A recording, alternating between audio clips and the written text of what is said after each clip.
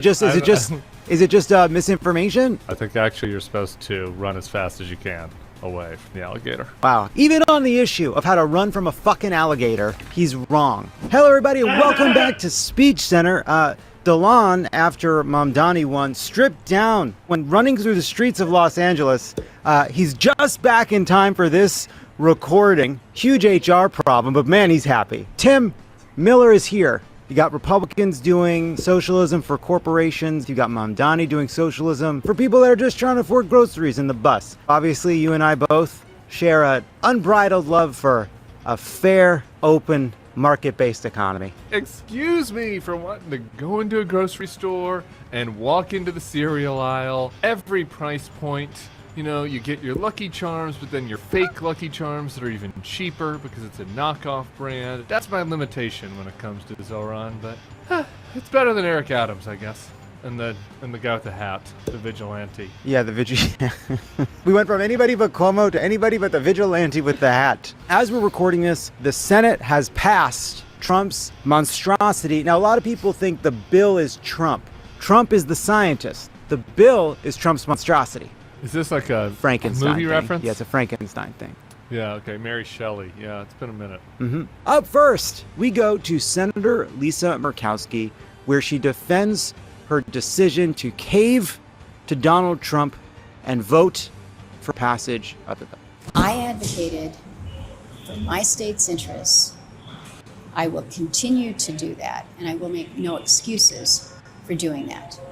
Do I like this bill? No. Because I tried to take care of Alaska's interests. But I know that in many parts of the country, there are Americans that are not going to be advantaged by this bill. I don't like that. I don't like the fact that we moved through an artificial deadline to produce something rather than to actually try to produce the best bill for the country. But when I saw the direction that this is going, you know, you can either say, I don't like it, not try to help my state, or you can roll up your sleeves. It's worth noting that Murkowski's comments there came after a roughly 10-second death stare at the reporter for the question about a response to Rand Paul, who basically said that Murkowski took a sweetheart deal to be part of this bill to hurt a bunch of other states and run up the debt. So that's what she was responding to. What was your response to her response? The 10-second stare down was the best part of the response, actually. It showed kind of some alpha energy. After that, you just want to pull your hair out. It's like, why not? What? Do I like what's in the bill? No. It's like, I think that this bill is going to hurt people, and I voted for it. Why did you vote for this bill? It's not like it was a great handout for Alaska. It's not like they're going to build a new Mount Rushmore in Alaska or give everybody a free halibut or whatever. Like, the only deal was from Alaska is that they get fewer of the Medicaid and SNAP cuts than everybody else. I truly don't understand it. There was no reason for her to fold today. She could have made them vote on this another day. And like, it's hard to even remember like another example of this. Yeah, the only other example I can think of is Josh Hawley, who wrote an op-ed in the New York Times saying that he would not support the Medicaid cuts that were in this bill, that he was drawing a line. Then he stepped over that line, and both of them have this strange tone, which is, yeah, there's nothing I could do. I really don't like this bill. As if like maybe they should call their senators and complain about their senators for their decision to vote in favor of this. I did get the feeling that including the death stare, that Murkowski was just exhausted.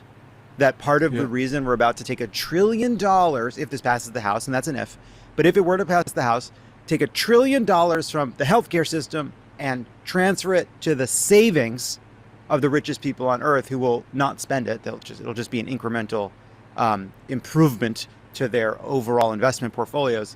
That's what we've done. You've seen this time and again with my former people, these Republicans, were like, well, I felt forced to do this. And it's like Trump voters wanted me to stay in line, so I don't think it's good, but I had to do it to stick around with Mr. Trump. And I'm mad at the media for calling me out, and I'm mad at the left, and I'm mad at the Never Trumpers, like for insulting me on their daytime MSNBC hits. And it's like, why? Be mad at the people that put you into this situation, Lisa Murkowski. There are 49 Republican senators who we just know have no possible chance of doing the right thing, that we know are fully captured by Trump, totally craven and cowardly, have absolutely no scruples. Even if you are a Republican in the Senate who knows you are going to cave and vote for this bill, Lisa Murkowski, to her credit, still had some wherewithal to negotiate a better deal for her state, because it's actually plausible that she might do the right thing. You got 49 other cowards who Trump doesn't ever have to worry about. They are a rubber stamp. They are forgettable. They don't get anything for their vote because everybody knows that they will cave. And so they are just carried along. We don't get pictures of them looking angry and tired because no one ever bothers to talk to them because they're so fully captured. And there are plenty of House Republicans in swing districts who understand that this is a toxic vote. They've already voted for it once. They are afraid to vote for it again. They see the train coming. And so there is a chance that if everybody can go to votesaveamerica.com, you can go look to see who the vulnerable members of Congress are, who are gettable. And if we can flip a couple of them, it is not impossible to stop this bill before it passes the House and becomes law. So go to votesaveamerica.com if you can. And we'll go now to big, beautiful Florida, where Trump is holding a press conference on his new branded facility. How many more facilities like this do you feel that the country needs in order to enact your agenda of mass deportations? Well, I think we'd like to see them in many states, really many states. This one, I know Ron's doing a second one, at least a second one, probably a couple of more. They did this in less than a week. And you look at it, it's incredible. The incredible thing is picking the site, because the site was one of the most natural sites. It might be as good as the real Alcatraz site. Well, that's a spooky one too, isn't it? And what the alligator Alcatraz is the idea that it's some illegal immigrants that they just get by an alligator. I guess that's the concept. This is not a nice business. We're going to teach them how to run away from an alligator, okay? If they escape prison, how to run away. Don't run in a straight line. Run like this. And you know what? Your chances go up about 1%. I will say that is my understanding of the correct advice. If there's an alligator, you do want to run in a zigzag because they can go fast. I think that's wrong, actually. Is it wrong? Is it just misinformation? I think that's a misinformation, an old wives' tale. I think actually you're supposed to run as fast as you can away from the alligator. Wow, I can't believe it. Yeah, misled by Trump again. Line. Really? They don't. The weave is that correct? I've never had to run from an alligator, and I've only lived in the swamp for 2.5 years. So I guess I wouldn't put my mortgage on this, but my understanding is that is wrong. Even on the issue of how to run from a fucking alligator, he's wrong. Unbelievable. Louisiana represent. Yeah, way to go. Way to go. You're a swamp creature yourself now. When Stephen Miller went slithering over to ICE to yell at them about their failure to do enough roundups at Home Depot's construction sites, hotels, whatever. He wasn't blaming woke judges, and neither were the field directors and others that had been gathered. They were saying that they didn't have the resources. They didn't have the money or the people to do what Stephen Miller was demanding. That's why they're not going after criminals. That's why they're now focused on just getting as many people as they can in this haphazard way. But now the combination of this bill potentially becoming law and the Supreme Court ruling that only the Supreme Court can stop unconstitutional orders means that they really will be unleashed to build and fill facilities like this. It's a many-layered cake of depravity because you just have on the front, just on the surface level, like the fact that we're doing a branded detention center, we're trying to like make it be like a scary 80s movie prison, you know, and joking about how the migrants might get eaten by alligators as if they're inhuman.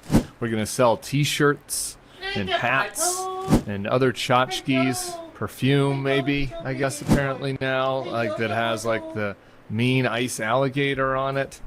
Like the whole thing is just monstrous. In part, the reason they are claiming they need to do these facilities is because they claim the immigration system is broken and you're kind of picking people up and then letting them go for years until they can get in front of an immigration judge, which is a problem that Trump personally made worse by stopping the immigration bill that was on the table when Joe Biden was president, and now pursuing a policy to dramatically increase the ability to pick people up and hold them, but not increase the ability to get them in front of a judge. He is creating the conditions by which he can claim he must lock people up indefinitely.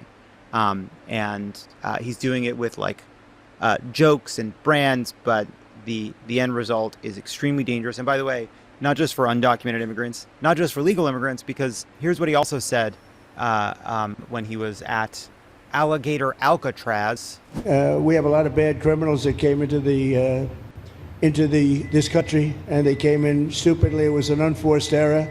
It was an incompetent president that allowed it to happen. It was an auto pen maybe that allowed it to happen, and it did happen. But we also have a lot of bad people that have been here for a long time, people that whack people over the head with a baseball bat from behind when they're not looking and kill them, people that knife you when you're walking down the street. They're not new to our country. They're old to our country. Many of them were born in our country.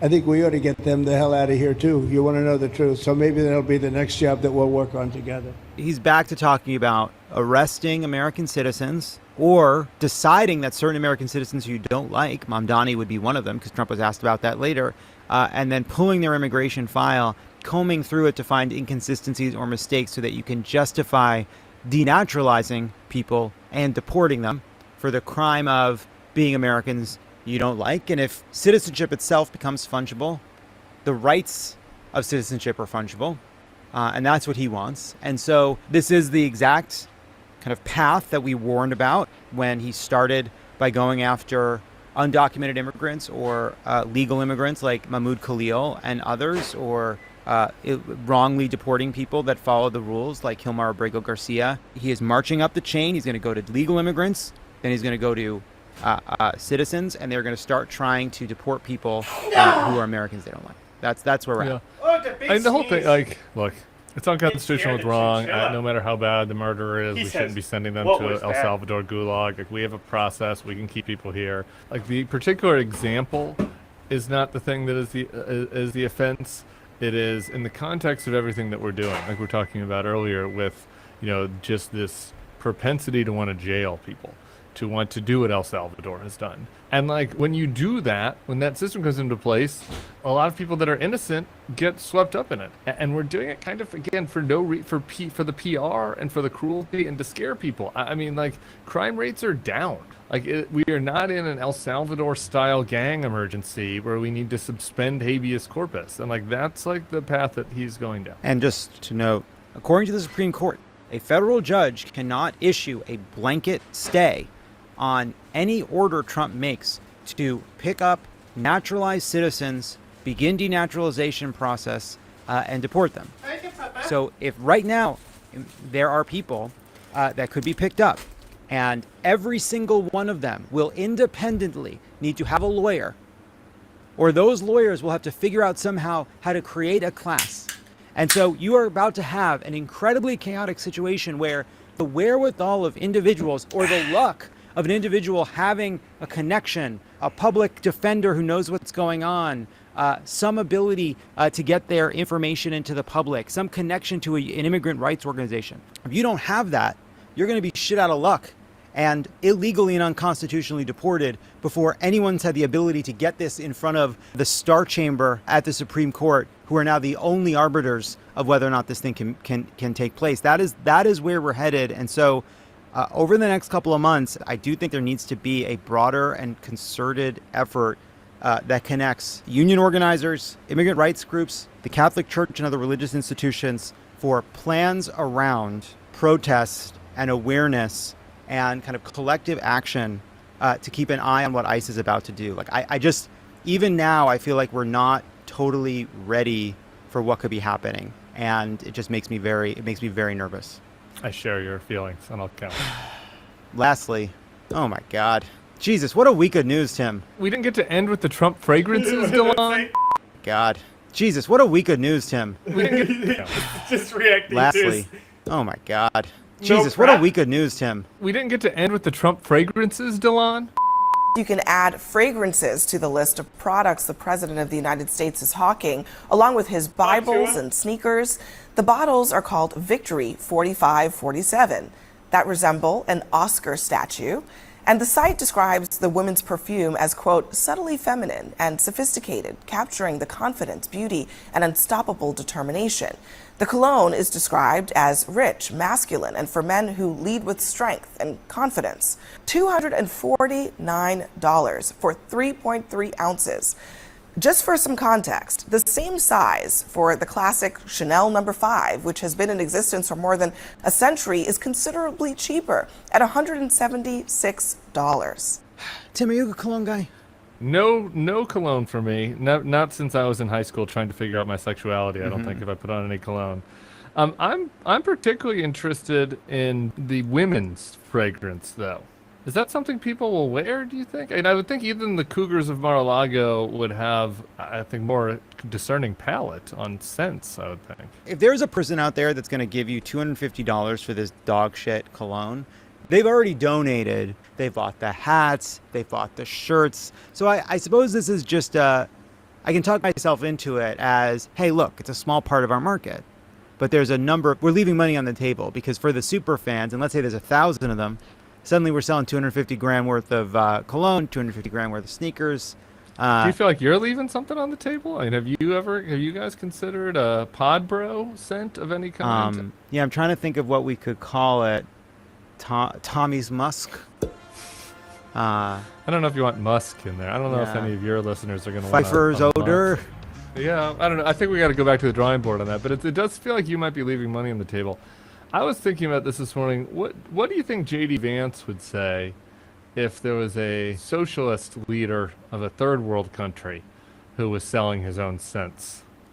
He would describe it as the cult-like personality of a left without ideas that is part of the downfall of Western civilization. He was out there trying to claim that, doing his intellectual Zamboni thing, claiming that the real bankruptcy of America will be caused by undocumented immigrants that are kind of stealing all of our social services. Now, that's, of course, not true.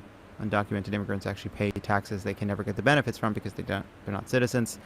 And he knows it's not true because the big, beautiful bill raises the debt ceiling by several $1 trillion. So why would you need to do that if immigration enforcement was a magic wand that caused the debt to be wiped away and deficits to go and budgets to be balanced? So he's lying again, our sweet JD. He's always trying to be daddy's best boy. He will be the best boy. He will not fail in his mission. Well, that's going to be it for Tim and me as we head off to celebrate America as we do every July 4th. The questions that come before us: what will happen once the House has the big, beautiful bill? It's open right now. I would say that the odds are not in our favor, but the odds are not zero. I have no hope. I think that people should go to votesaveamerica.com because we should try. There's no shame in trying. It feels good to try, and trying is a value into itself. That said, I will leave people on a positive note.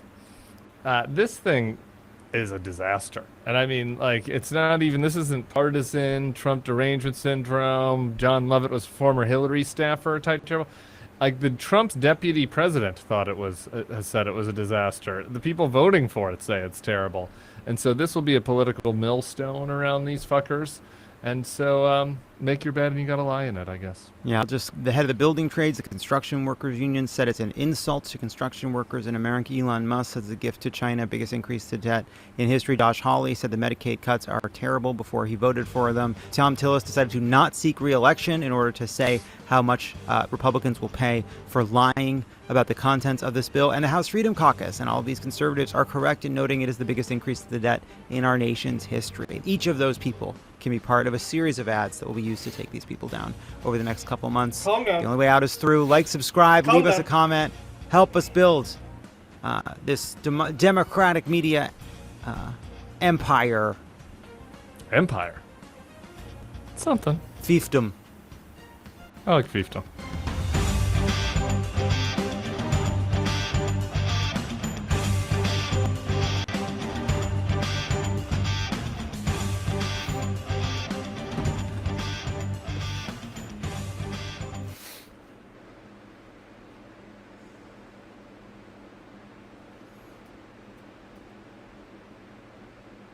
The Donald.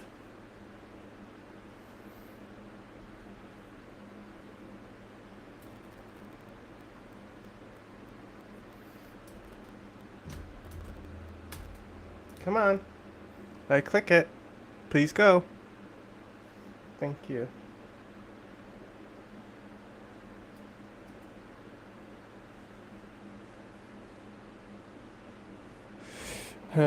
Did you see that the creator Ladies of and Mewing gentlemen, died? welcome in. This evening I wanted to... Okay, we're gonna come back to this because I'm sure it's very stupid and he says dumb things. That's for something that'll help us later. Did I see that the creator of Mewing died? Well, it's no, I didn't, and I do not care. a long, productive day. We've been talking with members from across the conference and making sure that everyone's concerns are addressed and their questions are answered. And it's been a good day. We're in a good place right now. This is the legislative Shut up, process. Goblin! This is exactly how I think the framers intended for it to work. We feel very good about where we are, and we're moving forward. So we're going to deliver the big, beautiful bill, the President's America First agenda, and we're going to do right by the American people. This is going to be a great thing for the country. Look forward to moving it forward. You're going to pass it tonight?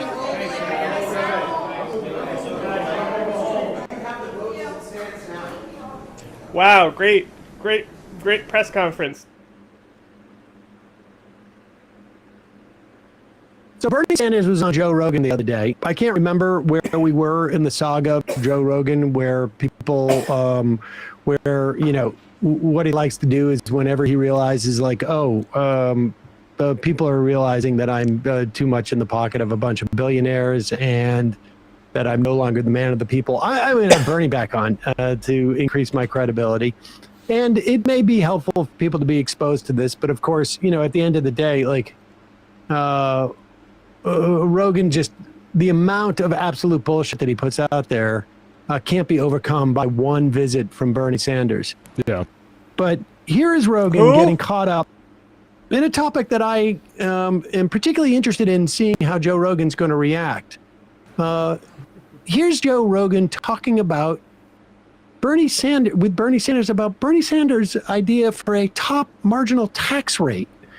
And you'll recall, longtime listeners of this program, that Joe Rogan has weighed in on this topic at another time, but we'll do that flashback in a moment. I think we have to have a fair tax system which says that individuals and wealthy and corporations that are making a whole lot of money start paying their fair share of taxes. What is their fair share?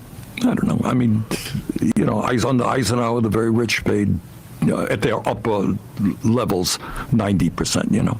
But let me be very honest with you. Pause it for 1 second. 90% is kind of... Before you guys into this, I know this figure because I've actually cited this. Longtime listeners will know that I've cited this many, many times. For people earning approximately $470,000 a year during the Truman, I think it was the Truman, actually through probably multiple presidencies, certainly through the 50s into the 60s, people making over $470,000 or so, in today's money that would be $3 million or so, would pay 90% on every dollar they made over that. Not below it. Below it, they would pay a lower marginal tax rate. But if they made $500,000, then $30,000 of that would be subjected to a 90% tax rate. Now, of course, there were loopholes. But at the end of the day, the effective tax rate, which is always lower than what the actual marginal tax rate is, was probably closer to 55%. Whereas today, it's probably like 23% for people who make that kind of money. Maybe even less than 23%. But let's go back a little bit and watch how Joe reacts to this. start paying their fair share of taxes. What is their fair share? I don't know. I mean, under Eisenhower, the very rich paid at their upper levels 90%. But let me be very honest with you, Joe, on this one. 90% is kind of crazy, though. No, that's not. Of course, that's just for the your billionth dollar. You know what I mean? It's not your first dollar. It's not so if you make $1 billion, you pay $900 million. No, that's not what it means. It means on your $900 million, you're going to pay 90%. Okay. All right. But definitely doesn't get it still. Oh, he says okay, but he doesn't understand what marginal tax rates are. Yep. And I find this sort of ironic because let's go back to Joe Rogan reacting to me on Patrick Bet-David the first time I was on, where he was watching a podcast. He wouldn't say my name because he, I think, would no longer talk about me on his show because he felt that it's giving me too much of a benefit, I think. The blacklist. But this is where Joe Rogan called me a dork. And apparently, even, what was that, 2 or 3 years ago? Even 3 years later, maybe more, this dork knows more about marginal tax rates than that idiot. Go ahead. Because you're not going to achieve effort equality. There's certain people that are just going to always work harder than other people. This idea of like, we need to redistribute. I was watching this maddening conversation where this fucking dork was trying to say that all money over $3 million that a person makes should be taxed at 90%. Like, that's great for you to say, because you're never going to make $3 million, you fucking idiot. But that's so stupid. The idea behind it is so stupid. The understanding where that money goes is so stupid. He is wearing the same shirt in both of these videos. Is that true? Yes. Well, I certainly am not in a position to knock anybody for that. But, but yeah, I think before you call somebody stupid, you should actually know what you're talking about. Have a vague notion. Even 3 years later, he didn't even bother to look up marginal tax rates. And gets it exactly wrong in the dumbest way possible. I thought, like, you could only get this make $1 wrong. billion, you're going to give $900 million to the government? Exactly, no, Joe. And it's like that. I thought people only made that mistake when you're like in high school and don't pay taxes yet. Not when you like, I mean, Joe got money for CARES for his businesses. He should know how the tax system works. I got news for you. Joe Rogan hasn't looked at a bill. Right. Hasn't paid a bill. Whose bill? Hasn't looked at a bank statement. Never heard of a guy in named 30 Bill. years. When he started doing those sitcoms, he got a business manager, and he doesn't have any idea of that stuff. Do we want to do the climate change portion of this, or should we save that? Because it goes right into it. Goes right into that? Yeah. So let's see. This is amazing. Laughing too much. $100 million, you're going to pay 90%. Okay. All right. But, the other thing that I would do, and, you got to deal with this climate change issue. And I know that, there are some people who think climate change is a hoax. It ain't a hoax. I think the last 10 years have been the warmest on record, and we can create millions of good-paying jobs transforming our energy system away from fossil fuel to energy efficiency, to solar, to wind, and other sustainable energies. This episode is... Okay, so there's a quick ad here. We're going to go through the Paleo Valley ad that Joe does real quickly here. He walks through the Paleo Valley daily. Yeah. Oh, maybe I was wrong about the shirt. Never mind. Sorry. This is a different one, but here he is. Code Rogan to get 20% off or find them on Amazon. I think the climate change issue is very complicated. And I think, did you see the Washington Post piece that they wrote where they did this long-term view? First of all, the reality is that the Earth's temperature has never been static, right? We can both agree on that. It's always been up and down. There's been ice ages and heat waves. And then the Washington Post looked at it. What was the time period that they looked at? That essentially they found that we're in a cooling period. That the Earth over the past X amount of years, and this was like a very inconvenient discovery, but they had to report the data, and kudos to them for doing that. Scientists have captured the Earth's climate change over the last 485 million years. Here's a surprising place we stand now. So look at the far end of that graph, and you see we're in a cooling period. Well, I'm not sure. Okay, so we actually have this. Go back to Sam. We actually have this, and so we have this whole article here. Scientists have captured the Earth's climate over the last 485 million years. Here's the present place we stand. It has the same thing. Now, I'll just go to one piece here that I think Rogan probably read, which is at its hottest, the study suggests the Earth's average temperature reached 96.8 degrees Fahrenheit, far higher than the historic 58.96 the planet hit last year. Now, Sam, do you want to go above that or below that to see the parts that contradict Joe Rogan? Choose your adventure here. Well, let's go above it to see if he read how deep into it he read. It sounds like he didn't even read the article. So the timeline published Thursday in the journal Science is the most rigorous reconstruction of Earth's past temperatures ever produced, the authors say, created by combining blah, blah, blah. It shows the intimate link between carbon dioxide and global temperatures and reveals that the world was a much warmer state for most of the history of complex animal life. So there we have the link to carbon dioxide. But let's go right the next paragraph here. The revelations about Earth's scorching past are further reason for concern about modern climate change, say Emily Judge, a researcher at University of Arizona. The timeline illustrates how swift and dramatic temperature shifts were associated with many of the world's worst moments, including a mass extinction that wiped out roughly 9% of all the species. They continue saying... Whoa. So are you suggesting, Matt, in some way, is this Washington Post, and kudos for them to actually report this? This inconvenient truth that confirms all my priors. That the issue with climate change is not that the planet is literally going to burn up and go away.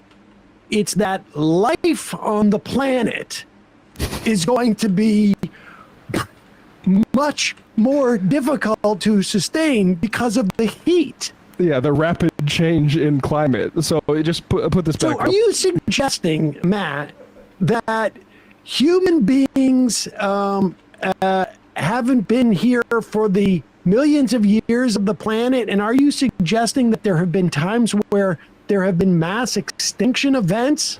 Yeah, and actually, it turns out they're kind of analogous. So Judd continues, we know that these catastrophic events shift in the landscape of what life looks like. When the environment warms that fast, animals and plants can't keep pace with it. Okay.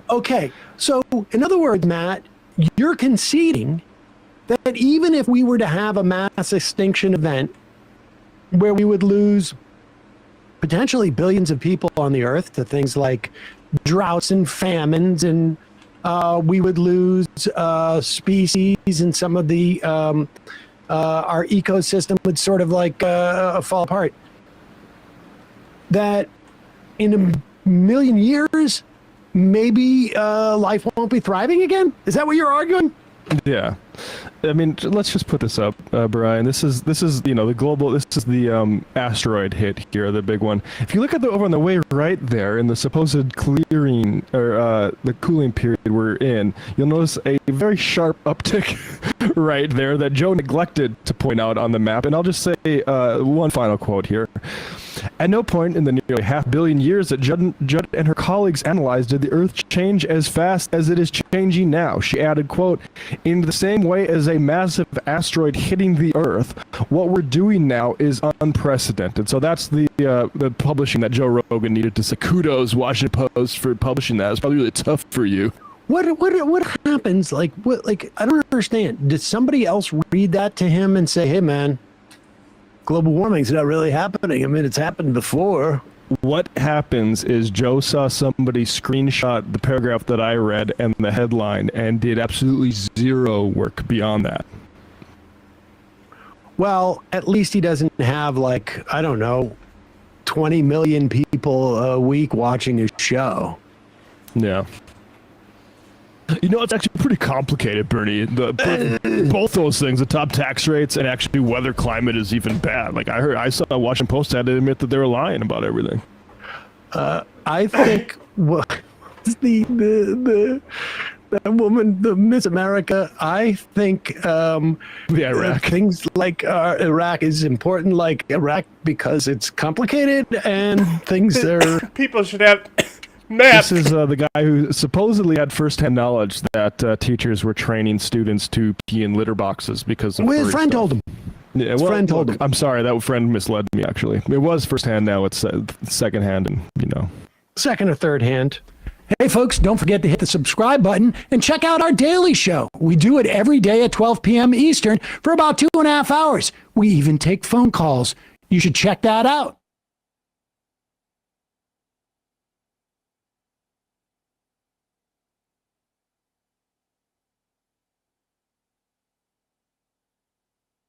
This is Democracy Now!, democracynow.org. We go now to Los Angeles, where armed mass federal agents have spent the last month carrying out arrests across the city. Families, immigrant advocates say they're struggling to find their loved ones when they are disappeared.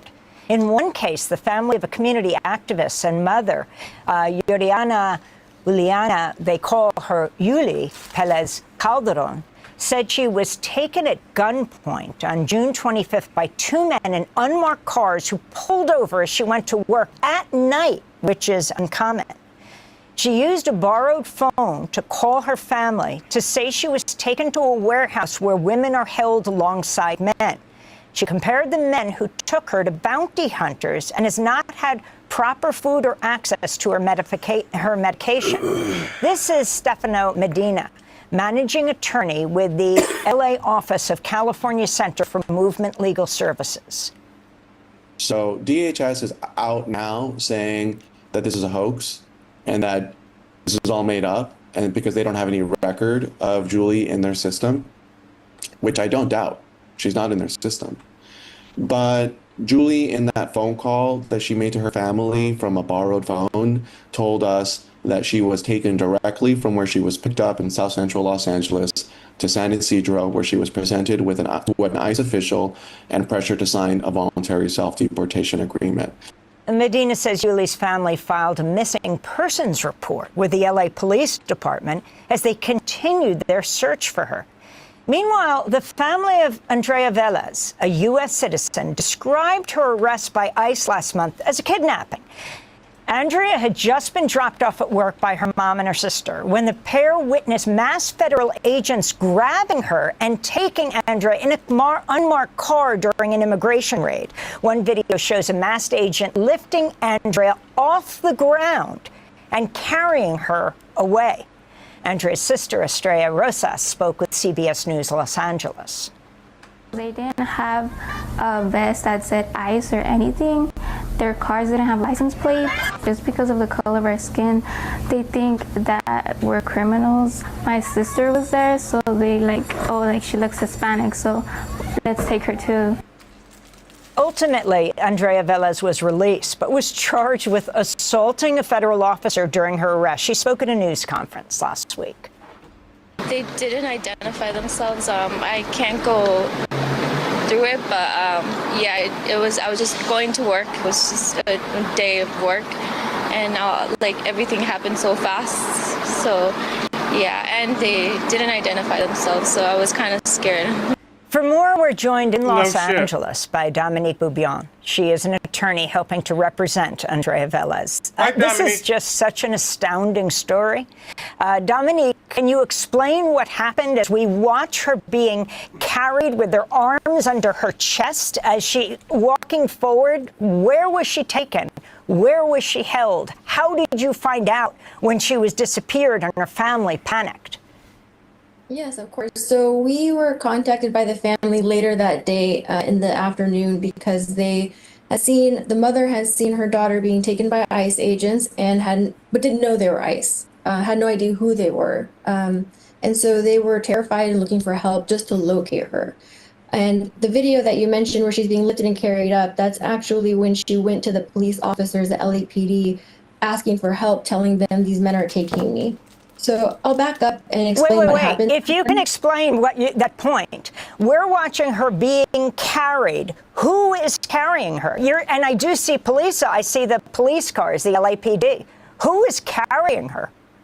So that is an ICE agent. We now know is an ICE agent. And she was being carried away from the LAPD officers that she went over to for help because she didn't know who the men were or where she was being taken. She had no idea. That morning, just minutes before, her mother had dropped her off at work on 9th and Main, downtown LA. And as she exited the vehicle. She walked 3-4 steps onto the sidewalk, and suddenly there was a swarm of vehicles surrounding her. So as she's kind of getting her bearings, what's going on, she sees vendors over to her right, and she assumes, okay, this must be, maybe it's a raid, I don't know. She sees men approaching them, but she looks to her left, and she sees an ICE agent about 10 feet away running full speed at her. And becomes terrified. She's 4'11". This is a man who, in her estimation, is over 6 feet. He's masked, and he does not stop. So she gets scared, and her reaction is to hover and block herself to protect herself, and she's thrown to the ground. The ICE agent continues on for about another 10-15 seconds to get their target, and then returns and tells her she's under arrest for what she describes as interfering. She gets put into a vehicle, a van, an unmarked van, and she's in handcuffs. And while she's waiting, she sees the officer, so she walks over to the officer and asks for if he would help her. She doesn't know who these men are, and that's when you see the ICE agent pick her up and take her back to the unmarked van. This is so fucking Why was she fucked. picked up, Dominique? This is wild. She physically picked up, or why was she arrested? Arrested.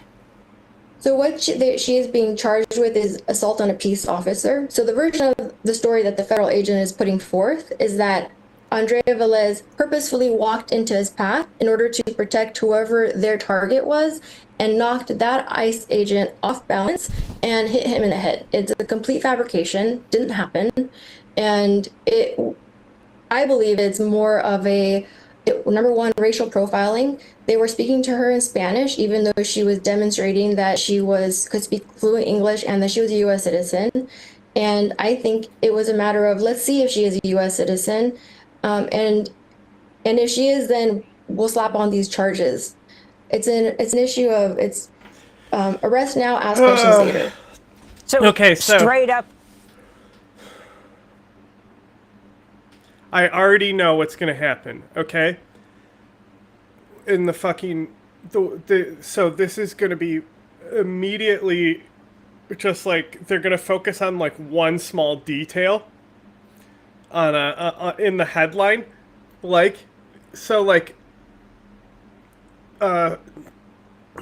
Democracy Now's headline is great, right? It's why did ICE agents arrest and jail U.S. citizen, right? That's great, but I have seen in like a lot of who is arrested to be deported, not so like because of that they're gonna be like, she wasn't even arrested to be deported. She actually assaulted a cop trying to protect illegal immigrants. So she should be deported because she's protecting these criminals. I'm telling you right now, that's exactly where it's going to go. Racial profiling? 100%. 100%. This is fucking wild.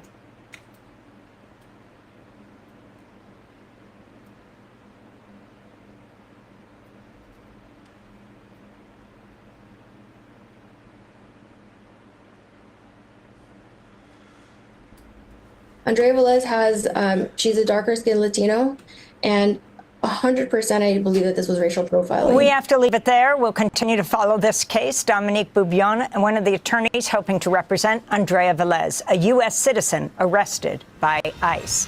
I'm Amy Goodman. Thanks so much for joining us.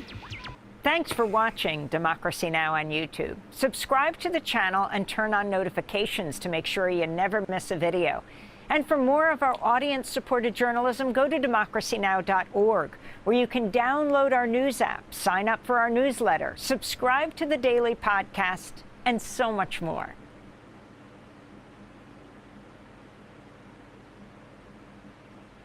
A lot of people saying he's here illegally. We're going to look at everything. A lot of people are not saying that because it's not true. Racists are saying that because they are racist. It's Thursday, July 3rd. I'm Jane Coaston, and this is What a Day, the show that is wishing you a happy 4th of July and hopes you get to do something that is actually fun and enjoyable and isn't thinking about how our country is currently run by racist alligator enthusiasts. On today's show, Sean Combs, a.k.a. Diddy, was denied bail and is awaiting sentencing after a jury found him guilty of 2 counts of transportation to engage in prostitution. And Wisconsin's highest court ruled that a nearly 200-year-old law does not ban abortion in the state. But let's talk about New York City, America's biggest city, and a place that's finally getting trash bins so you can stop seeing and smelling mountains of garbage bags in the streets. The city's Board of Elections on Tuesday confirmed that Zohran Mamdani, a 33-year-old New York State Assembly member, beat former New York governor and alleged sex pest Andrew Cuomo in the Democratic primary to be the next mayor of the Big Apple. And not by a thin margin. The results show that Mamdani won by 12 points. Now, there's a lot I can't tell you about what Mamdani's win means, but it puts him in the driver's seat for the mayoral race, given how Democrats dominate New York, and his main opposition will likely be the current mayor, alleged corruption enthusiast Eric Adams. Especially since Adams has the backing of the city's favorite former resident, President Donald Trump. Here he is on Tuesday. I know you have a good independent running, Mayor Adams, who's a very good person. I helped him out a little bit. Of course, Trump had way more to say on the subject of Mamdani, both on his personal yelling platform, Truth Social, and during a press conference with Florida Governor Ron DeSantis on Tuesday. A lot of people are saying he's here illegally. We're going to look at everything. A lot of people are not saying that because it's not true. Racists are saying that because they are racist. They are also complaining about Mamdani eating rice with his hands or having a wife who is either too Muslim or not Muslim enough. Actually, a lot of the so-called criticism Mamdani has gotten from the right seems to be that he is both going to personally launch a caliphate from Central Park and that he's going to do full communism. A non-Jewish Fox News host even said that she questioned the faith of Jewish Democrats who supported Mamdani. Prominent Jewish New Yorkers, Jerry Nadler, Brad Lander, they have said they have endorsed him. You're talking politicians who want their party to be in office. But they're Jewish, but Harris, anything that they believe in. That's not true. I mean, are you questioning Jerry Nadler or Brad Lander's Judaism? Okay. Let me show a video that might change your mind.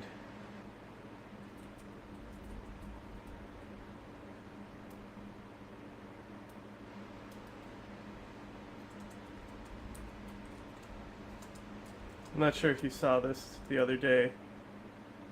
Oh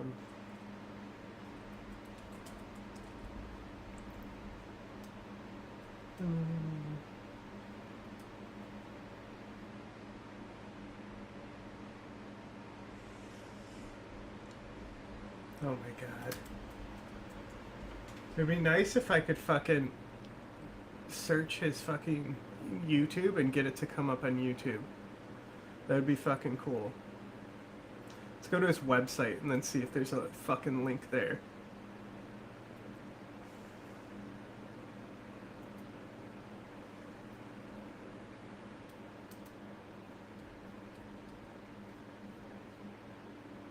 Hey, here's the YouTube. Let's see what we got here.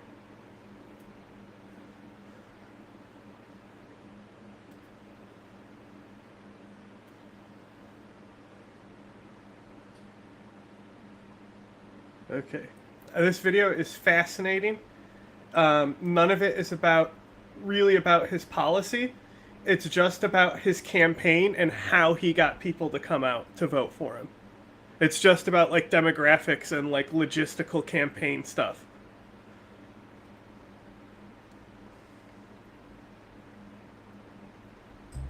One week ago, we shocked the establishment and redrew the political map with a campaign relentlessly focused on the needs of working people. Since then, a lot of people have asked me if I was surprised by the results. In some ways, I was. We always thought our victory would come after multiple rounds of ranked choice voting. So when we got more first-round votes than Eric Adams got in 7 rounds in the last election, it was astonishing.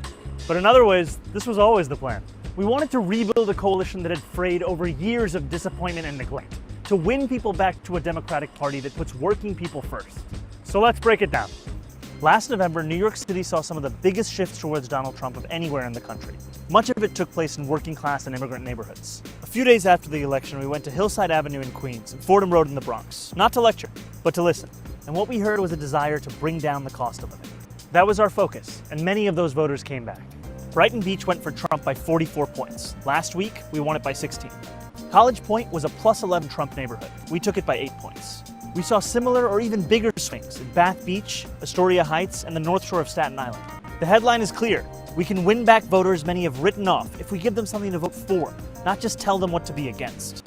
When Eric Adams eked out a win by 7,000 votes 4 years ago, he called it a mandate and pronounced himself the new face of the Democratic Party.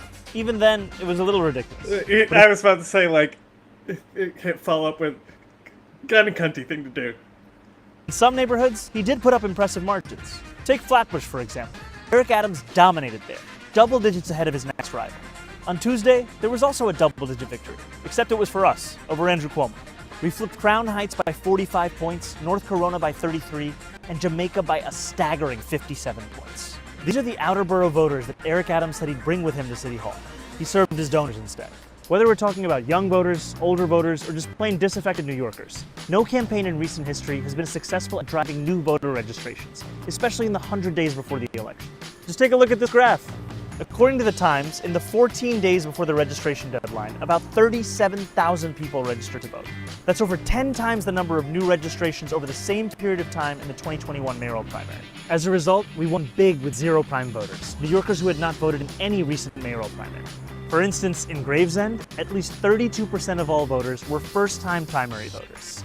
Most campaigns focus on triple primes, New Yorkers who voted in the last 3 Isn't primaries. that fucking nuts? But this strategy, 32% of the vote in that area.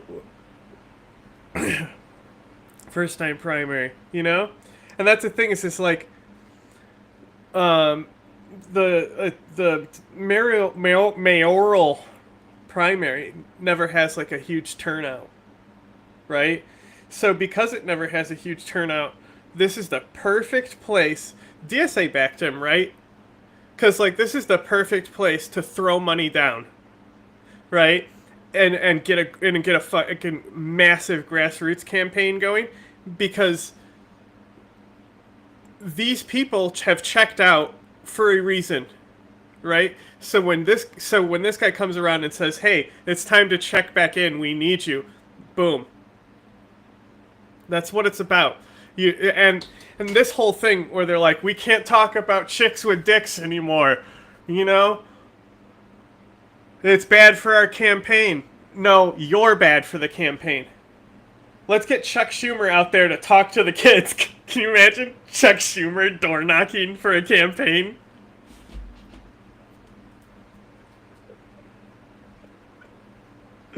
Ignores most of our city.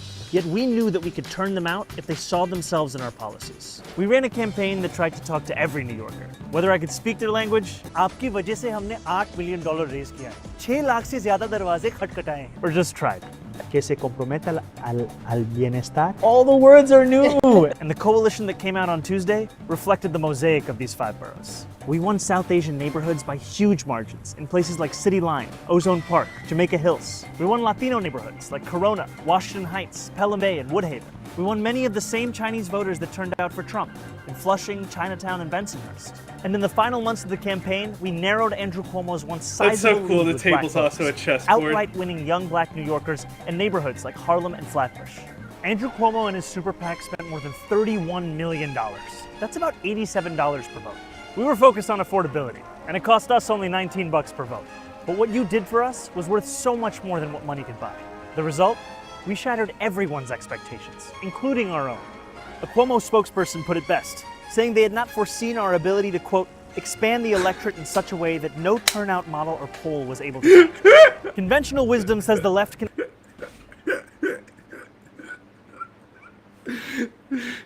That shit's so funny to me.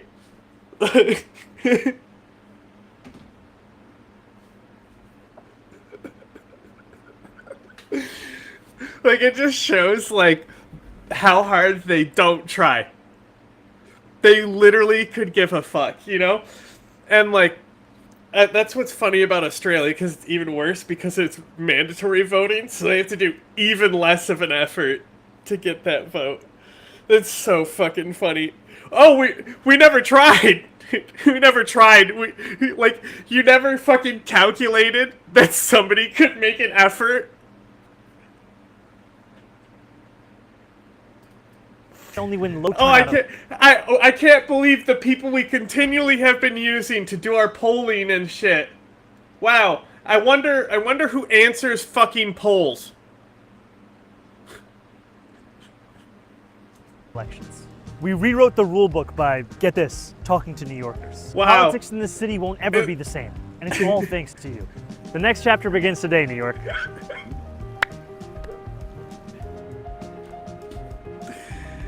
It's so funny.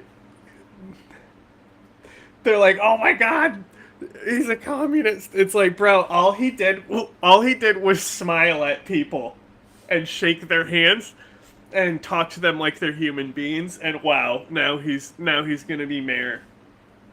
Would you believe it? Let's deport that guy. He scares me. Play it back. You want the Como part again?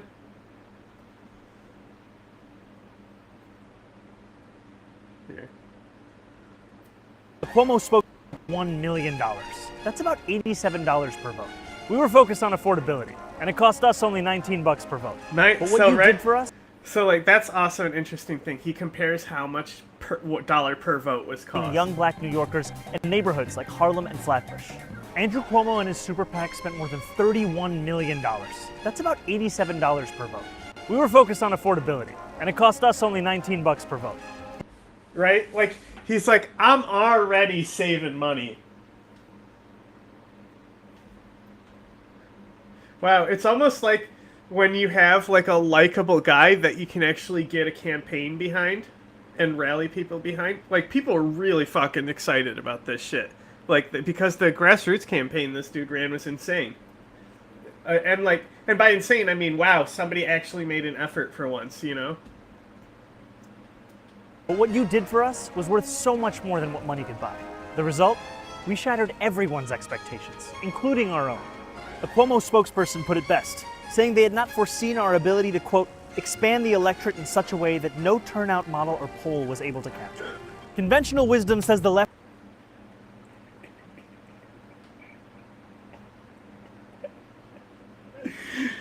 They're like, hey, look, man, come on, get in there and ask your shot, because nobody votes in the mayoral primary, and then you're going to be against Eric Adams. Nobody likes him, and you're going to be the hero. Everyone will forget about how you groped at least 11 women. And you're like, wow, I'm going to do that. That's a great idea. I'm going to spend a shitload of money and die.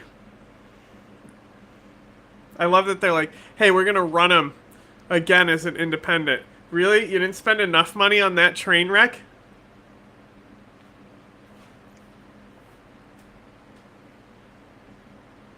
What are you sending me?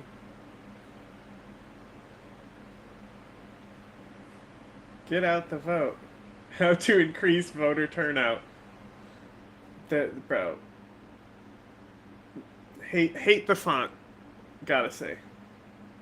I hate the font on both versions, but the first one's definitely worse.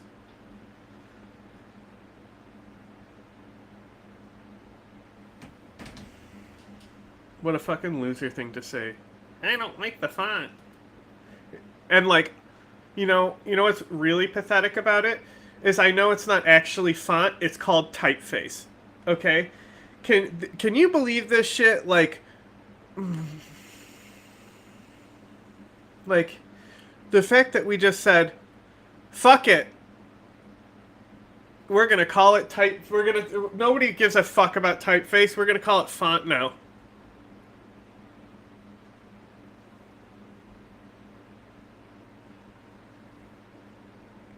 Like, if somebody came up to you and was like, oh, what's your favorite typeface? You'd be like, what? If you came up to me and asked me that, I would be like, huh? And then I'd be like, oh.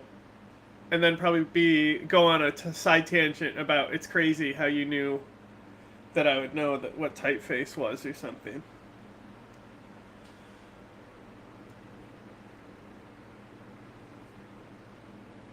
Kerning. Why is it called kerning? Is that a font? Can only win low turnout elections. We rewrote the rule book by, get this, talking to New Yorkers. Politics in this city won't ever be the same, and it's all thanks to you. The next chapter begins today, New York.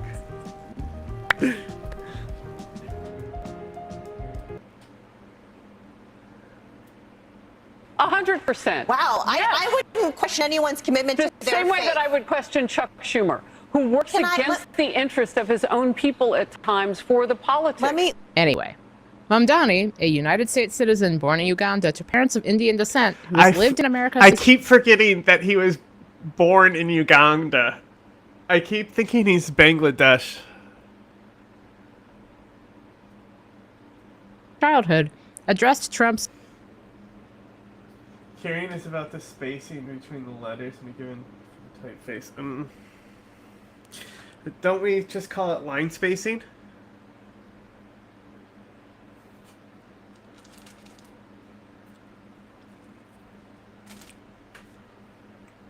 Like, we can acknowledge that while it is correct to call font typeface, typeface is not a word anymore. It's like, We're gonna take a you look know, at deporting him. how we be talking ye old pub and shit, you know? Bullshit in the same way Mamdani campaigned for office in the first place, by focusing on the issue he cares most about, making life affordable for everyday people. Here he is responding to Trump. I fight for working people. I fight for the very people that have been priced out of this city, and I fight for the same people that he said he was fighting for. This is the same president who ran on a campaign of cheaper groceries, who ran on a campaign about easing a suffocating cost of living crisis. It's And so ultimately, funny that Trump it is doesn't know what easier for him to groceries fan are. the flames of division than to acknowledge the ways in which he has betrayed those working class Americans, not just in this city but across this country, and the ways in which he continues to What am betray I doing? How does What am I Mamdani doing? want to focus on Here we working go. people? Raising taxes on New York's top earners and raising the corporate tax rate to pay for free buses, expanded free childcare, and starting a city-owned grocery store pilot program. In addition, he supports a rent freeze on stabilized apartments and an increase in housing stock to make housing more affordable. Mamdani got a lot of support from New York City Controller Brad Lander, who also ran for mayor. The two cross-endorsed one another. I spoke to Lander on Wednesday afternoon. Brad Lander's Controller pretty Brad cool Lander, too. welcome to What a Day. Great to be here. Thanks for having me on. Now that Assemblyman Mamdani's primary win has been officially confirmed, and by a decisive 12... Like, I'm sure this guy will probably, like, go on to work in the mayor's office as well. And they'll be, like, a team from now on. But, like, this guy is, like, you know, I don't know if he would have won if he was the guy going against Como at the top, but I think that he is the best when it comes to the experience and establishment. Like, one of the reasons why Biden was able to be effective, even though he was, like, dying, is because he just has spent most of his life working in government. Trump hasn't. So there is something to be. It doesn't. It's just means that you can autopilot some stuff, you know. 12-point lead. What do you think were the keys to his decisive win? Look, he ran a For a fantastic spot in campaign. Congress, I think he could easily get Congress. He could also, you know, it'd be fucking crazy. So we fucking. There's like there's totally going to be a fucking very interesting governor election, you know? And it would be interesting to see if he got involved there, but I don't think he is, because I think it's pretty set on who's running. But I'm not sure. I just don't... As I will go out to vote against Kathy, I can tell you right now. Like, I don't know how... The fact she was an intern after that happened with Como, and she was the lieutenant governor under Como, and she's able to fucking just win an election right after that, even though she also had a corruption scandal. Like, what are we fucking doing? Like, she was part of all of that. Like, you think she didn't know about those old people they were killing? And now she's, like, trying to be like, yeah, I'm gonna be the new face of the Democrat. I'm gonna try to be president. Like, I think she really believes she could run for president. I really think she does believe that. She's like...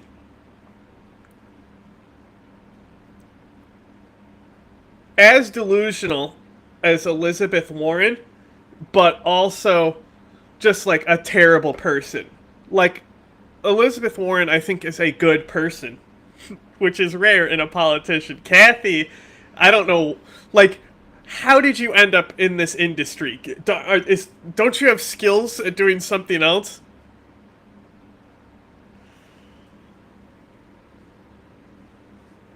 Yeah, exactly. That's what I'm saying. She also had corruption scandals, and we're supposed to believe that she's any different. It's New York. That's what I said about, like, don't get overexcited because New York is the, like, it's New York, Chicago, DC. You know, but DC, there's at least people watching for shit. New York and Chicago, a lot of fucking corruption in politics.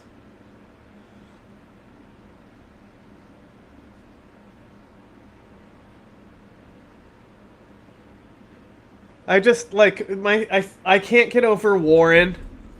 Like, she did some there was, like, some announcement video, and she has the, like, the child blocks behind her spelling shit, and I'm like, oh my god. That was so fucking cringe. You know, and instead they mock her for doing the most basic white thing you could do. Say, I'm pretty sure I'm 1% Cherokee. Like, focused like a laser beam on affordability and the cost of living issues that are crushing New York's working families. He did it with his own charisma and also with just a real native understanding of the media landscape, of the things people are paying attention to, and did a great job. I mean, you know, I was working hard in the same attentional landscape to try to break through, and props to him for finding ways to do it.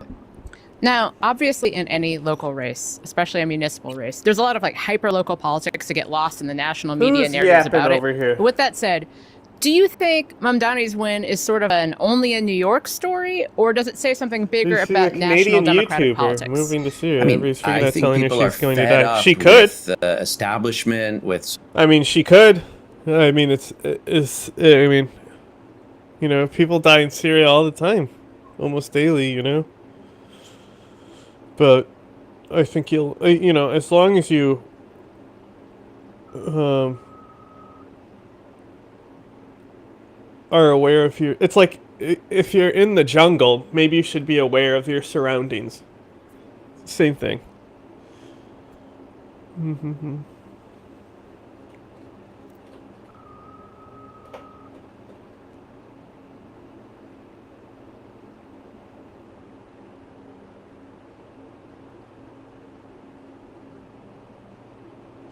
Her husband is Syrian. I think they're going to be fine. I would have been more worried going to Syria under Assad, let me tell you. Did you see that prison? Go back and listen to our streams with Alan where he talks about seeing his friend after he got out of prison from being tortured.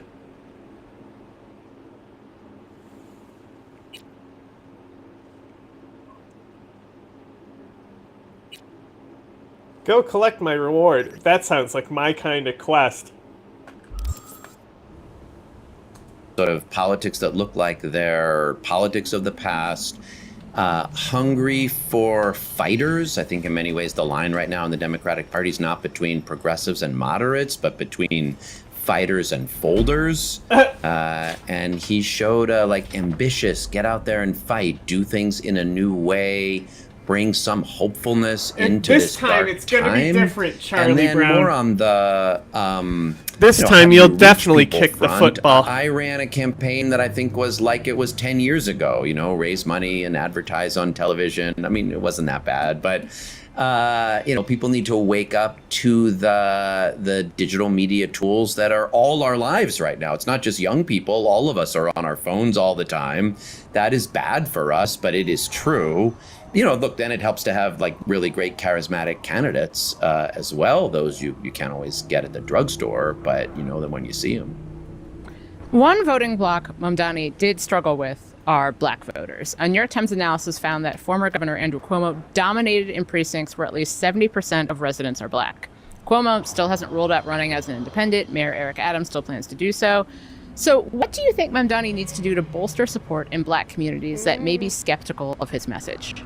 I will say he did very well with younger Black voters, and that the gap between him and Andrew Cuomo was, I think, Why about isn't the 15 controller points, fucking which is working? significant. But that said, look, he's got to get out and do the work. You got to be in neighborhoods, talking to people, in the same way that he went, after Trump was elected, did that famous video where he went out to Woodside Avenue and Fordham Road. Those are largely immigrant neighborhoods, more Latino, more Asian. He's got to do the same thing in Southeast Queens and in Harlem and in, central Brooklyn. It is definitely true that Black voters are feeling the crushing affordability crisis more than anybody else. She's been there for over a day and I still think alive. it's just the case that older Black voters have reason to be a little more there's a lot of Syrians that have already started moving back, this revolution in Syria, it didn't start. That's why if you listen to our first episode, which is awful, I say that people put it in with the Arab Spring, like those protests that started in with the Arab Springs. But for Syria, it's actually much, much older. Like, this movement started long ago, when Assad started massacring people in the 70s. Hafez al-Assad. Are you be streaming? What happened to thumbnails? Oh, we're gonna workshop it on stream. That's fun. Let's do that. Didn't we say we were gonna start doing that? Sure, fuck it. Let's do that. I don't remember saying that, but sure, I'm sure we talked about it. Oh yeah, I said when we do workshops we can, cause hang on, sorry. Well, what if we make the workshops? One second. I just need to get on like to what? The main screen. One Yeah, second. yeah. What? I can't hear. That's Come fine. on, advance. I will give you a risk of seizure.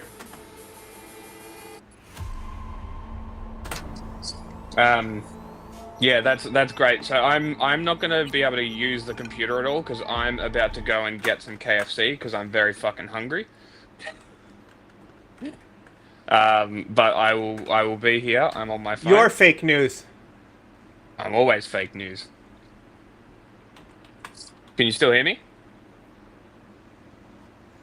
Yeah. Can you hear me? Can you? Yeah. Yeah, Great. yeah. Great. I can just need to- minimize and keep. I can use my phone and keep talking. This is great. Oh, I might have lost it. I lost audio. What is that? No, I'm muting because I'm moving muted. my mic. I was freaking out because I can't hear myself. That's funny as fuck. No, I'm just positioning my mic in a different. Not that way. I don't want it there. There. Because this is, even though it's the one setting, if I'm talking directly into it, is better. But this one's better if I'm moving around. That's fair.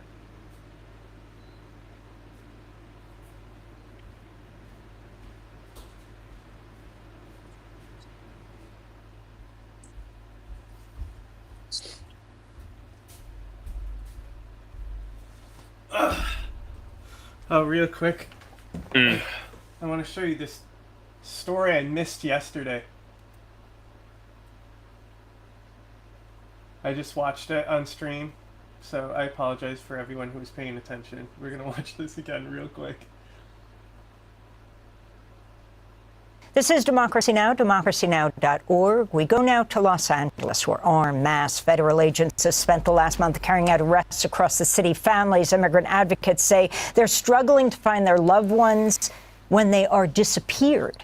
In one case, the family of a community activist and mother, Yuriana Uliana, they call her Yuli Pelez Calderon, said she was taken at gunpoint on June 25th by two men in unmarked cars who pulled over as she went to work at night, which is uncommon. She used a borrowed phone to call her family to say she was taken to a warehouse where women are held alongside men. She compared the men who took her to bounty hunters and has not had proper food or access to her medication. This is Stefano Medina, managing attorney. So, bro, I went in and I was like, okay, what do we want to do for this dog girl thumbnail? So I searched dog girl, right? Dangerous search, by the way. I bet. And, it moved because of my fucking monitor. Hang on. Because I have 4K on that one. Now I can't find the picture I was looking at. Okay, hang on. Where was it? There it is. Okay. Literally, the dog girl in the video showed up on Google Images when I searched dog girl. You're gonna have to move. Wait, I can do it. Did that work? No, it didn't work. No, I mean, you can see it in the corner. Like, there we go. Okay, is that the dog girl? I mean, this literally is the one in that video, Yeah, and it's a white background, so... Hilarious. Take it for that thumbnail. What you should do is take Alex Garland, take multiple shots of Alex Garland, and put like the pink blush on his cheeks and like the anime lines. Okay, I'm gonna type in Alex Garland anime girl. With the LA office of California Center for Movement Legal Services. So DHS is out now saying that this is a hoax and that this is all made up, and because they don't have any record of Julie in their system, which I don't doubt. She's not in their system. Okay, it's a very serious story, but it's very funny that I typed in Alex Garland anime girl, and all it is the picture of him doing the interview with the dog girl. But honestly, I think this face is all you already need. Like, Alex Garland's face during the interview is enough. It is pretty good. Cause like he's kind of like a grump. He did seems though like he wasn't very like didn't take much bullshit. Like he's very like don't fuck around. He's just like, that's why he says that he doesn't really, that's why he said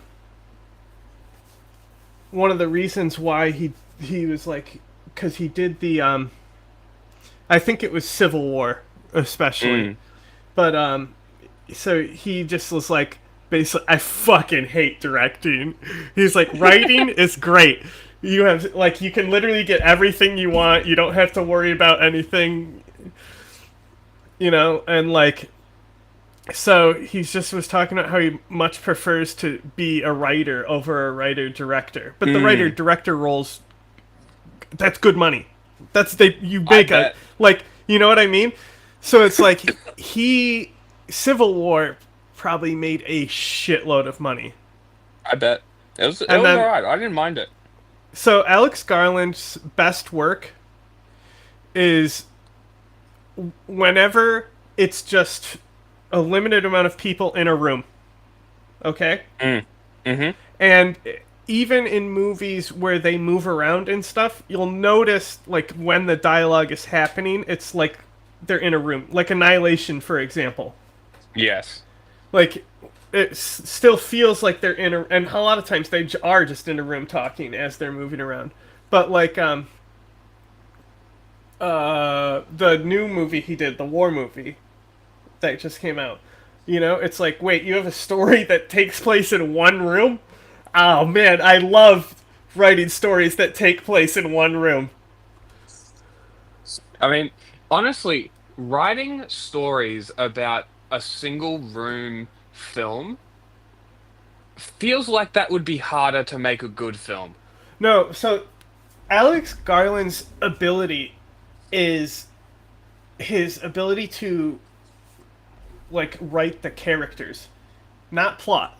He is not a plot writer. He is a character writer, right? Ah, So okay. that's why like when we talk about movies like Annihilation, right?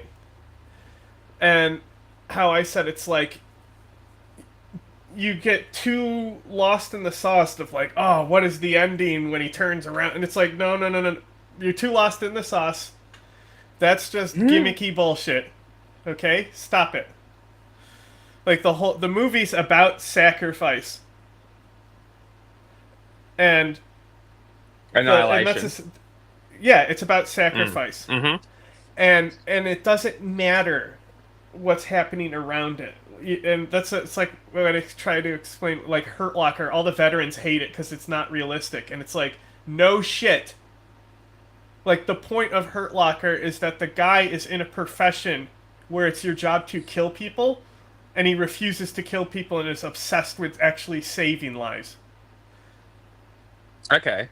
Like that's the whole point. It's like a contradiction to set him there. The war is just the setting. Children of Men is another one with like it's a post-apocalyptic movie. There's a war going on in the background, but it's about the characters trying to get through that war. In Civil War? Children of Men. Oh, I haven't seen that one. Is that the one you just watched with your mum? No, I just watched Men with her. Which okay. pretty much is a movie that takes place in one room. There's actually two rooms, because there's flashbacks to another room. While she's in this room, she flashes back to think about another room. But yeah, okay. It's so abstract, bro. It is it's funny because like because I'm like, she's like, this is a horror movie, and I'm like, I don't know if it is, Mom. I don't think it is a horror movie. Interesting. Like, there is like that would be in the subgenre of what it is, but like, it's so much. It's like so abstract, and like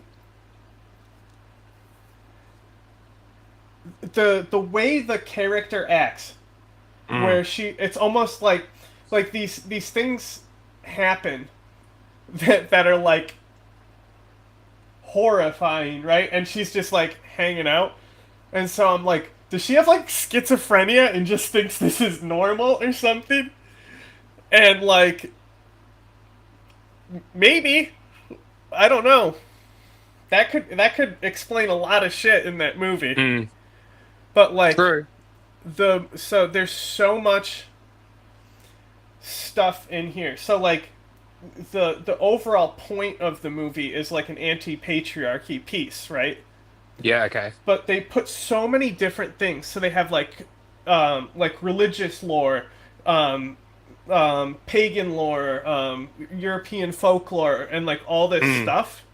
So even though it's like subtextualized and they're not like pointing directly to anything, you're able to start realizing the themes regardless of like what background you have. Like learning a specific thing in the movie is from a certain type of folklore doesn't expand your view of the movie. You're just like, oh, okay, that's cool. Because you've already gotten what the movie is about. It just fills in a little bit of context. Like, all that information about, like, Native Americans that I learned over, like, the last couple of years, right?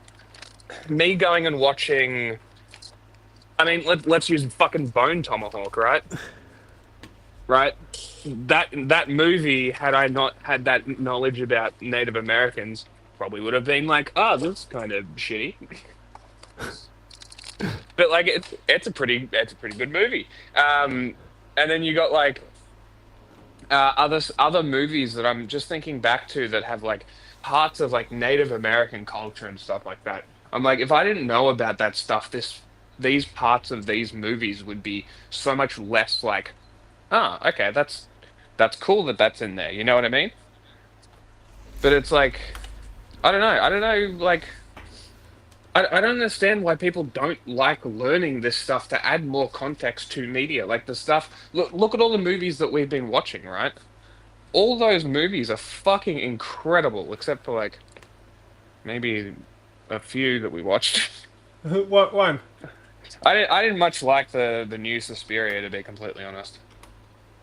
Yeah, it was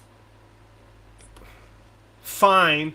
I mean, it was Yeah, like it's a fine different. movie. Oh, you know what? I was gonna say, because I said like the first movie that I could even draw a connection that's even similar to Suspiria might have been House 1997. Men from Alex Garland is like Suspiria. Interesting. Okay. You know, The because it's original. like you know something's up the whole time, but it's like building up very, very slow. Ah, interesting. And it even has that shock opening Yeah. Okay. with a fall. With a fall. But you know, I think Alex Garland might be someone who really doesn't like religious people. You reckon? After seeing Men, yeah, seems like he has some Interesting. criticisms of the church. That's an There's a interesting. lot of there's a lot. observation. It's his definitely his most abstract movie. Okay. It's like a couple watches kind of thing. no, I not that it's not rewatchable, but like I still would say while Annihilation is like one of my favorite films, if I was gonna tell somebody to watch an Alex Garland film, it would be Ex Machina. Like I can acknowledge Ex Machina is his best film. You'll have to say. All So that again. dropped out I for think like Ex 10 Machina seconds. is easier to rewatch maybe. Ex Machina is great. I think that might have been my first movie. Actually, no, that's a lie. I saw Well, 28 so Weeks and well, 28 those Days are of just Shit. writing. So he only has 6 movies, I think. Well, he's 5 movies, 1 show that he's written and directed, I believe. Yeah. It's Ex Machina, Annihilation, Men, Civil War, whatever the new Covenant, whatever the new Iraq one is, and then he did a series, a mini series. Yeah. But I was Okay. laughing because like I don't know why. Fuck. look at the reviews for Men. Yeah. You see right here. Hang on.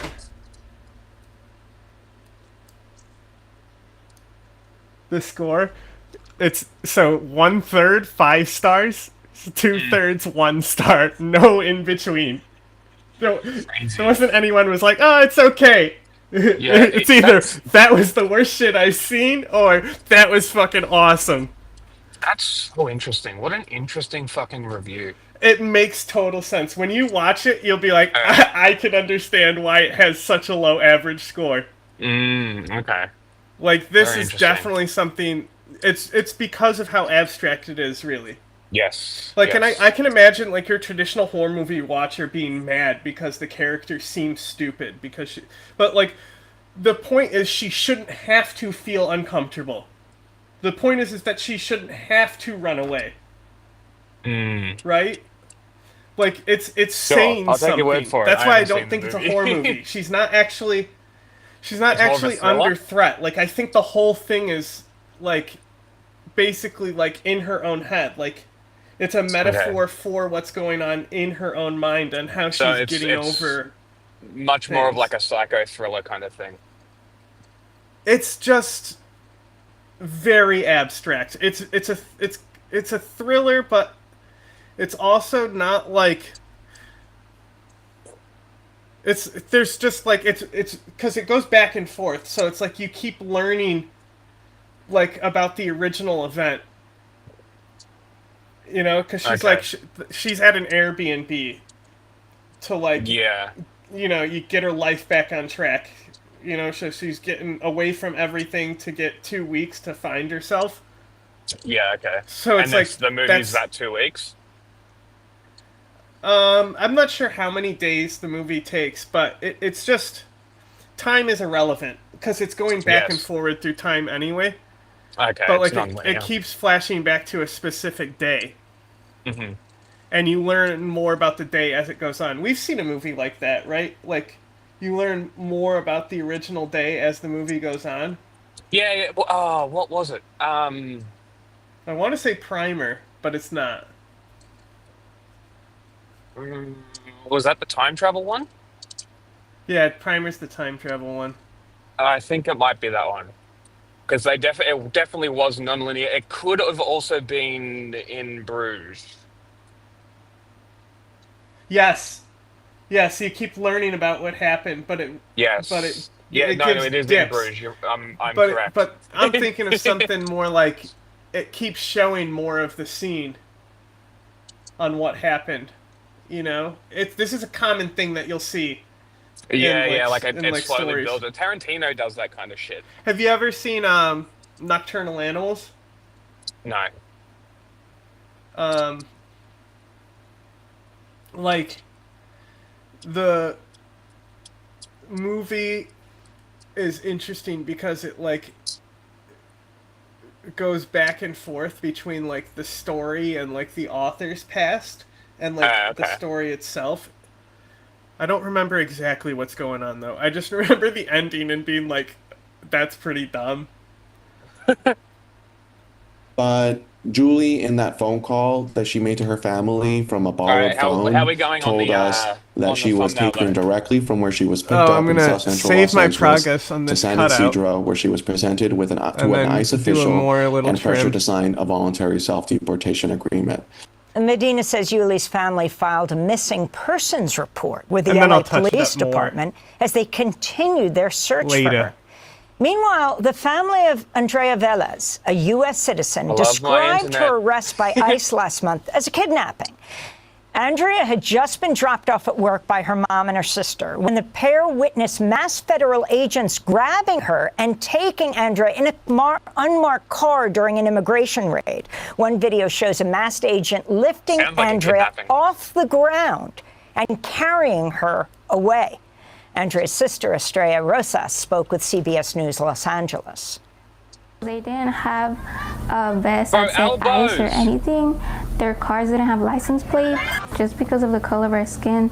They think no that insignia, we're that's criminals. wild. My sister was there, so they she looks Hispanic, so let's take her too. Hold on. Ultimately, Andrea Velez Okay, was released, but was charged with.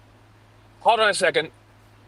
Okay, so in the event that they are unmarked, the cops are unmarked, no badges, no patches, They're not cops. cars are unmarked, They're and then ICE. federal agents, whatever. Okay, but the federal forces, federal authorities have to have insignia, no different, right? They can't just rock up undercover and just abduct people. Like there has to be some kind of shit. Nope, here. they can. Anyway, my proposition. Okay, so let's say that's the issue. you're in a stand and they're ground claiming state. because people are doxing them, it's for their safety. Okay. Interesting. Okay, so if you're in a stand your ground state, and you are armed and you kill one of these cops who tries to abduct someone, what happens? I don't know. I think that's a pretty fucking interesting question, and I think we might find out soon. Nothing good? Well, yeah, nothing good, but I think we might find out pretty soon what might Check out happen this when that meme. happens. It says. I'm driving. I can't look at the Okay, screen. never mind. I'll send it to you. I'll send it to you on Twitter real quick. But like, it's very funny because the funniest part is that Italy doesn't have a caption. Okay. Viva Italia! You know, it's like the I've been gag seeing where that you just fucking point meme at pop up somebody. so much. Yes, yeah. Okay. Anyway, I got Alex Garland here. I got Dog Girl here. Okay. Surely there's a transparent like anime cheek blush thing that you could find, surely. Unless you just like cut it out. But that might be a bit difficult.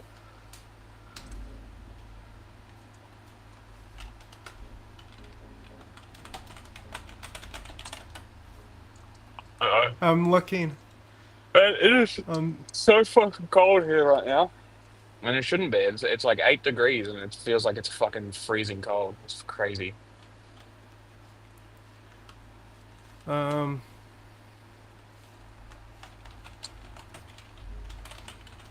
I had to fucking hype myself up to put my motorbike gear on to go to the gym. should I make sure it's got hearts in it? Yes, of course. And they should be over the dog girl. Yeah, now we're gonna play the game. Is it a real PNG? Because the meme I'm kind of thinking of is, the Japanese J-pop thing where they do the edits. I don't know how else to describe it. I'm not going to try and imitate I don't know. But I've seen one where they put like fighter jets, and they put the anime cheek blush on the fighter jets. It's very funny.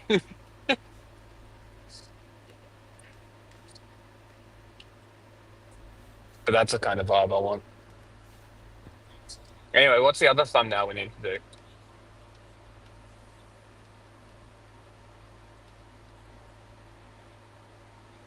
It's the Iran one, right?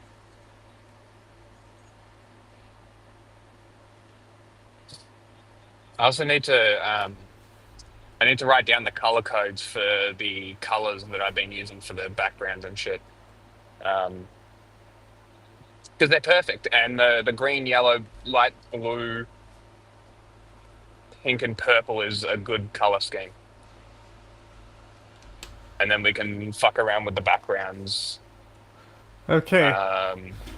To color code the type of. Does anyone else understand what Jack means by Japanese fighter plane picture?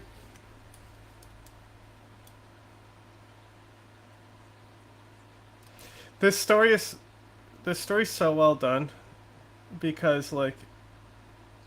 Did I drop out? I did. Yeah. So this story's so well done because more information is perfectly revealed as this story goes on, and it just happened to work out that way by Amy. Okay.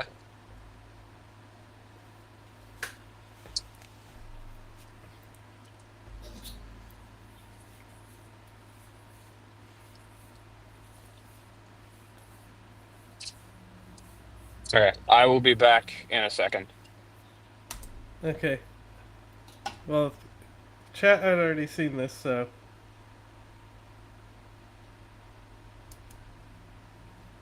I am here. I can hear, but I'm just away from the mic. Oh, as long as you can hear, because you only need to hear.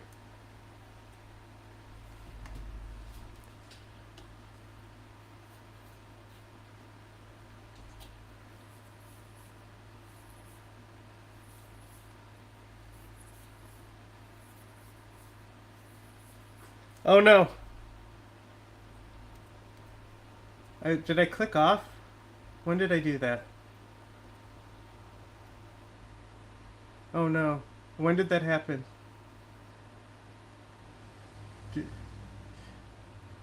I'll just go back to when she's talking, just in case I clicked off way earlier. Assaulting a federal officer during her arrest. She spoke at a news conference last week. They didn't identify themselves. I can't go through it, but yeah, it was. I was just going to work. It was just a day of work, and like everything happened so fast. So yeah, and they didn't identify themselves, so I was kind of scared.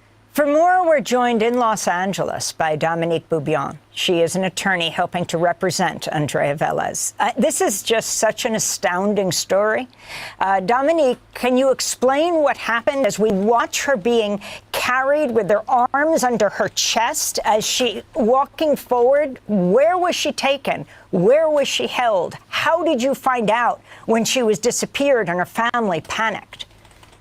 Yes, of course. So we were contacted by the family later that day in the afternoon because the mother had seen her daughter being taken by ICE agents but didn't know they were ICE, had no idea who they were. And so they were terrified and looking for help just to locate her. And the video that you mentioned where she's being lifted and carried up, that's actually when she went to the police officers at LAPD asking for help, telling them these men are taking me. So I'll back up and explain what happened. If you can explain that point, we're watching her being carried. Who is carrying her? And I do see police. I see the police cars, the LAPD. Who is carrying her? So that is an ICE agent. We now know is an ICE agent. And she was being carried away from the LAPD officers that she went over to for help because she didn't know who the men were or where she was being taken. She had no idea. That morning, just minutes before, her mother had dropped her off at work on 9th and Main, downtown LA. And as she exited the vehicle, she walked 3-4 steps onto the sidewalk, and suddenly there was a swarm of vehicles surrounding her. So as she's kind of getting her bearings, what's going on, she sees vendors over to her right, and she assumes, okay, this must be, maybe it's a raid, I don't know. She sees men approaching them, but she looks to her left, and she sees an ICE agent about 10 feet away running full speed at her, and becomes terrified. She's 4'11". This is a man who, in her estimation, is over 6 feet. He's masked, and he does not stop. So she gets scared, and her reaction is to tiny hover and block herself to protect herself, and she's thrown to the ground. The ICE agent continues on for about another 10-15 seconds to get their target, and then returns and tells her she's under arrest for what she describes as interfering. She gets put into a vehicle, an unmarked van, and she's in handcuffs. And while she's waiting, she sees the officer, so she walks over to the officer and asks for if he would help her. She doesn't know who these men are, and that's when you see the ICE agent pick her up and take her back to the unmarked van. Why was she picked up, Dominique? She physically picked up, or why was she arrested? Arrested. So what she is being charged with is assault on a peace officer. So the version of the story that the federal agent is putting forth is that Andrea Velez purposefully walked into his path in order to protect whoever their target was, and knocked that ICE agent off balance and hit him in the head. It's a complete fabrication, didn't happen. And I believe it's more of number one, racial profiling. They were speaking to her in Spanish, even though she was demonstrating that she could speak fluent English and that she was a U.S. citizen. And I think it was a matter of, let's see if she is a U.S. citizen. And if she is, then we'll slap on these charges. It's an issue of arrest now, ask questions later. So straight up racial profiling? 100%, 100%. Andrea Velez has, she's a darker skinned Latino, and 100% I believe that this was racial profiling. We have to leave it there. We'll continue to follow this case. Dominique Rubion, and one of the attorneys hoping to represent Andrea. Bro, I'm just trying to fucking find a transparent PNG insane. To get dog ears on Alex Garland. I have yet to find a real transparent from Google. Amazing. Google is great. Well, I was watching it's a video. All these pay for it, and we'll fucking take the layer off. Like, I could easily cut these out because it's harder to cut out the fake transparent. Oh, it's got watermarks on it. Oh no, not the watermarks. But it doesn't when I copy it. Of course. It's just so stupid. Like, just fuck off. Like, I guarantee you, I guarantee you, if I went to an AI and asked them to make me transparent anime dog ears, they wouldn't understand. I don't think so. I was watching, I think it was a Mudaha video, and he was talking about PewDiePie and his video on open source shit and like Linux. First, I think because they're shutting down Windows 10, I might move to Linux. So, I can't wait to hear you constantly complain and bitch about it.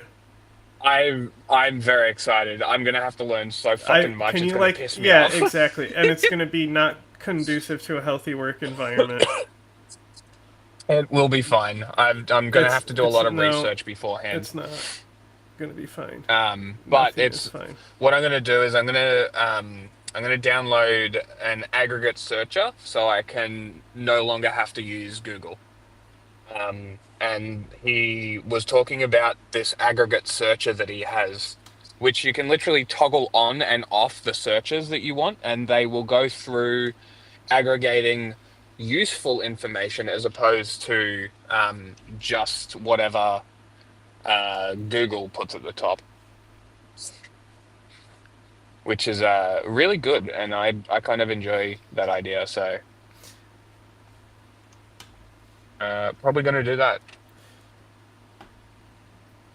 How do yeah, we so get Linux is going to be How do we interesting. get the thumbnail to make it be like Alex Garland is like, because like I said, like he's kind of a grump where it's like, wait, I don't have to be a man and do a job. I could just be a dog. You know, like he's actually finding his true dream. I'm now putting on I don't know. different. I don't I'm know. now putting different doggy ears onto Alex Garland's head to see what ones fit better. Incredible.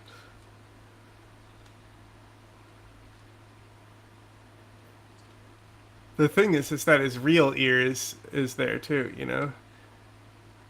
Mm.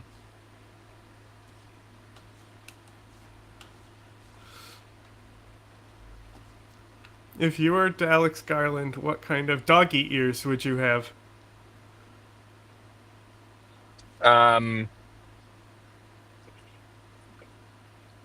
One standing up, one floppy. Oh, good. Yeah, that's not. I'm not. That's not. Nah.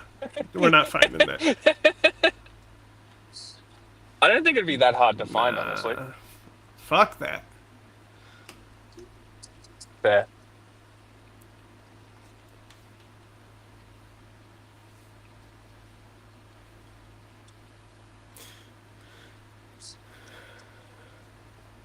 So if I put the thumbnail text as Alex Garland discovers dog girls, like maybe the title can be Alex Garland discovers he can leave it all behind and become a dog girl. We should tag him in it too. Make sure you tag him in it on Twitter. I mean, it's already blown up. It's went so viral. Honestly, like But this imagine interview if with he this likes it anime so girl much. might have been like the single piece of most cost-effective marketing that happened for them. Because For 28 weeks yeah, later. so years for starters. So that interview. Okay, So what yeah, they that one. do is they have a presser day where basically you have a 6-hour They shift sit in a where you room sit in a and chair press and comes? press Yeah. cycles in. You just sit there and hang out. Yeah. Right. Yeah, it must be shit. Yeah. But it's the days that do the best because it's the lowest cost for the biggest reach out of all your interviews. Yes. Right. So, and so it was already knowing that it was one of those days that are like that notoriously, because sometimes you'll also have in there that just come in to troll the fucking actors and shit. Yeah, I've seen a few of those. And so like it's already a notoriously like bad day when you're a producer and shit. Mm-hmm. So, you know, like he's waking up, he's like, "Oh, I have to do this today," blah blah blah. And then like, how many interviews has he been into at this point before a dog girl comes up and he's like, "My God, what are we doing now?" What is going on? It's great. Very funny. Oh my God, we might have a winner. I may have found the perfect Got some? ears for Alex. They'll cover his real ears. They're just huge, and I can't move them. That's what she said. Huh. I did Okay. something like a lock or That something. works. Why can't I see the edge of this? Where the fuck is my chimkin?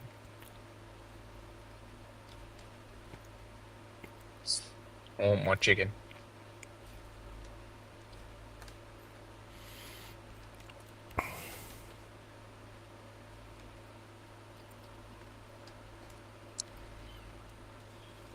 What are you doing? All I hear is I'm breathing. focusing on positioning his dog ears correctly.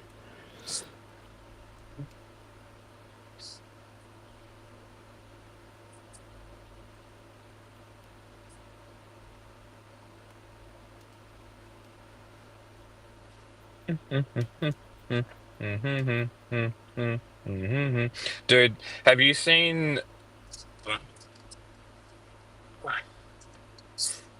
Ugh, where the fuck are these nuts? Where the fuck is my food? See what I'm gonna actually. Have you I'm gonna trim seen? his head a little. You know, just a little off the top.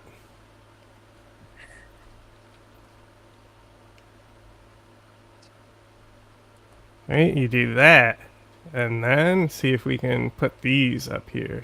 Yeah.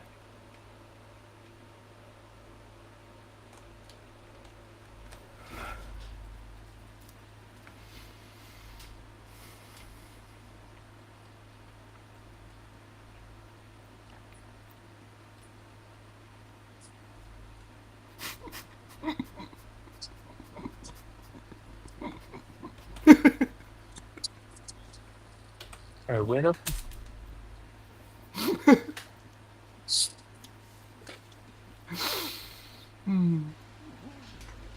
I can't believe I'm putting fucking dog ears on Alex Garland right now.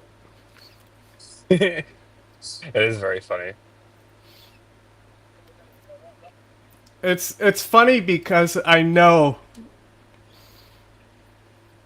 it was just like, you know, like one of the the reason he doesn't like directing is because of how tedious everything Yeah. is.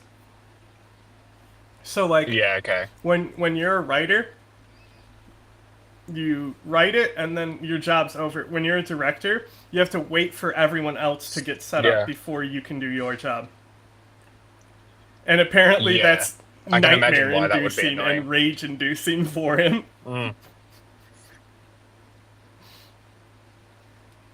I bet it is.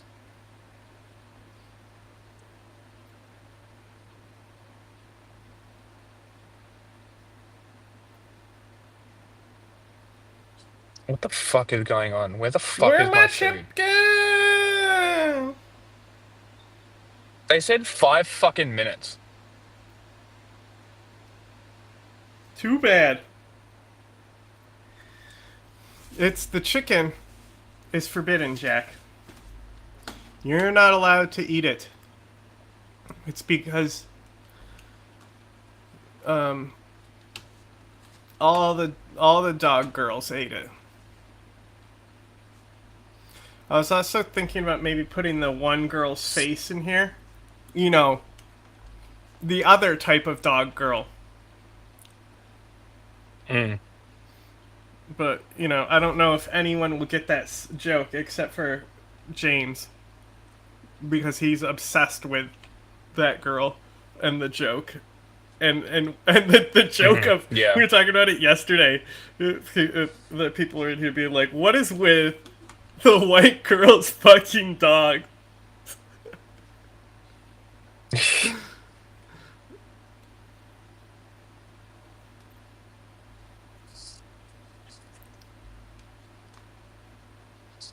Come on. Okay. I'm going to get my food because these people are fucking useless. Hey, they're just teenagers. Give me a minute. Yep, and they're fucking useless. Yeah, they're teenagers. Yeah, I'll be back. I'm gonna go give them a life lesson. They gotta grow up someday.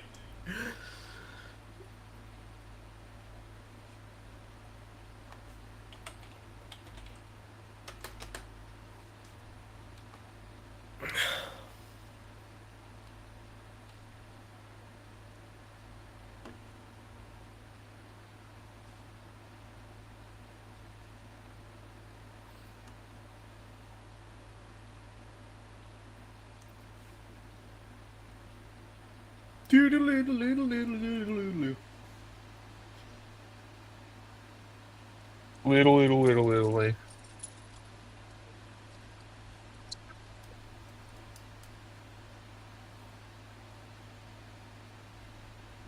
A lot of people are saying he's here illegally. He's, we're going to look at everything. A lot of people. A lot of people are saying. Message. I will say he did very well with younger black voters, and that the gap between him and Andrew Cuomo was, I think, about 50. Listen to the pause there. We have a white guy scared to say black. Communities that may be skeptical of his message. I will say he did very well with younger black voters, and that the gap between him and Andrew Cuomo was, I think, about 15 points, which is significant. But that said, look, he's got to get out and do the work. You got to be in neighborhoods, talking to people, in the same way that he went, after Trump was elected. But you can always tell did that when they famous pause. video where he went out to Woodside Avenue and Fordham Road. Those are largely immigrant. Yeah. Very funny. I want my food. Well, I think like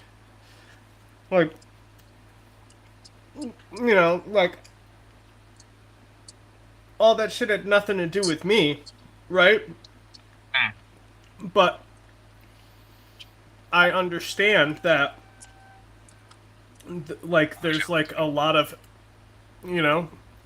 historical trauma and shit behind it, so like sometimes you get scared to say black because yes, you're like, I don't want to offend anyone because I'm pro-black, and then you have Trump where it's like oh, I love the blacks. it's definitely The blacks like love I'm me. definitely getting the offensive vibe when he says it. That's weird.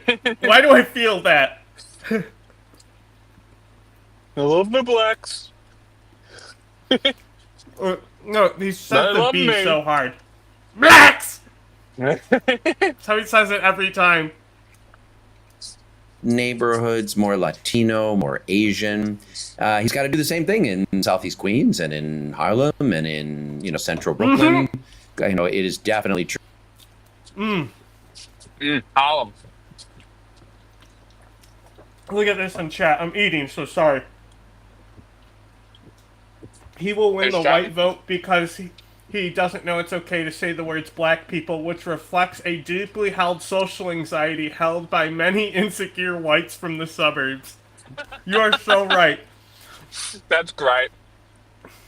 True that black voters are feeling a crushing affordability They're like, "Oh my crisis God, more you than said it." anybody else. I think it's just the case that older black voters have reason to be a little more small C conservative, to fear what's new, what's hip. But that said, I mean, what folks want, in my opinion, Wonder why. is that their kids would be able to imagine they could buy a home in New York City, and that they know that their neighborhoods are going to be safe, and someone's gonna, address. I mean, the safety and affordability crises are very real. It's just a question I'm sure they are safe. kind of getting out there and getting. But if you're white living in a very, very tall private building, I'm sure it's very scary to go and see the peasants on the street.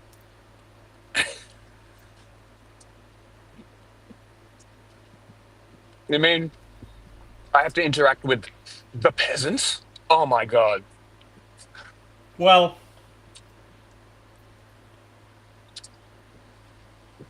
yeah. Well, that's the thing is this. I have servants for this. There's like the people who are really rich, they get walked to their car by their security detail. They literally don't like even people who are like very rich in New York, like very wealthy, very, very wealthy. Yeah. Not uber wealthy, but very wealthy. Like somebody, they still might be fucking taking a train. Right? Yeah, okay. Just because of the convenience of the New York transit train. system, Yeah. even though it's It's garbage. like Melbourne. It's like Melbourne. It's just very convenient if you live on the train line. And like New York, a lot of people walk, right? So like, I'm sure all these, so like, yeah, there is, you'll see like, there's definitely like pockets of stuff, but like every city. if you get around, well, I'm talking about train lines. Yeah, okay. If you get around, there'll be certain like types of people on train lines. You know, so if you're on the train when between like 4 Crackheads. and 6, you'll see a lot of guys in suits. Okay. If you're on the train at like noon, might be some knuckleheads. Just maybe. Late at night, then it's like there might be like 1 or 2 people on that train, and like 5 crackheads. one of them could be, you know, a little loopy, but I haven't seen it. Yeah, fair. I have never had like any type of like negative cuckoo experience on any public transport before, so That's kind of interesting. But like the worst is like babies on the plane. Yeah, okay. Or like people getting sick on a plane. That's The literally the fucking- worst I've experienced in public the transport. Frankston line. The Frankston line is a fucking. Oh boy, is that a train line? It's like. It's probably because I was the one fucked up on the train. Why I've Maybe. never experienced anything negative, Yeah, right? maybe that might be it. But like the Frankston Why train can't line, I the add one that I grew text? up on, is fucking nuts. There's like What is happening? it's just full of crackheads. They're all traveling to the city, do their cracktivities, and off the way Cracktivities? back. Have you never heard that before? No.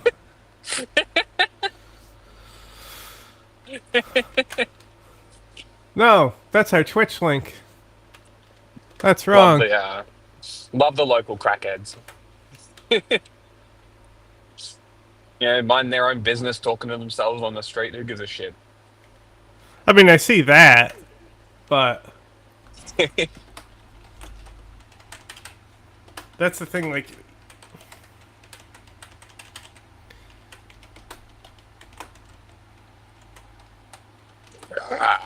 Fun new. I don't. Maybe it's because I don't go outside often enough, but like in America, This is there's America. there's been some weird experiences where like somebody would ask me to drive them someplace, and then I'd realize, oh, we're about to buy heroin in a parking lot. Like that was Oh, uncomfortable. very cool. Yeah. okay. But like, I'm just not gonna make a big deal about it. I'm just gonna like be like, okay, when this person Who asks gives a me shit? for a ride in the future, I'm gonna say, nope. What's it for? Yeah, because like I don't care if you like do dope or anything. It's just like Yeah. Just tell me that's what we're getting. no, because like even then I don't want to go. I just don't want to go do that. You know. Yeah, that's Like fair. I don't care about your vices, but I do not want to be a delivery vehicle. Literally a delivery vehicle in this context. You know? Well, that, yeah. It's kind of That's like fair. you know, how you have the issue where the World Cup was coming to Qatar and they're like, what, you want Muslims to sell alcohol? Yeah. We only hire Indian slaves. It's just, you know, it's like...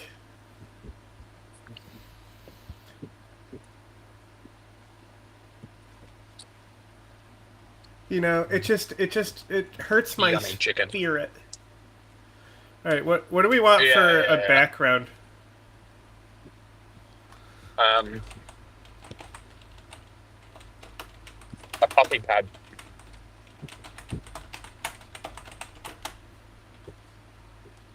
It can only be a poppy pad. Like a pea pad? Okay. It has to be there. I don't know about that. He's gonna be like, do you poop in a litter box?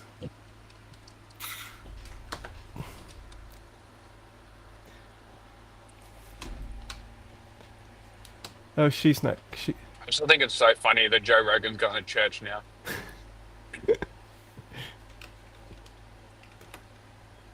so fucking funny. Oh man. Driving through clouds, not crowds, clouds. What a slip of the tongue. Yeah. Like I especially feel like sour about like a lot of these fucking prots and shit and their fucking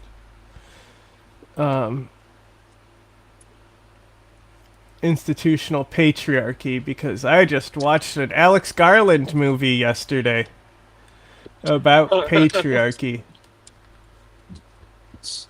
Oh look, here's the text I was trying to add. It's all up here.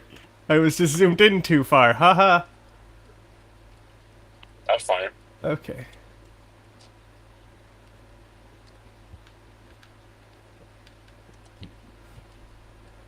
Okay, I just got a temp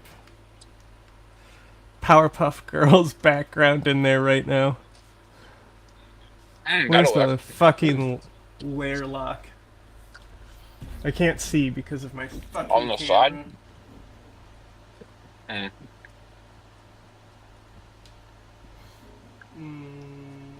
Where'd they move this shit to? Yummy chicken. What the fuck? Where is it? What?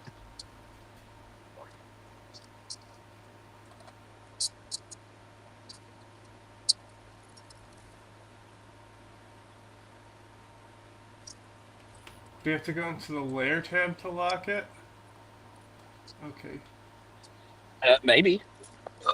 You're the Kaplan guy. They changed it since I haven't used it in a while. Anyway. What did you say?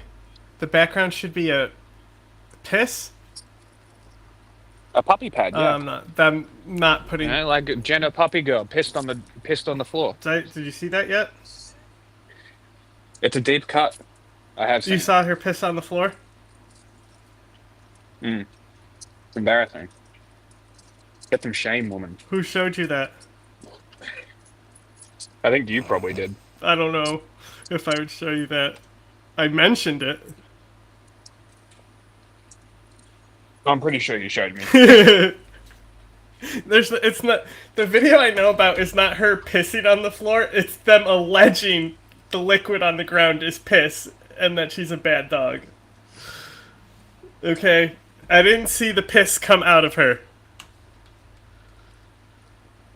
Might not have been her then. I've definitely seen a video of somebody pissing on the floor, dressed up like a dog.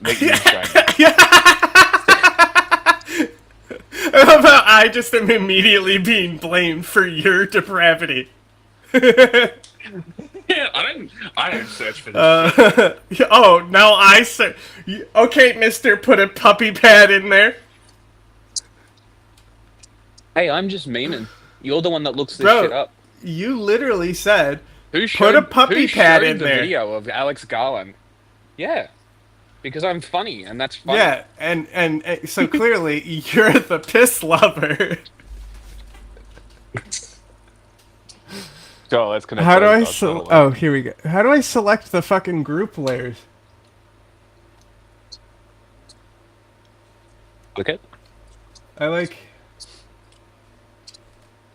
can't draw my fucking box square. See, I can do it outside of it. What is happening? Is it because they're locked? If I do this? Okay, now I can grab them.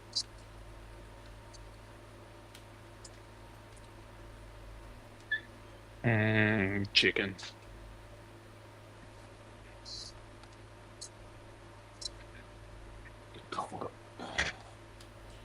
It's turkey time.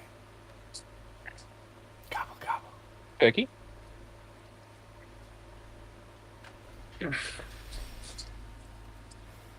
People more comfortable. Maybe it's one of those campaigns like Jews tried to run in Florida, where we sent young people to go talk to their bubbies and zadies, their grandmas and grandpas, to explain why it was important to vote. And this will be like, young people, go talk to your parents.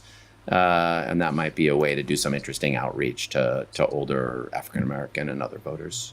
The higher New York Democratic establishment has been so far reluctant to endorse Mamdani. We have not seen endorsements from Senate Minority Leader Chuck Schumer, House Minority Leader Hakeem Jeffries, Governor Kathy Hochul. Oh my God, what a Can he win the surprise. general election without the support of the broader party? He can win the general election Yes. without the support of the broader party, it the would party probably should. be better for him. Yeah. It would probably be better for him if he didn't get it.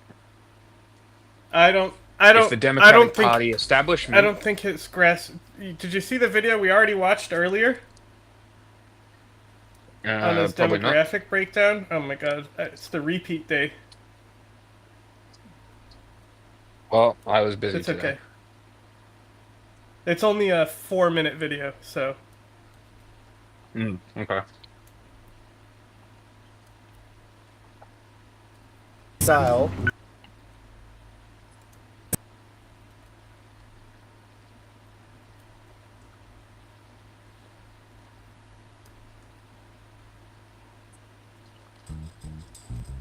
One week ago, we shocked the establishment and redrew the political map with a campaign relentlessly focused on the needs of working people. Since then, a lot of people have asked me if I was surprised by the results. In some ways, I was. We always thought our victory would come after multiple rounds of ranked choice voting. So when we got more first-round votes than Eric Adams got in 7 rounds in the last election, it was astonishing. But in other ways, this was always the plan.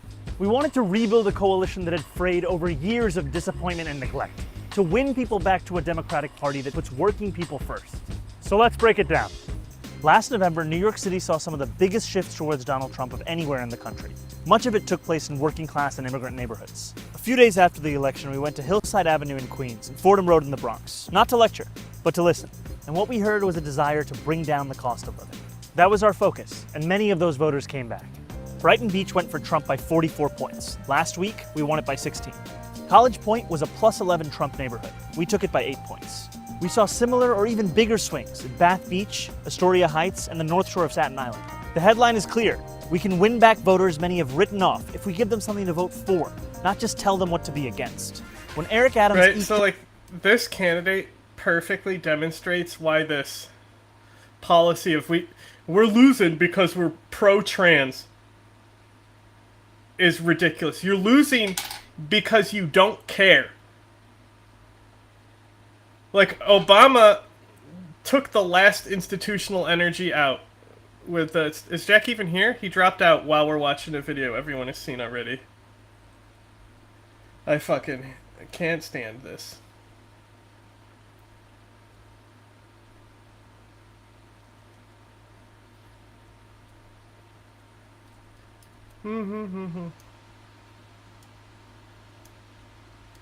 Should get on board in order to show that what we're building is this broader coalition. I mean, he is the Democratic nominee for mayor, and senior New York Democrats should support him.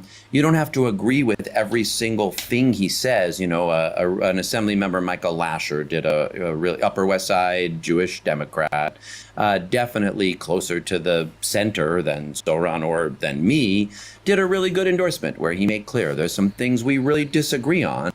My phone died. Okay. Where'd you leave off? Something about Eric Adams 7 rounds.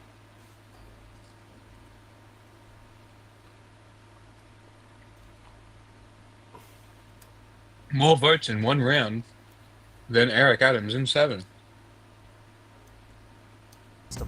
That was our focus, and many of those voters came back. Brighton Beach went for Trump by 44 points. Last week, we won it by 16. College Point was a plus 11 Trump neighborhood. We took it by 8 points. We saw similar or even bigger swings at Bath Beach, Astoria Heights, and the North Shore of Staten Island. The headline is clear. We can win back voters many have written off if we give them something to vote for, not just tell them what to be against. But they did vote when for Eric Trump Adams and AOC. So like a lot of them. Well, this is they not surprising. voted for Trump out of like an anti-establishment thing to burn the fucking party. You know, Yeah. like because that's how Interesting. bad the Democratic Party is. Yeah, I hope it was worth it. Like that's the thing. It's just like, how can you lose to Trump? You know what I mean? It's pretty impressive.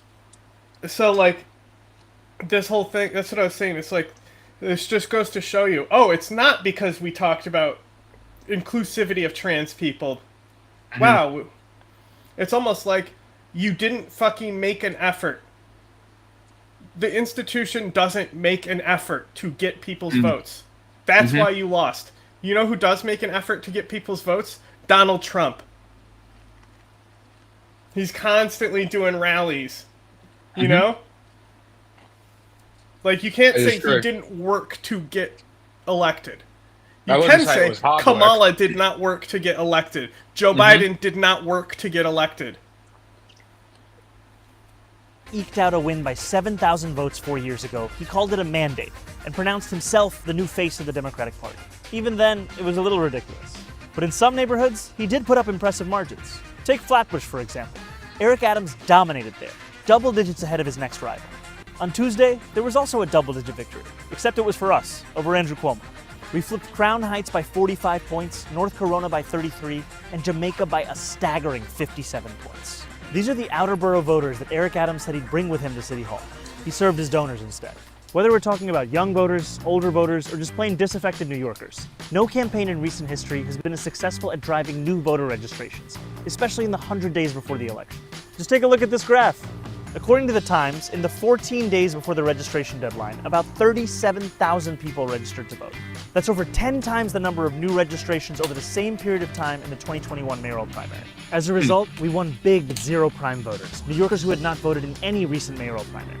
For instance, in Gravesend, at least 32% of all voters were first-time primary voters. Most campaigns focus on triple primes, New Yorkers who voted in the last 3 primaries. But this strategy ignores most of our city, yet we knew that we could turn them out if they saw themselves in our policies. We ran a campaign that tried to talk to every New Yorker. You mean you actually tried to get people to vote? आपकी वजह से हमने $8 million raise किया है। 6 लाख से ज़्यादा दरवाजे खटखटाए हैं। Or just tried. Was he putting on an Indian accent?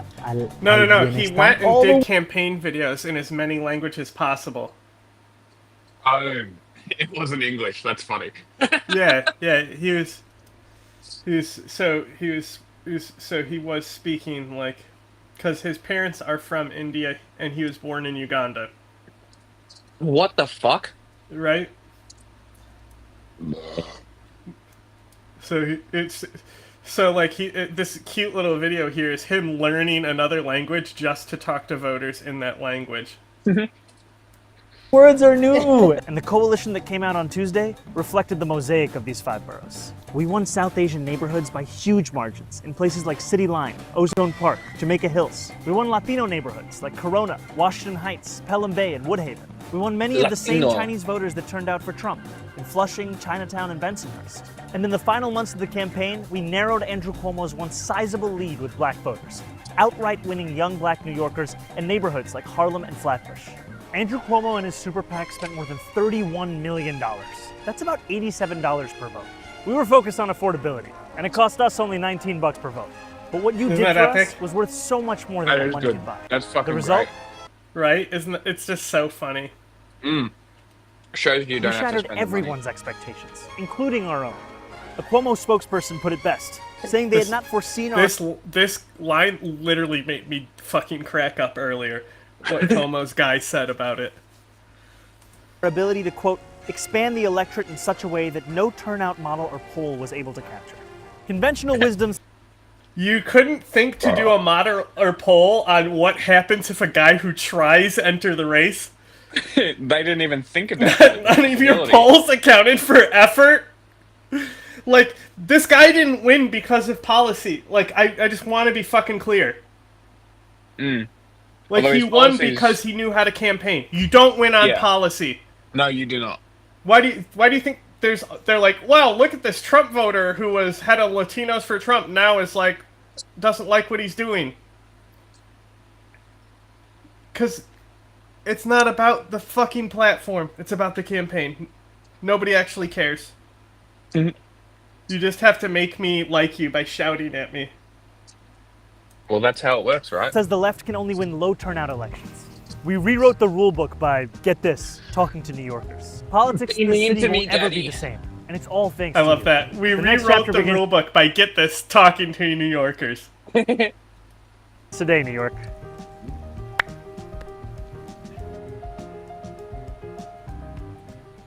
Largest grassroots campaign ever in New York. That's an actual statistic? I mean, he claims it. But anyway. Is this too hard to read? Yeah. Unfortunately. Okay. Bear with me for a second. I need to fucking move my monitor closer so I can actually see the font choices here.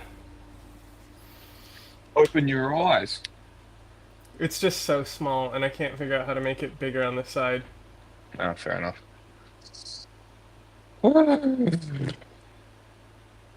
We got the SpongeBob font.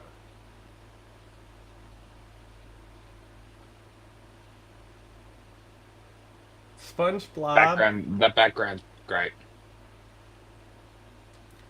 Yeah.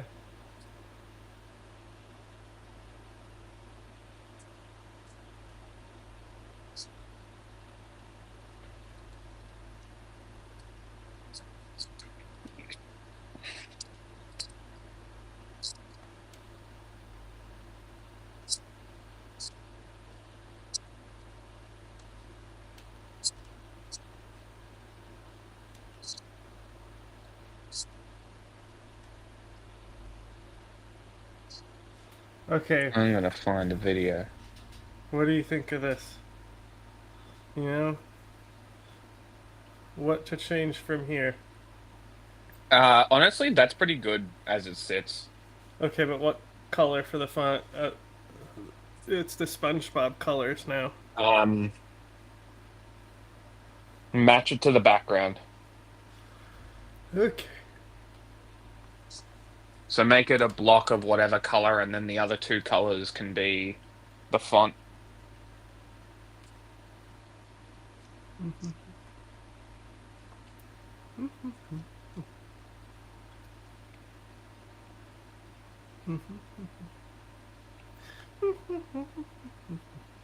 We'll see what the outline comes out as. You might have to do it as black. No, because there's drop shadow. Okay, is there any outline? It should be. Scroll?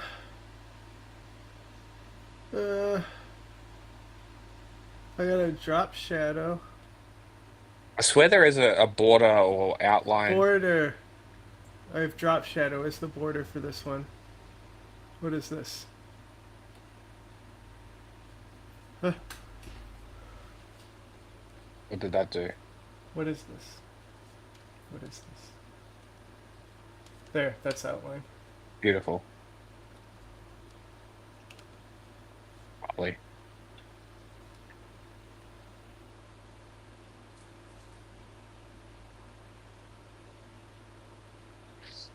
And once you do that, pink. The colors are wrong. The colors are wrong. It's got to go. once you do that, screenshot it and make it smaller, and then change the background, like the base color of the project, to something.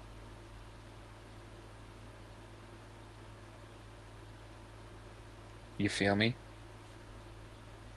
This goes here, and then this one goes here. Okay. I'm just experimenting with the colors to see what combination looks the best. Yeah, I think blue background might look better, but...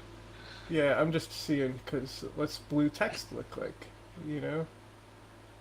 That it's blue, pink, and then... Yeah, okay. I think yellow text and blue background is certainly the best. Okay. And then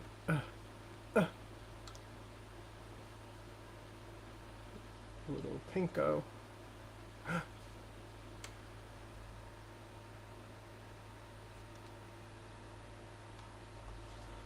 This yellow does not seem dark enough. Maybe I'm just crazy. Alright. You want it screenshotted?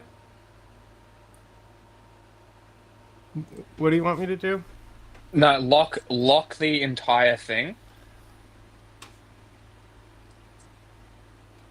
You're under arrest. Or like no, click and drag. Like click and drag and highlight it all. The actual image.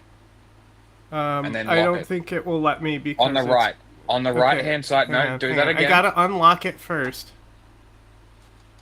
Okay. Okay, and now on the side it should say lock. Okay. And now make it smaller. So click I it. can't. Now It's if you click it, locked now. click it. Now if you click it, you should be able I to can't. manipulate it. It's locked. I have to unlock it to click it. Okay. Well, can you lock the layers together?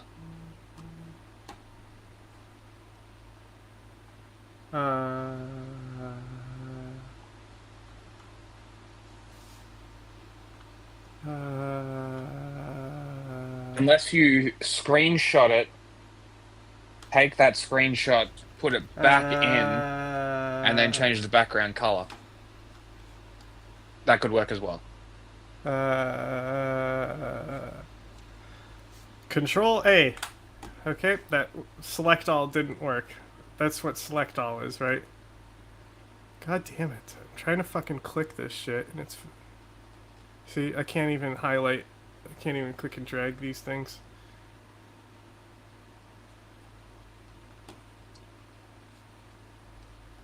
What is happening? Unselect. Okay, I don't know what's happening, but my computer's just breaking now.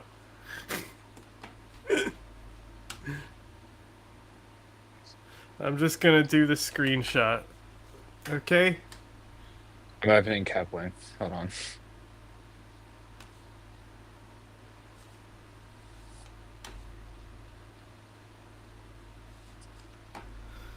I'll send you the screenshot on Instagram. Because it's open. No, you have to re-upload it. You have to plug it back into Kaplan. Okay. Well, so just add media and add it back in. Here, right? hang on. Where is my... I have too many tabs open and now I don't know where I'm looking.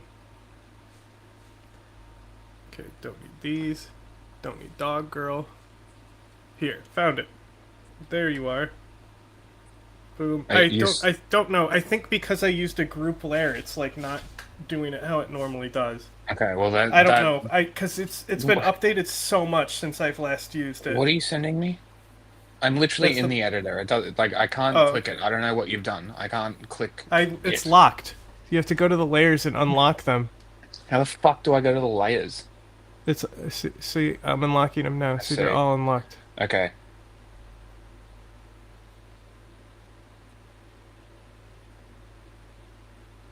Oh.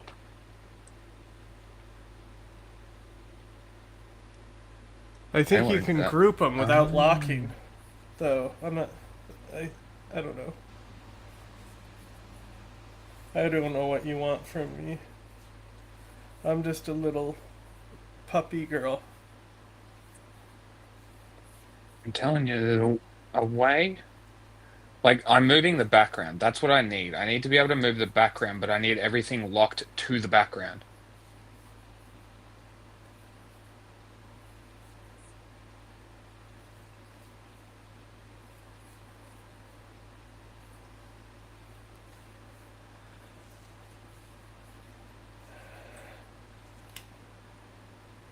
I'm not sure I follow. I can give you... Oh my god. The ability to just move the background, or... No. I've done this before. Are you trying to shrink it? Yes, I'm trying to shrink the there's a entire resize thing. No, the resize just changes the orientation.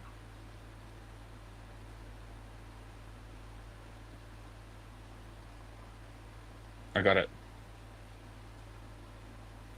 What was it? What do you press? Lock canvas. Next to the 100%. Okay, and now we go background and we can change the color of the background. See?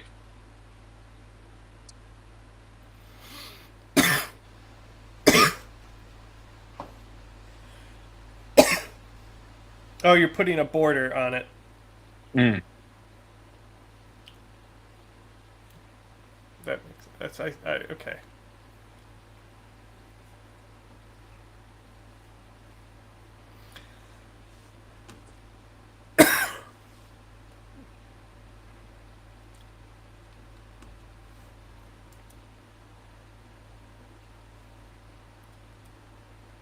You got this.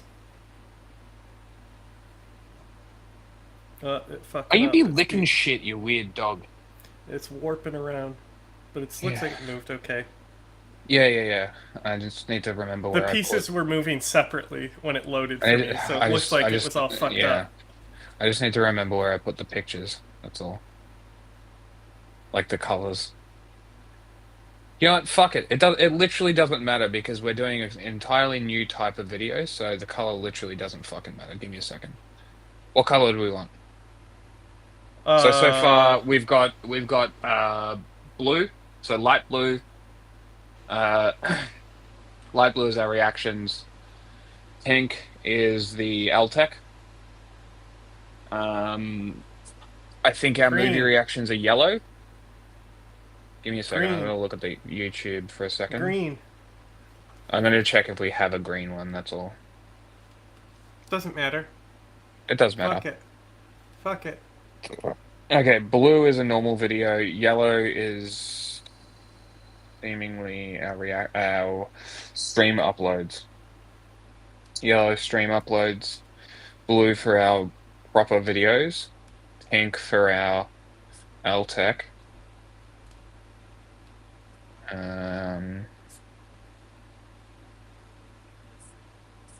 Now one random brat one. What do you want? Blue?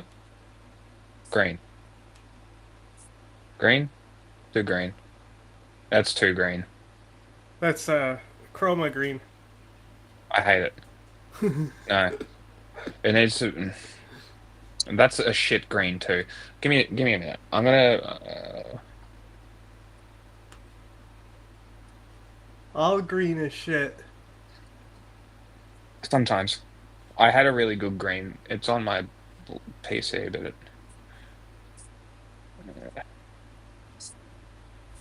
Green just never really looks good. Green color palette.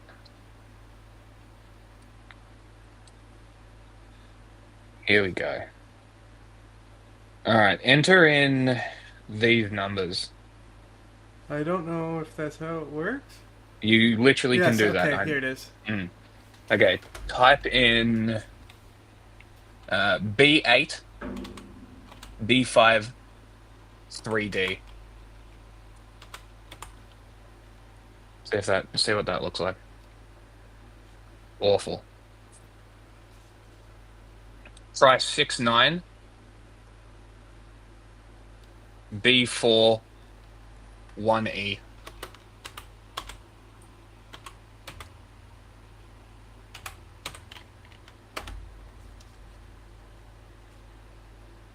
Better. What do we think? That's a good green? I don't care. I personally like the chroma green. It's I like too the chroma green, but the borders would be I would want the border to be thinner if it was chroma green. Yes. Okay, let's go with that one. I like that green. Alright. Yeah, let's do that, and then screenshot that, upload it. And then now we need the... Comrade Casey one. I'm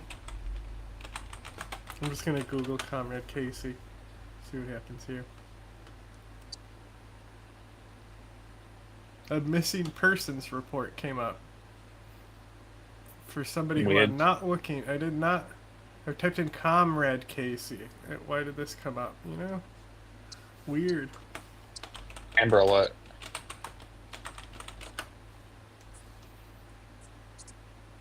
Oh, we have an orange one. I don't know why the content cop one is orange. Oh, good. Our interview about the Zapatistas has 28 views. Oh my god, this is so funny. This is such a funny picture dunking on him.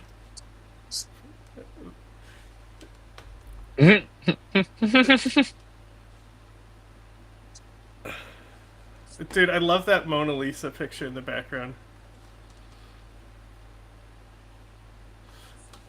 Like, he's not sad, though. Like, come on. No, Bro it's still is- funny.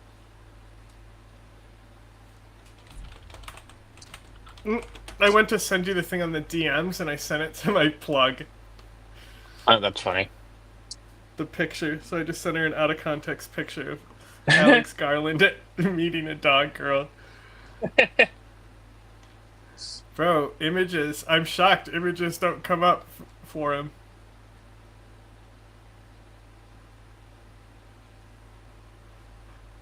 Bro. Did he also pile on this fucking girl? Hey. Hang on. He did repost this shit. Epic. The Aurora Chang thing. So, like, this girl, you've probably seen her on Twitter. Yes, yeah. She said, I took off all my pins because I'm going into America. And this enough. commie was like, bro, you are a fed. And, like, does this whole thing just to bring it to the fucking National Endowment for Democracy donating Oh my to one of God. her organizations. Amazing. And he reposted this. That came up on when I Google searched him, this came up. This post. Showing What that the he fuck? reshared it. Right? Random. Isn't that weird? That's very strange. That post is more viral than he is probably. Where did it go? Did I just exit out of that fucking page?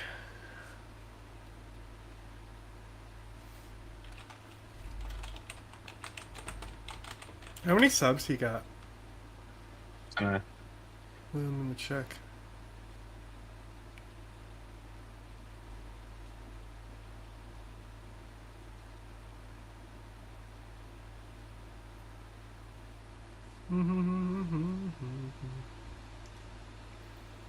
He's got 4 million channel views. That's pretty good. 4 million.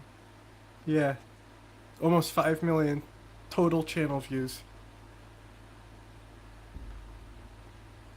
65K subscribers. Wow.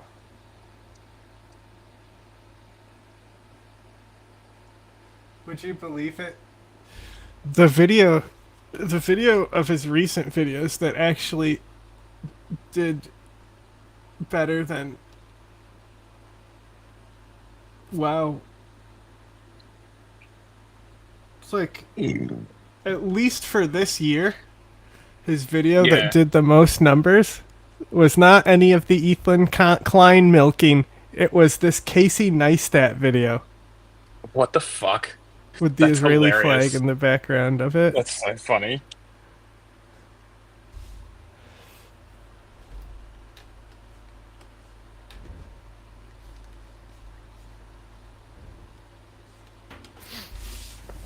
Bro, it's so funny, like,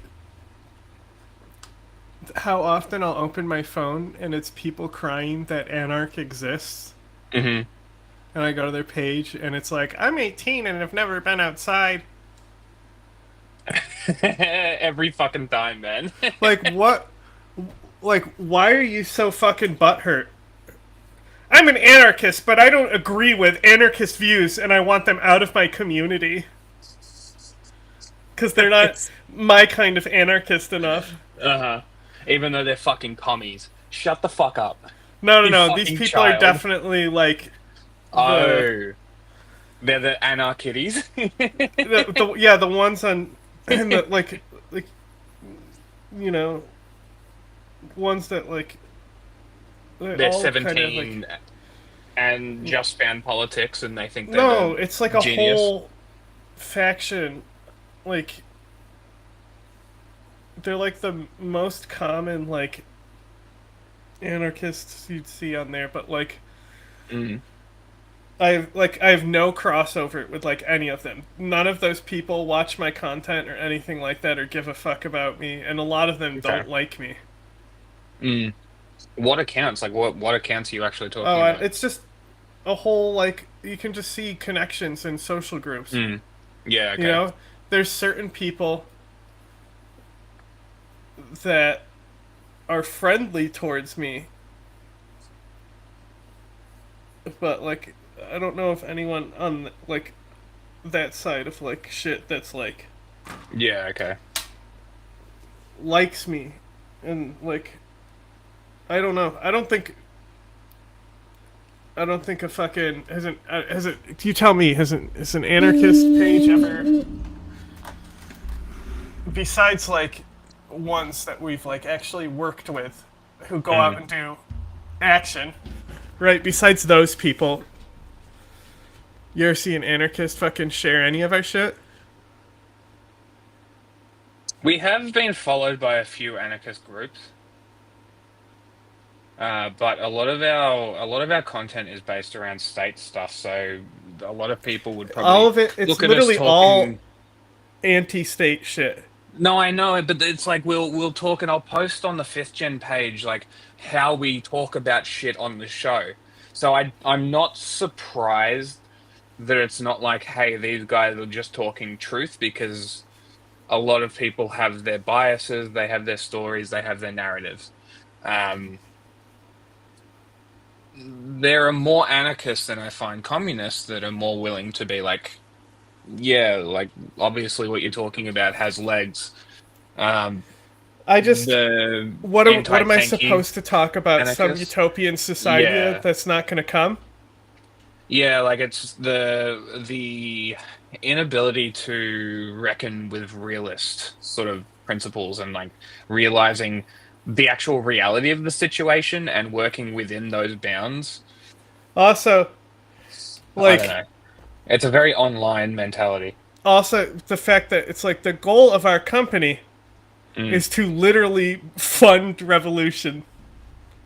Yes. Right? Yeah. Like the long-term goal of the company, like if successful, would accomplish more than they ever could. In like theory, what do you? yeah. It's like, what are you doing to actually achieve the vision? That type of shit. Yeah, yeah. It's like, oh, what are you? Well, how are you a good theorist? Yeah, it's almost like I don't fucking care about theory. It's almost like I'm gonna fucking fight oppression instead of fucking reading a book about how oppressive structures exist and shit. Yeah. Like you can come to the conclusion without reading the theory, but like, sure, reading the theory isn't necessarily a bad thing either. Like to supplement and build your ideas. And it's like, I don't know whether I said it on stream or not, but I was saying that like, I don't really know. It was on Twitter. I don't read theory, but I have read theory, and it has solidified a few ideas that I've come to naturally. Sure. But I'm not getting, I'm not reading anarchist theory and being like, I like this guy from 1860s words. I'm going to live by this guy's words. Also, I just live my fucking life. I guarantee you, if I ask these little kids, oh, why don't you like him? They'll say like, oh, one time he said blah, blah, blah. And I'll go, can I see it? And they won't have it. And if they do, it's going to be like a screenshot of like one part of something out of context and shit. Yeah. Like, I don't know how this shit works already.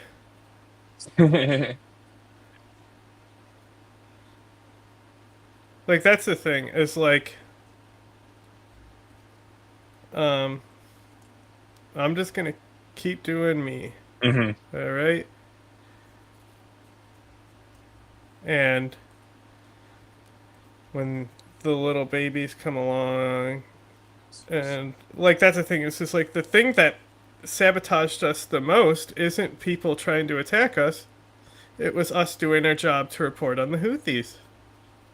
Yeah, isn't it great? Thanks, YouTube. Yeah, still haven't recovered from that.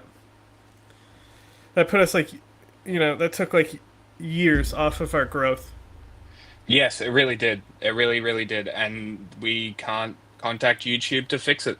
Isn't that cool? But I was thinking, because like I was looking at apps that are linked on Restream, right? And like when we just sign for the upgrade, because we have the money in the Twitch to get the upgrade, we just need to pull it out to move it to the StreamYard. And say that again, sorry? We have the money to pay for StreamYard on Twitch.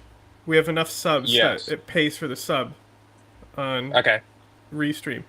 Great. And okay, are you let me talk. gonna Wait, pull... let me talk. John. So I just said we just need to move it over there. Anyway, when we have more access to channels, I was thinking about like using apps that are like Chinese apps, so we're actually like broadcasting over the Berlin Wall, so to speak, into China, and using Chinese platforms. Right? We will definitely get like that. think about the other day we had the Chinese person come in and they talked about the floods. Probably the only Twitch stream that even mentioned the floods were happening there. Yes. Even though it was only for a few minutes. Yes. Nobody else would have mentioned that. No, because I specifically asked about it. Mm-hmm. Because I had heard the news about the floods, but there's no news about it.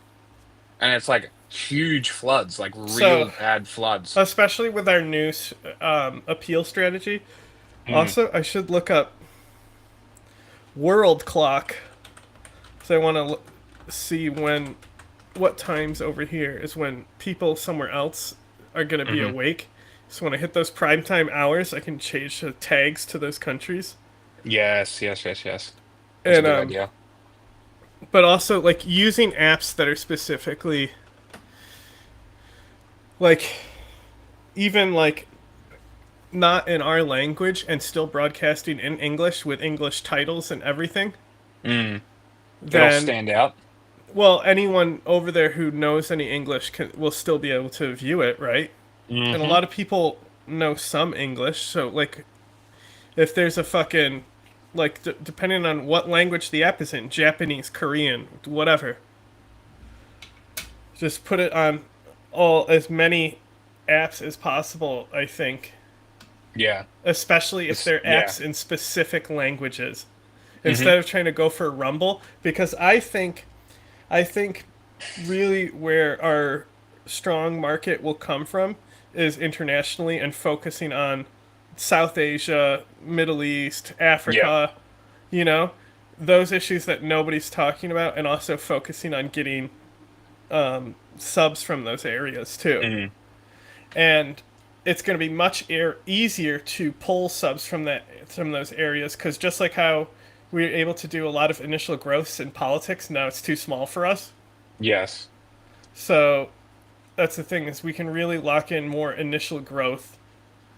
And like I said, I want to get to the point where we're just basically going nonstop on all these apps all over. Have our own little Voice of America. How many apps can we use? Because there's only 3 with the basic plan. It doesn't matter. It's like, it's in the short term, we'll figure out the one that's going to be the best for us. Yeah. But like, once we get to the point where we're like a decent amount of like viewers being pulled in from all these apps, that's like, so like, it's like, let's say in a certain maybe amount of years, when a certain orange man is out of the office and government funding comes back available again, like, that's the thing, is just like, I think once you have enough of that base, it's going to be really easy for us to pull investors with the nonprofit. Yeah. But it's just been a pain in the ass to build up the base. Yes. Which is the hardest part. I said it from the start. It's going to take years to get to the base. I don't think it's necessarily going to be. I don't think we necessarily need a lot of people watching, right? No, because if in theory, it like just if we we just if need we to get demonstrate that we have the reach to reach these areas that because like people want to as the target. production value And goes like up as also like well. if we pull any type of investment into the nonprofit, it's going to be easier to find other staff because when you're paid to show up, you're going to show up. Mm. You know? Yeah. I bet you James would always be on time if I was giving him a check. You know what I mean?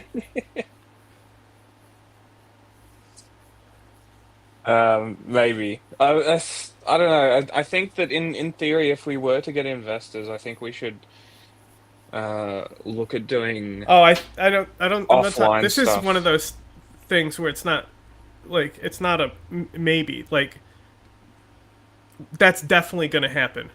Mm. It's definitely going to happen. Because like as soon as I can have enough that I can leave Australia, we're cooking. Like as soon as I'm out of Australia, we're cooking. You're probably going to get out of Australia sooner. Going to work for Murdoch Press. Probably. I'm not going to do that. Would rather die.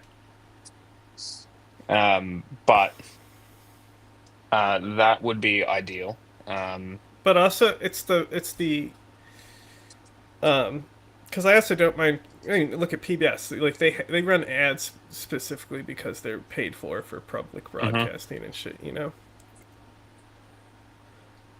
So like, I don't mind taking ads and stuff either. Yeah. Can you find me a fucking map that shows where the sun is in the sky right now? Okay.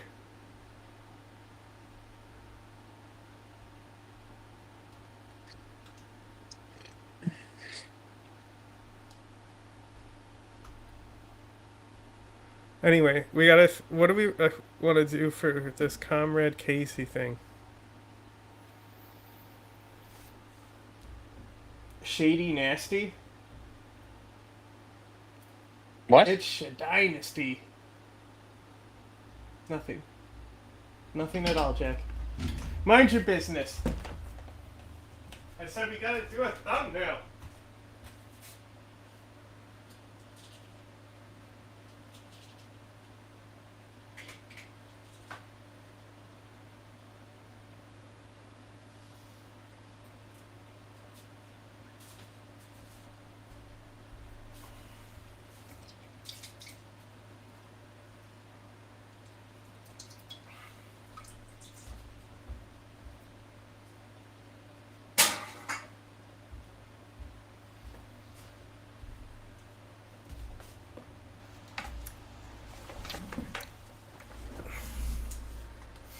And like also, there's like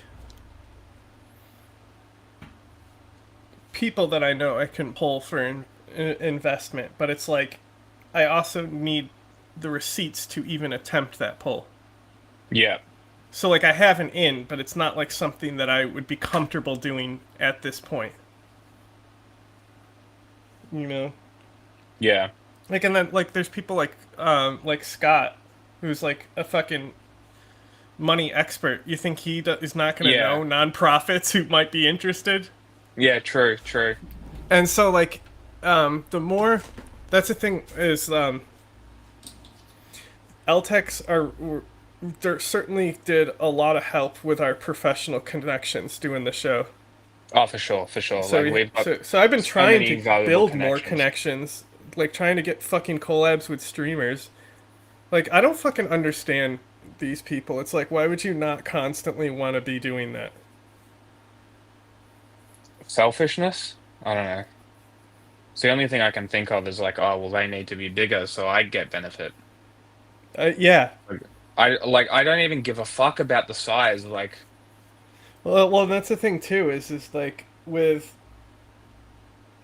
Like we started doing Twitch because it was the most effective growth platform after YouTube sniped our shit, right? And so that's the thing too. Is like when we have like more investment in doing shit, it's like there's every Twitch streamer is not like they're either like, you know, sure they're doing it just for fun because they like to stream, or they're like doing it as a business, right? Yeah. And that's the thing. It's that like we're not looking at like live streaming as an end goal. Like we're not looking to grow the Twitch so we can get a bigger Twitch, you know, and be bigger on Twitch. Like we'll use the Twitch matter. to promote. Yeah, like we'll use the Twitch to promote documentaries and shit, interviews, articles, that kind of shit. So it'll always be useful to have that as a platform.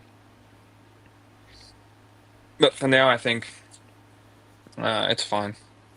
But also, like I said, getting it to the point where we can pretty much broadcast 24/7 and have just like have a drop in, drop out type of thing. Yeah, that would be good. I think that's really doable, and that's gonna and like that can be something that's easily continuable, where you're constantly like having like basically just always have, because like even like Ukraine right now, right? Like every day there's going to be a fundraiser going somewhere on for something, whether it's a truck or something like that. So like pretty much we'll have be able to have nonstop fundraisers for some fucking bloke in the middle of the Congo.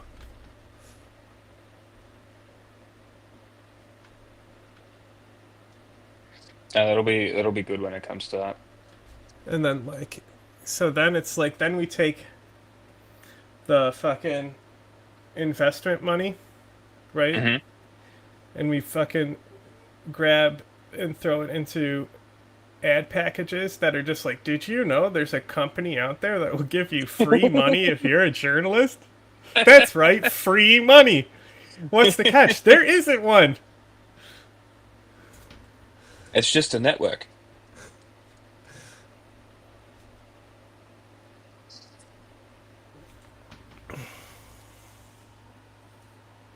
I triggered a good fucking CCP bot today.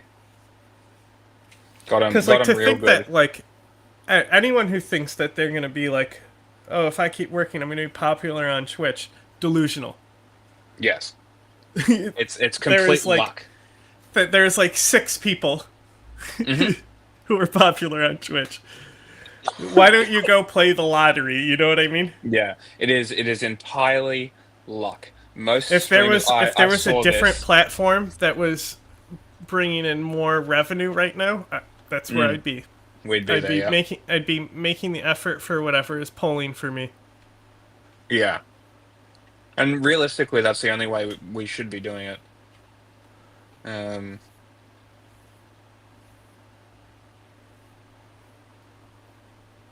But I don't know. You know, it would be cool because like eventually, because like everyone who works with us, like they get to keep all the work that they do, and so like, you know, like for example, like Substack has it built in where it's say like originally posted on, and it will say the blog name.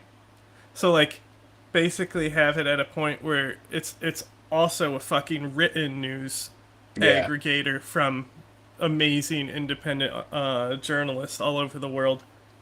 Yes. And the ones that need to stay anonymous get to just not have a title there. Yeah, exactly. They can pick a cool agent name. Yeah, exactly. Like it's and that I think is going to be one of the more speaking of cool agent names, there's a character in Cyberpunk named T-Bug, and I would keep laughing because they kept calling her Bug, and I'm like, what the fuck? That's my cool hacker name. I'm Bug. The Linux stuff will be good for encoding stuff too. So we could maybe utilize that to create one of those, like a private network server. A private server. Bro, kind do you of know thing. how to do code? I can learn. Have you downloaded a single thing from GitHub? Yes, actually, I have. Because that's everything. That's yeah, going to be your life. I honestly, Jack, Yeah. this is, I think, one of the dumbest things you've ever said, and I think No, it's a good idea. I think nope. I think it's a Yeah. terrible mistake. It's a great idea. And you should not do it. It's My only going to computer- cause us problems. My computer cannot run Windows 11, and they're shutting down Windows 10. I have no other option. There is no other option. It's either risk my computer having viruses and risk losing everything, or move to Linux. Oh, you're going to use it on your same PC.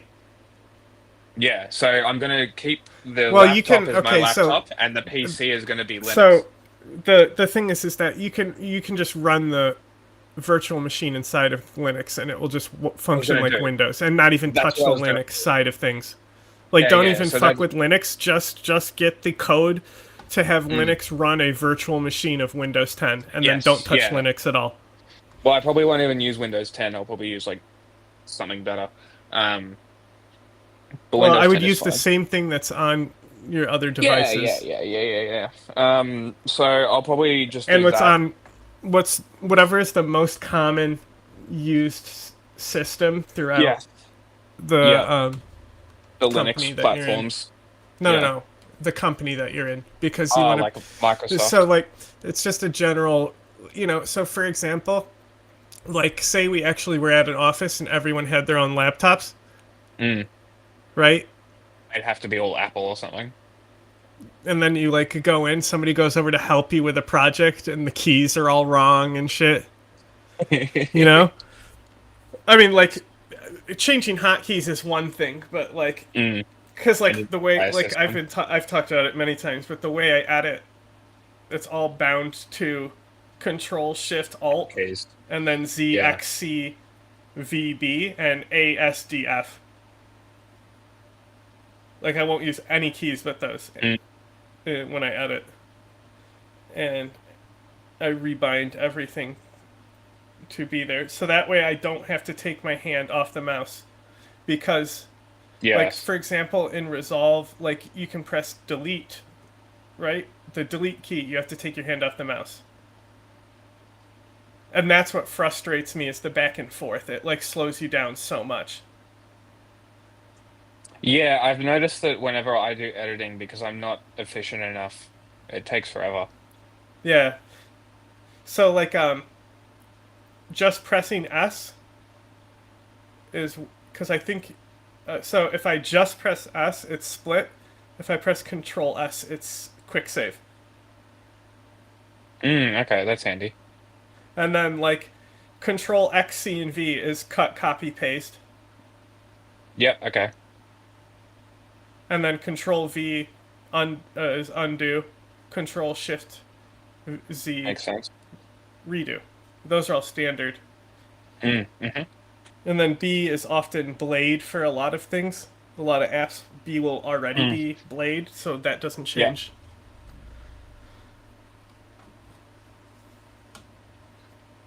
But if it's not convenient to put on those keys, it's something that I will click. Okay, anyway. Remember when we were going to make this Comrade Casey thing? Yes. I Well, have it's ADD. 12:40 right now, so I have ADD. I'm tired. I have ADD. Okay, so the picture that he has for his is just this U.S.-Iran.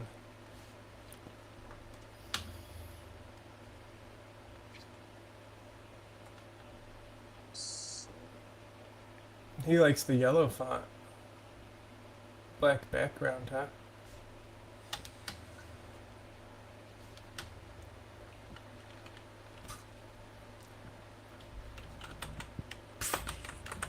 Any ideas?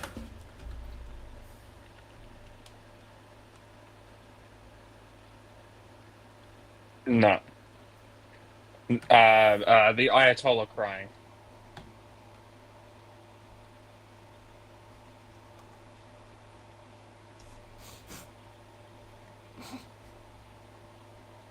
What? I think I got something. I have to create a new project. I got a base to work off of. It's low quality.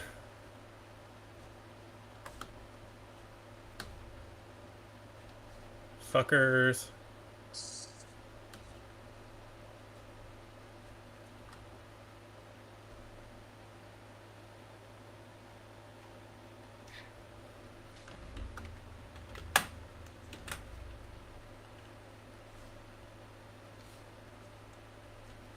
I think that might even be lower quality.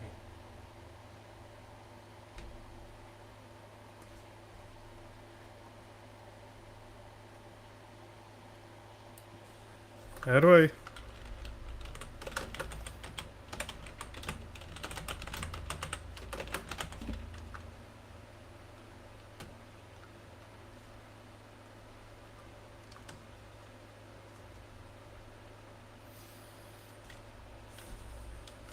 A lot of Jew posting by this guy.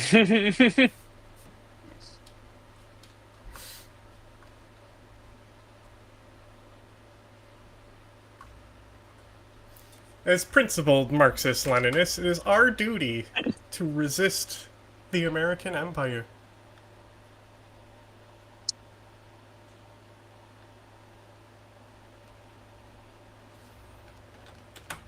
Okay, there we go. That's okay quality.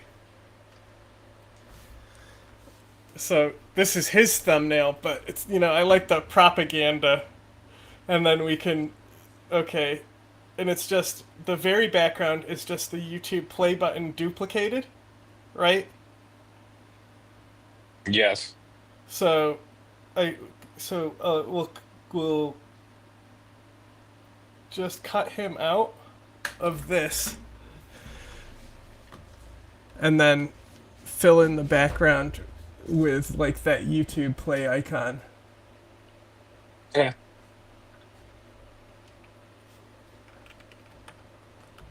And then put the crying Ayatollah. Yes.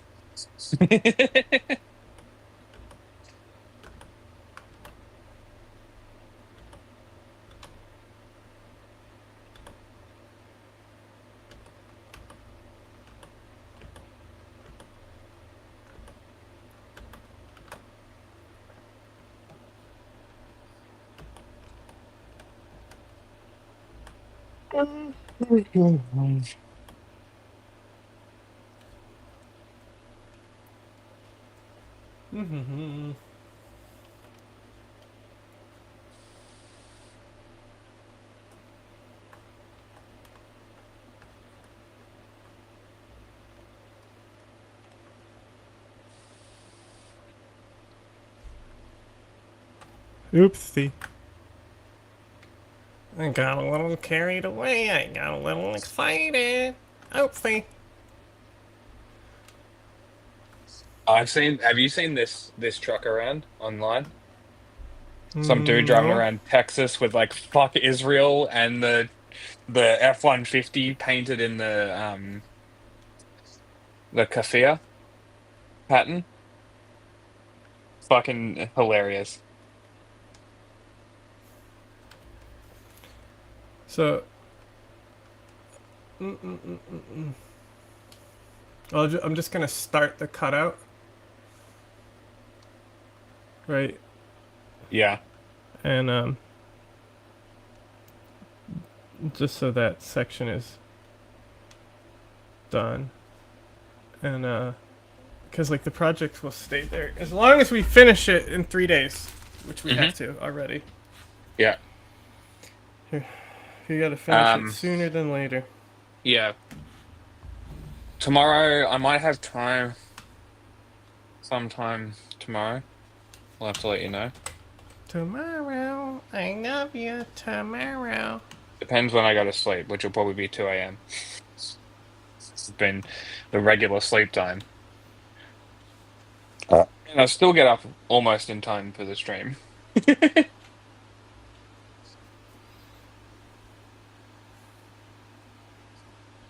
I'll tell you what. I'm very, very surprised. I took the funeral much better than I thought I was going to. Like as I said, like she was basically the head of the family. So it's very hard for everybody. Um, but she was very much like one of those people who's like, shut the fuck up and get on with life. So it's like, I don't know, but yeah, and this is what I keep telling myself, and it's probably just a coping mechanism, but like I got 30 years with my grandparents. How many fucking people can say they got 30 years with all their grandparents? Not many. So, it's silver linings and shit, so. Death is the end of suffering. Yeah, well, that's exactly right. She was in a lot of pain. That's my number one way to deal with shit. Yeah, just like medical complications just drove her downhill. Ended up with a twisted bowel. That's when I got off stream on the Tuesday last week. When Mum called me. When I was like, say it. What do you want to say? Like, tell me, because she was fucking hysterical. That's when she was like, "Oh, Nana's in hospital. It's next couple of days. Go see her." And that's when I left and went straight to see her. So that probably also definitely helped get through it, even though she wasn't exactly looking her best. But it is what it is. It's gonna be rough though, because she's like, matriarch of the family. You know what I mean? Like, hard to replace, irreplaceable even. But what can you do? Life goes on. We're all gonna die someday. Eventually. It's a natural part of things, right? What do you think my Epic Games password is? I don't fucking know. What's your opinion on displaying the body before a funeral? I don't have an opinion. No. Because I'm pretty sure it's like a religious thing, I think. Like a Catholic thing, maybe? I don't know. Not 100%.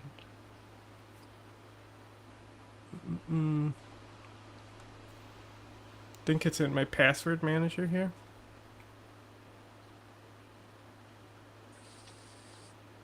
Bro, it said, it's like, okay, that's not the password associated with that email. It didn't say we don't have an account. Hmm.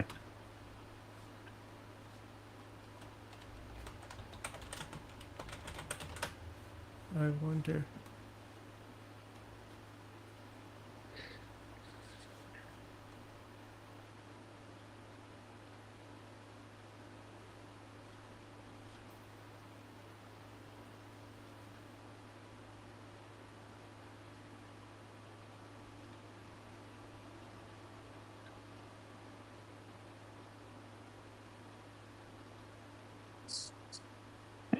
Every fucking time.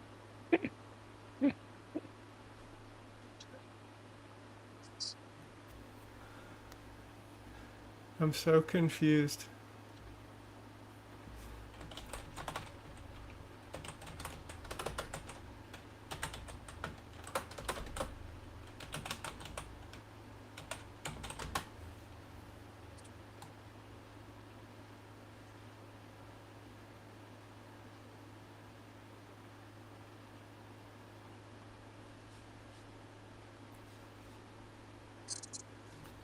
I fucking hate email and password shit. Yeah, it's very fucking annoying. I think I'm just gonna like use the passkey shit. I do, but I don't have the passkey here, probably because I don't actually have an account, and it's just being like, okay. What website is it? Fucking Epic Games. Ah, okay. So I just sent a recovery email, and if it gives me a recovery to reset the password, that will add to my keychain. Yeah. Okay.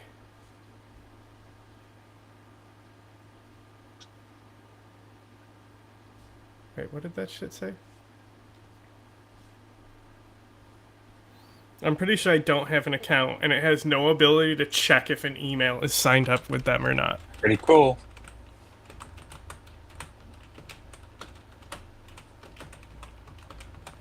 And then when you go to click and sign in from Google, it says, you haven't signed in with this account before or something or other, so we're not going to let you. And I'm like, then how can I sign in with it?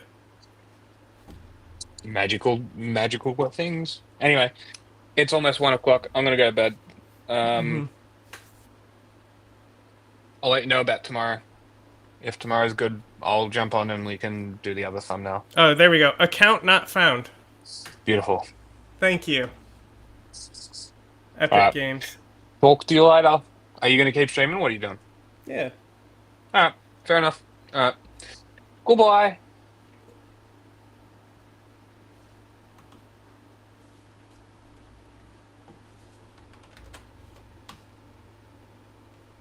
I like...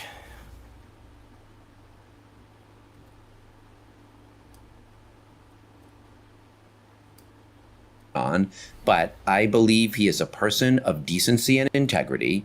He has the overwhelming support of the Democratic electorate. He is our nominee. He's going to be our mayor. So if you love this city, figure out how you can help make it go well rather than lengthening the fight that is dividing New Yorkers, especially with the President of the United States threatening to put our candidate in a concentration camp. When I say this is the dividing line is not progressives versus moderates, it's fighters versus folders. People are going to show which side of that line they are on in the coming days and weeks, and the consequences will be felt for a long time to come.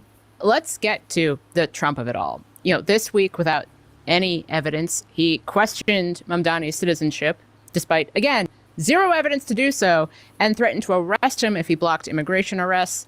But that is bonkers. I want to say it's just bonkers, off the top. 2 weeks ago, he arrested me. His guys arrested me. I know, because that's the thing where it just becomes like these empty threats just got way more full. But it does raise serious questions about the challenges Mamdani will face when he's working with a hostile president who keeps posting on social media about how he's going to save New York and also make it hot again, which I thought that I was pretty sure that currently New York is hot enough. So how are you thinking about that? Well, first, on the upside, I guess I would say, to me, I cannot think of a better identity from which to stand up to Donald Trump than New Yorker. It's like, if there's a place where we have a chance to make inclusive multiracial democracy real and remind people what's great about it, that it generates energy and vitality and culture and creativity and value and wealth. And then we try to figure out how to keep it going, keep the city safe and clean and well functioning and share its benefits better. What we have here is the answer to Donald Trump. And if we get it together, I really believe it can work. And yes, he's very likely to send in the National Guard at some point, like he did in Los Angeles. He is very likely to ratchet up immigration enforcement like he is doing here and around the country. We, like many others, are going to face budget cuts. So those all take serious work. And the mayor-to-be Mamdani is going to need a first-rate administration, and make sure that he's in position to deliver on promises and run. He's the already city the well. mayor, even though the election hasn't happened. Will be happened. like a real clarion call for what the alternative to Trumpism looks like. I think the challenge, though, is that yes, all of that is likely to happen. Trump is likely to send in the National Guard. He is likely to to ramp up ICE in New York. But also, let's say Mayor-to-be Mamdani would have to work with the administration. That was something that we talked about a lot with Governor Hochul when we had her on the show a couple months ago. That is a big part of the job, those kind of interactions. So how do you think Mamdani would do so with this particular administration, given all of this? That's a big question. I'll give a few thoughts. First, one of my favorite things that happened in the last few weeks was that Andy Byford, who is maybe the most talented municipal transit leader in the world. You know, he ran the MTA. He's been back helping run Amtrak. Donald Trump appointed him to lead the Penn Station redevelopment. He's going to be great at that, though. And maybe we'll have to put a few more Corinthian columns on the new Penn Station. That would be my design style. But that's a great place for New York City and state and the federal government to work together. So there can be some opportunities at the levels of housing and healthcare and transportation. And a lot of folks are continuing to try to do that despite the madness. At the higher level, when the president is threatening to deport, strip your citizenship, and imprison you, you have to stand up and fight. There are ways of doing that. You try to channel the nonviolent, resistance traditions. We have them in our repertoire. Like, we know how to stand up and fight in ways that also look to de-escalate. None of that's easy, but a good starting block is your voters are with you. They feel some hope in the future. You put a good team on the field and build some unity. You do your homework. You pick up the garbage. You partner with other government agencies. And then when fights come from bullies, you don't back down. I wanted to ask, there have been voices largely on the right criticizing you and raising questions about your commitment to your faith because you have endorsed Mamdani. I can't even begin to imagine how insulting that must be. But what do you think that says about how outsiders are viewing this race? Yeah, I mean, we are recognizably New York City characters. I mean, I'm pretty sure I scan for people like a Jewish New Yorker. And yeah, I mean, the fact that Donald Trump and Andrew Cuomo and Eric Adams are all trying to weaponize anti-Semitism and the very real and understandable fears of Jews. I feel this, of rising anti-Semitism, for their own craven political purposes. It's like so cynical, it's hard to believe. And yet this is the timeline we're in. And like, I take it very personally. And I get that people are just suspicious of politicians in general and would imagine that we don't really have souls or real identities. But like, Jewish New Yorker is not something I put on to run for office with. Like, raising my Jewish kids here is the most important thing to me in the world. Like, that's how I wake up every day and go to bed at night. And, Donald Trump or Eric Adams or Andrew Cuomo, might be able to defeat me in a race, but they can't make me a bad Jew. And I just tried to bring that spirit to the race long before the cross endorsement. I mean, that was about me standing up. I have been a critic of Israel's occupation of the West Bank and Gaza for decades, the way it's prosecuting the war in Gaza for many months. And, that 100 led me years to later. You really like this guy, myself and just be out there for who I am. And I mean, I mostly do my cursing in Yiddish. And I did at Cuomo several times in this race. I do think that put me in a position when we did the cross endorsement to show you could disagree with us. We don't agree 100% with each other. But here are a Muslim New Yorker and a Jewish New Yorker standing together to say, we're not going to let Andrew Cuomo be the mayor. We want to focus on affordability. We both believe in keeping all New Yorkers safe. And that means that's a pretty to good keep place to Andrew start. Cuomo Let's try to away have some from them. conversation about it. Controller makes you Lander, unsafe. thank you so much Oh for my joining God, me. look at that drag. Really nice to be on with you. Thank you. Following the news cycle during this flood the zone era can feel like garbage.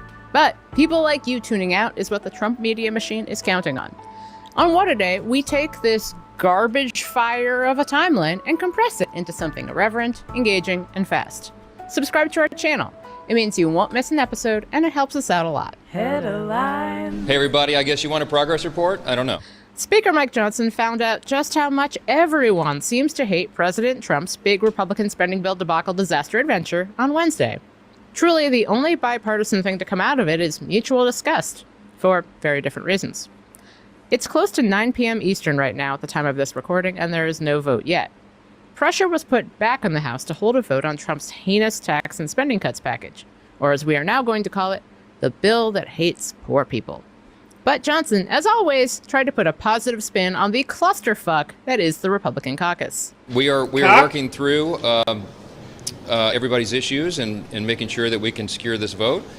I feel very positive about the progress. We've had lots of great conversations. I've met with individuals and groups all day long, as has the president, who's fully engaged as well, trying to convince everybody this is the very best product that we can produce. I bet it is the very best product you can produce. I bet it is. Anyway, the Senate approved the measure by the skin of its teeth Tuesday after Vice President J.D. Vance had to cast a tie-breaking vote. Remember, we're recording Wednesday night Eastern time, and the GOP catfight is ongoing. Okay, Several great. Republicans We're raised concerns. now hearing about this bill again by this network, and they still haven't. It's still not a new story. We get it. The question, did he do it? I don't think anybody could have predicted this. Somehow the answer seems to be no. Crossing on the wires. Sean did. Nope. Nope. Wrong. That was the incorrect conclusion to make.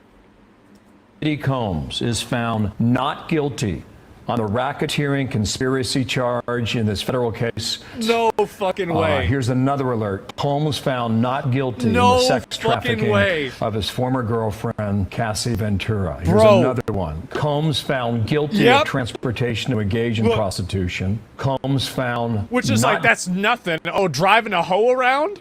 I've done that. Whoever his lawyer is. What? That's not even Saul Goodman. This is some Ace Attorney shit. Only counts he has been found I guilty don't wanna of think are about the that. transportation to engage in prostitution. And I want to say that comes with a possible prison sentence of 10 years in prison. Of course, we're dealing with What? I've done that. but there is a crowd gathered here outside the courtroom. There are a slew He'll get of two? Diddy Nah, I should get supporters out 0. here who have come every single day. It Bro, looks I like cannot believe he might actually walk. This is insane that all of these guys are right. And that is this. Sean Diddy Combs acquitted of sex trafficking and racketeering. The racketeering is the most serious charge. That was count one. That would have put him behind bars for the rest of his life. Not guilty on that charge.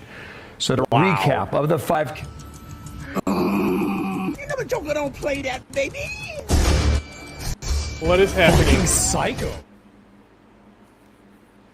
Sex trafficking and racketeering. The It racketeering... just auto-played my own shit to me. That's wild.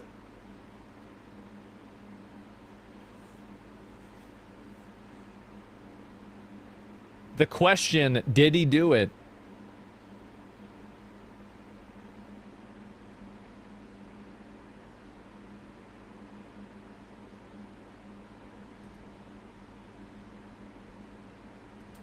Come on.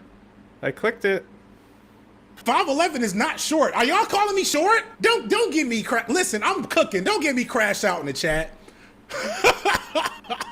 Let's get back to Zoran Mamdani and Mamdani Mania. So this is Zoran Mamdani. And some interesting things are happening with this man. In the last, people that have been paying attention, I don't know what, like 2-3 months, he has emerged as the biggest darling among the left. Not specifically Democrats, we'll come back to that in a second, but like the left in the framework of, say, the Bernie Sanders and further left. Yeah, you said the He left. ran as a Democratic Socialist for the mayor of New York. I don't know if he's a card-carrying communist, but his father studied Africana studies, is like a professor of Africana studies. He was born in Uganda, believe it or not. He had me at Kwame, right? Like, that's not on accident. You an Indian dude with the middle name Kwame. Your father might have studied some real shit. That might be a message. He was like polling at 1% 5 minutes ago and went from that to winning the Democratic primary of New York, beating out Andrew the Diddler Cuomo, and now is going to take on Eric Adams, as well as still Andrew Cuomo, that just happened, and whoever the Republican candidate is that will always lose. He's got a lot of people excited. I just posted this image because I've been talking privately with folks, and I haven't seen anything like this since Obama. I think this could turn out to be the most impactful election of our lifetime. May finally force the Democratic Party to change. And I hope I tend to agree. Hey, FD, do you feel Mom Donnie winning could be a big symbol showing that U.S. doesn't care who's running as long as they give left-wing policies and they aren't sabotaged by the Dems in primaries or like that Buffalo mayoral election? They can win no matter what protected class they may be a part of, or is that just hopium on my part? And I want to start here because I'm of a lot of minds when it comes to Mondani. I have a lot of different things I'm feeling. So the first thing I'm feeling is excitement and like hope. I'm excited and happy for y'all. I'm excited and happy for Gen Z and younger for having a positive political moment. Does that make sense? Gen Z has had no reason to have hope in our political reality since they've reached adulthood. Their federal elections have been between two different versions of fascism for what, 10 years now since they've become young adults, if not. They've watched the eroding of our political apparatus at every turn, and they see us still holding on to the myth of Obama. They saw what the Democratic Party did to Bernie Sanders in 2016. So I like the idea that Gen Z still has it in them to be this excited about a political candidate in a mainstream party. I'm also excited about what Mamdani might represent, what he could do. I am not a full-fledged believer in like mainstream normative politics. I don't invest in them emotionally. I invest in them cynically. Does that make sense? I've seen enough to know that, it's good when the least harmful person wins. Mamdani is not running on some super radical ticket. He ran on, as the person alluded to a second ago, pretty normal working class policies and issues like that everyone agrees upon. Even your most hardcore MAGA hat wearing uncle is like, yeah, I think things should cost less and that our tax dollars should go more to serving the people than serving corporations and oligarchs. That is something that if the Democrats ran on more, they wouldn't have so many problems. But the problem is, as you saw with this election, what makes this election special, again, for those who are not paying attention, is that Mamdani ran against a very much Democrat establishment candidate in Andrew Cuomo. Andrew Cuomo was the governor of New York, left out of shame after getting charged with sexual misconduct. A bunch of other bad stuff happened in the aftermath of his tenure as the governor. And then he suddenly popped up to be the new mayor of New York. And he was gonna win basically off of name recognition. That was his plan. And then he got his ass whooped by Mamdani, who was an open socialist, a Muslim, a young millennial who comes from a pretty radical background. He hasn't said anything overly explicit about Israel and Palestine, but you kind of can tell where he stands with that. When they tried to do a gotcha on him with that, he sidestepped it like, look, that's not got nothing to do with me as the mayor of New York. So he feels like he's one of us. And I say that he probably is. I want to be clear, because I'm not here to shade Mamdani. I think he is, and I think him winning is a good thing overall. When I talked to Hassan a couple of months ago now, we both kind of alluded to the fact that the Democrats are primed at this moment for a left-wing version of a Tea Party movement, except less, evil and not funded by billionaire Koch brothers. Right, we need the tanky movement. Shout out to Tech School Dropout. Can we get the Tank Party movement? I'm trademarking that now. Make it happen. Tank Party movement. So I'm all about a Tank Party movement. I'm all about finding further left-wing people to run for traditional offices wherever they can win, winning them shits, and pushing an agenda. If you are a leftist of any ilk, if you are to the left of Bernie Sanders, then I don't see how you can't say it's a good thing that someone with much further left politics than normal holds a position of power that might benefit working class regular people in general. If he's able to do rent freezes and all this stuff about housing and public transportation in New York and that influences the standard of discourse and ideology from the left, if he's able to penetrate the Democratic establishment and give them L's from the inside, that's a good thing. I have a podcast coming up with the brother from the Working Families Party. I can't remember his name right now. A really good conversation, sadly cut short, but we just kind of talked about that. There are too many people not doing well in the country and in the world to look at progress of any sort as a problem. So that's the good part. Are we here on that? You with me on that? Am I missing anything about Mom Donnie on a positive note? Oh, I wanted to hear him talk. Let's watch him. I think it means that we are ready in the most expensive city in the United States to have 5 boroughs that New Yorkers can actually afford. And it's time that we have a mayoral administration that follows through and actually delivers that. So Cuomo announced he's running as an independent. But Eric Adams, though, represents a problem because one of the things that happened with Cuomo going into the election is he got endorsed by Bill Clinton and James Clyburn. And one thing that somebody sent me, I don't know if it's true, if it's my been fact candidate. checked, is that Mom Donnie won almost every population except black people. The reason for that is something that has to be done. It's something that has to be addressed by the left from here on out. No, I'm not going to. He won young black millennials, but who did he lose? He lost, I guarantee you he won black millennials and black Zs, but if he won black people, that means he won black churches.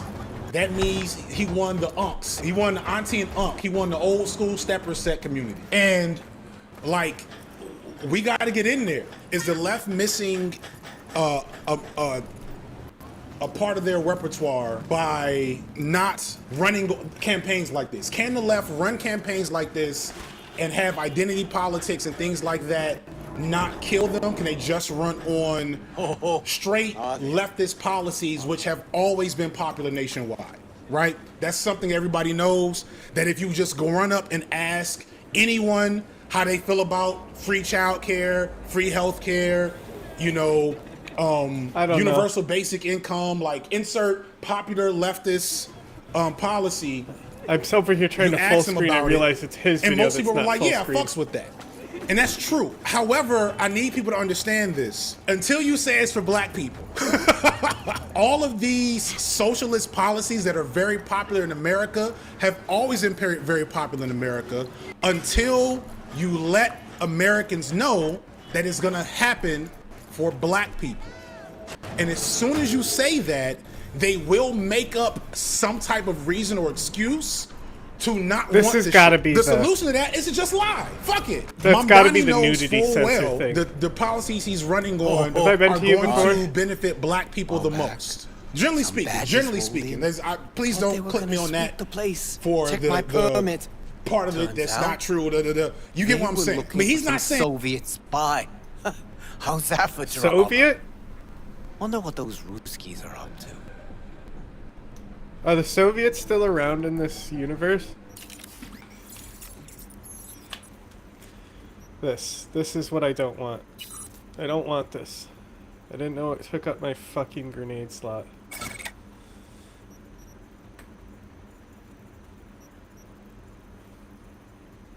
in that shit at all. He's not campaigning with a lot of black people, in fact. From what I can tell, Fox Herman says, no disrespect, but that's a bit defeatist, but I get what you mean. It's not defeatist, it's just facts. I'm 5'11". If somebody tells me I'm too short to play in the NBA, that's not defeatist, that's just facts. When people poo-poo identity politics and intersectionality and stuff like that, like I get why, like the DEI, woke politics stuff has been cut almost from jump and it's low-key a dead end. We need to be cynical, not hopeful. Have hope, but don't brand that shit. You feel me? The New Deal ushered in one of the most prosperous times in American history. The New Deal was like, low-key was like, all right, look, we got this huge socialist economic framework we're about to do, but we're not gonna give it to no black people. And everybody was like, cool, New Deal policies, houses, unemployment, welfare, social security, we up. USA. And then as soon as they was like, look, while we talking, it really would be good to give this to black people so they don't burn down our shit. And also, economically, we could benefit from it. And niggas was like, no, I would rather be poor. And when I say niggas there, I mean, I can't say that word on Twitch. 5'11" is not short. Are y'all calling me short? Boy, don't give me listen, I'm cooking. Don't get me crash out in the chat. After getting ready to say the C word. Anyway, my point is the C words killed the New Deal as soon as it became that might go to black people. And that's kind of the beginning of the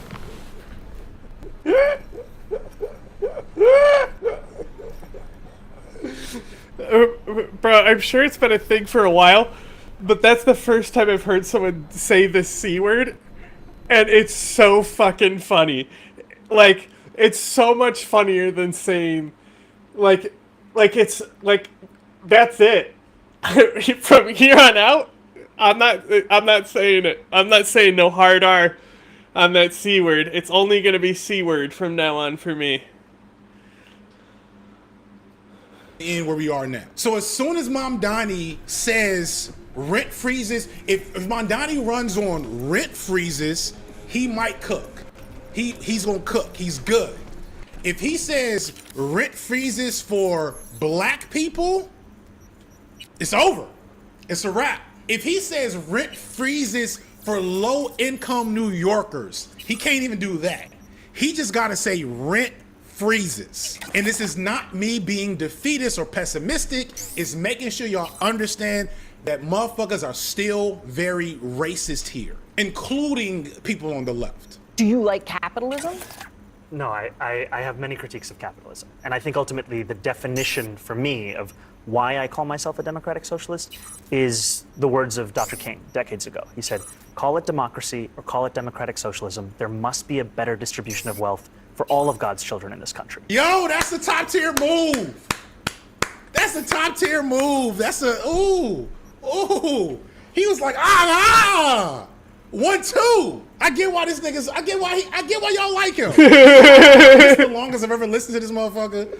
But he gave y'all the MLK from the left quote. That was the Philly shell.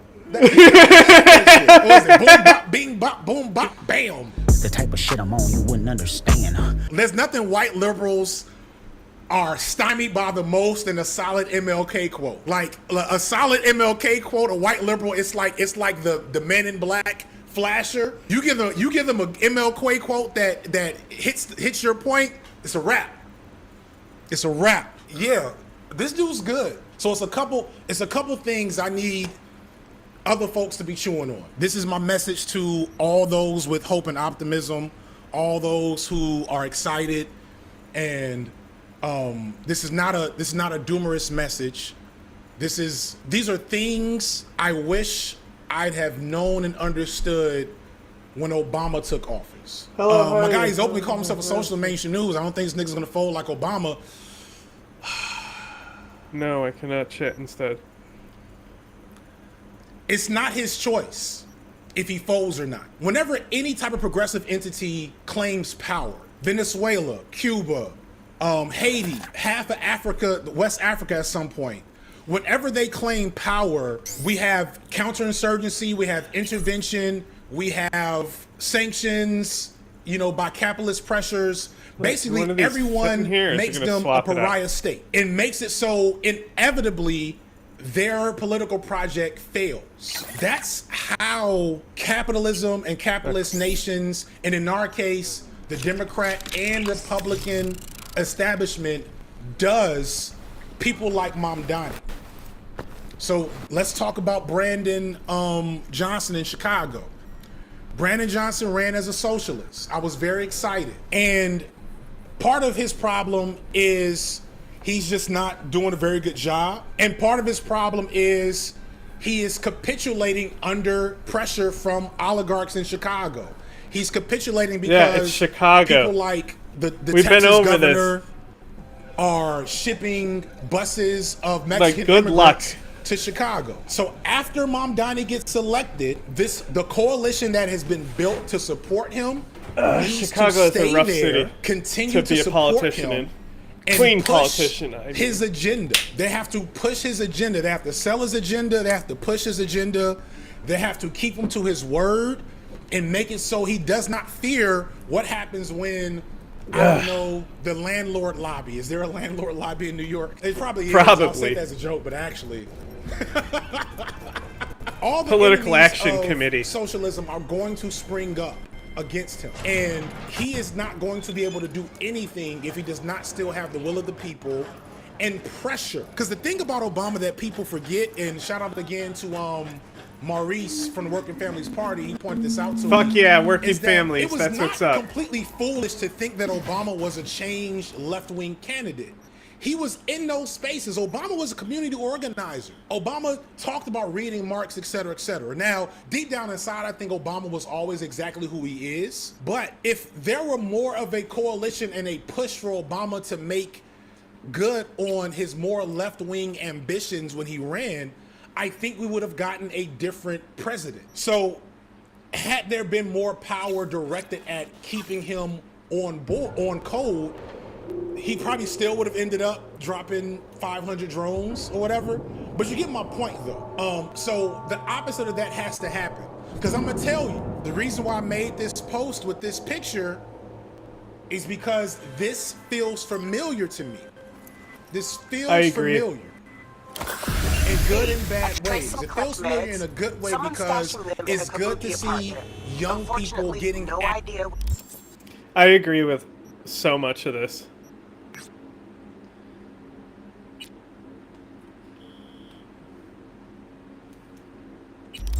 It's waiting for you there, so be But careful. honestly, it's just because it's doomer energy, you know?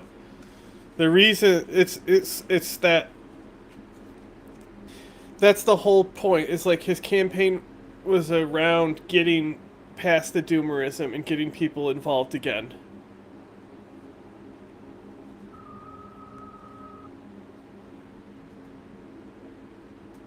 Active, getting energized, and getting away from doomerism, if just for an election. Wow. We're so in sync. Cycle. That's good. However, this boy Mamdani is real good. That's a slick dude. And no matter what happens, he's going to be okay. From here on out, he is going to be fine. He is too talented. He just proved himself valuable.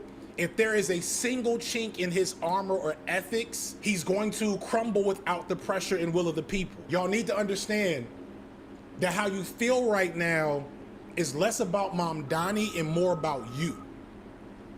And so you have to keep active and keep the pressure on. Eric Adams is going to test him on issues of race. I'm not listening to his music. No, I'm good. I'm good. Did this guy just imply that West African Russian coups are progressive? If he did, I missed it. But,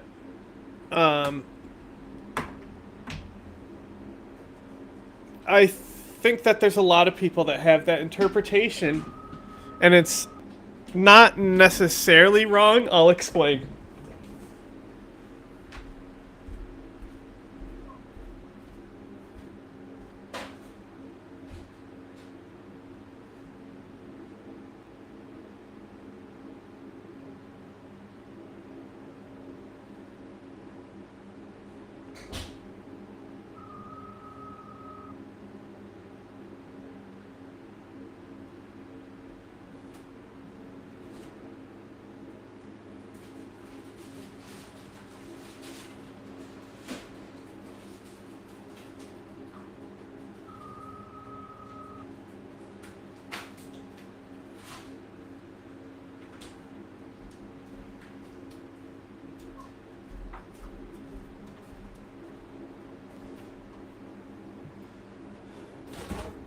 Like,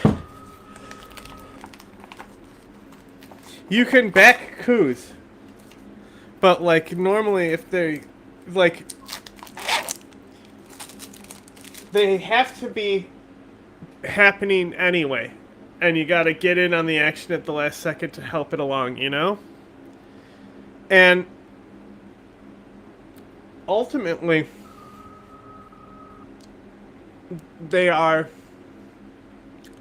the opposition party, right? So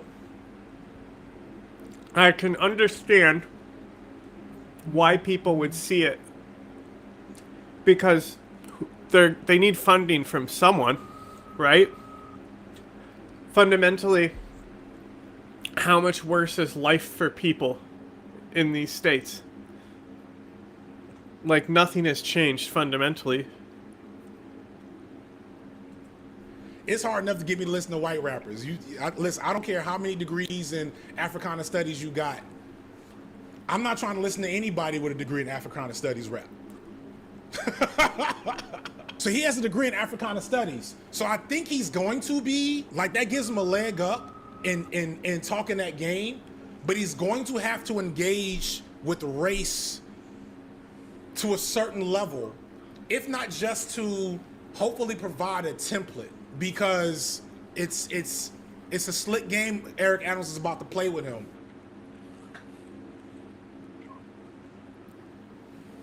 She goes to where the most genuine evil is made manifest. Once inside, she made a deadly, poisonous apple. Well, why an apple?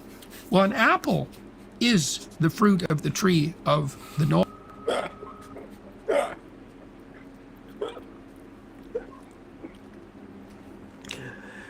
Like, the fucking Alex Garland movie I just watched, it's just so funny, where it's like, wow, it's all women's fault, you know? Like, the whole Bible, the whole Abrahamic religion is literally set on the premise that it's a woman's fault.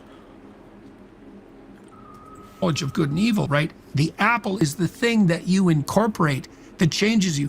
The apple is information. The apple is education. The apple is ideology. The apple is an idea rather than an artifact, right? That's what it's symbolic of. That's what it represents.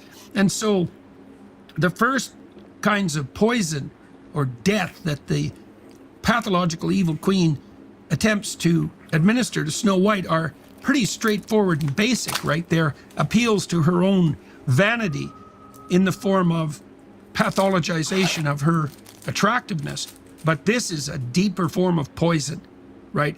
It's a poison that strikes right to the soul. Remember, it's the consuming of the apple that is the original sin that knocks Adam and Eve out of paradise. The poisoned apple is, what is it? It's pathological knowledge, right? I think it's exactly the same as the symbolic representation of the kind of evil doctrine that young women are fed by jealous. They look at this. They definitely cut out a 10-minute rant. Can you imagine having to edit Jordan Peterson on his own show where he just fucking goes on rants about Disney shit? Like, what a nightmare this editing would be. Watch how much... You can tell there's a pretty clear jump in here. We should sue him for being dishonest in the interview or whatever. Right? It's a poison that strikes right to the soul. Remember, it's the consuming of the apple that is the original sin that knocks Adam and Eve out of paradise. The poisoned apple is, what is it? It's pathological knowledge, right? I think it's exactly the same as the symbolic representation of the kind of evil doctrine that young women are fed by jealous, miserable, single, bitter, envious, resentful old women to knock them.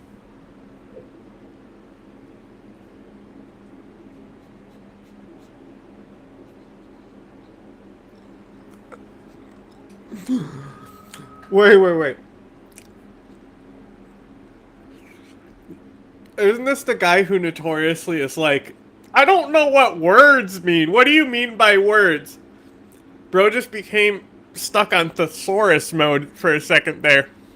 Doctrine that young women are fed by jealous, miserable, single, bitter, envious, resentful old women to knock them out of the mating game, partly to reduce competition and partly just out of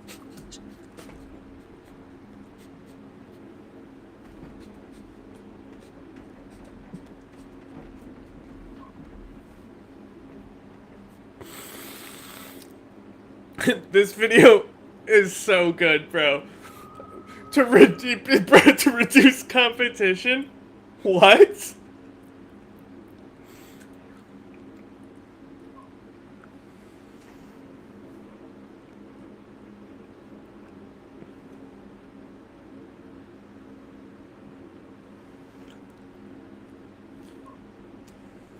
self-destructive spite. A deadly poisonous apple. On the outside, it looked beautiful with red cheeks, right? Red cheeks. So the apple is red cheeks. It's emblematic of health itself, of flourishing health. Jordan, are you making this up as you go along? I get the feeling. Health, right? If you wanted to be a healthy young woman, this is obviously the apple that you would eat. Anyway, That's exactly when what bring you them back, women some are. rippers will thank you profusely. More dates in the attachment. Okay, I actually don't want my controller right now. I only use the controller for walking around. Once I actually need precision. I'm walking here!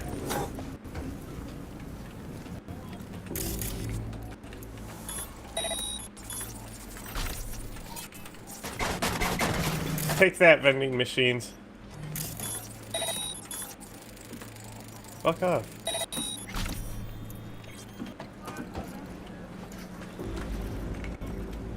War's coming. Just you wait. Where'd I hear that? You hear that Bro, howling at night? they sold my cloak and I think it gave me an M. Oh my god. The controller's unplugged. Now stop trying to fucking pair to it, you fucking asshole. I got incendiary frags. Okay, I think we're just...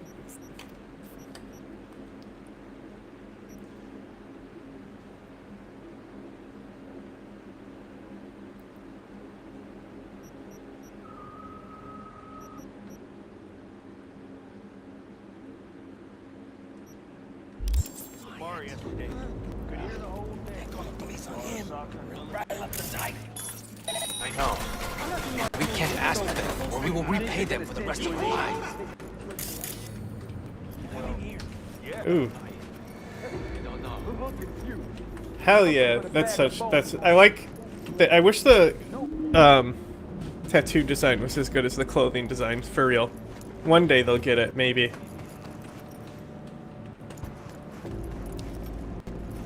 What we need to do is we need to get more people to start working in the industry who are like understanding of tattoos and start normalizing that shit.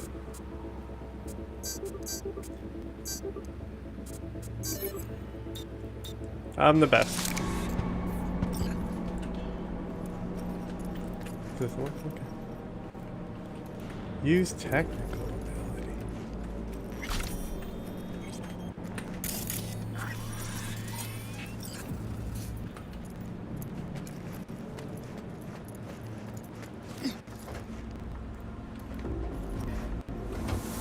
Buff! Great. Fuck! I fell in even more garbage.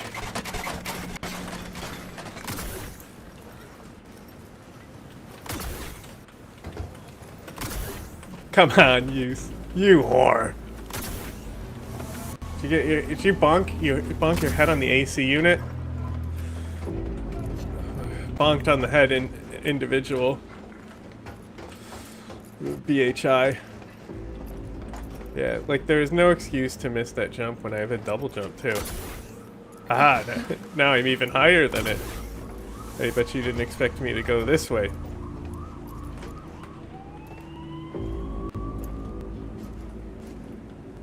Anybody here?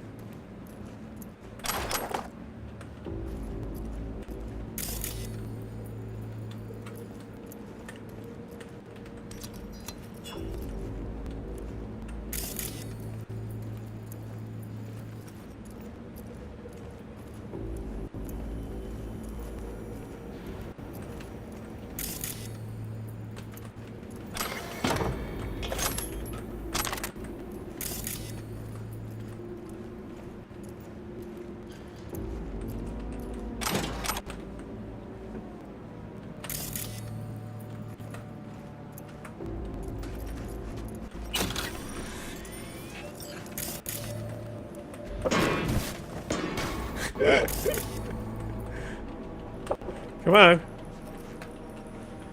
Bro, this fucking game. Come on.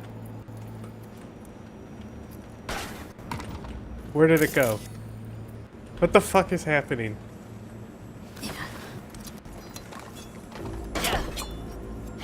Don't like that. Oh, there is somebody here, huh?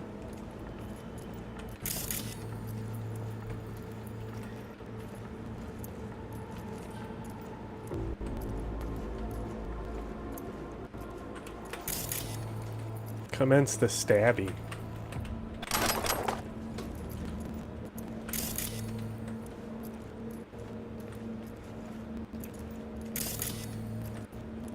Oh, they're outside. Okay, did I pick this up or not?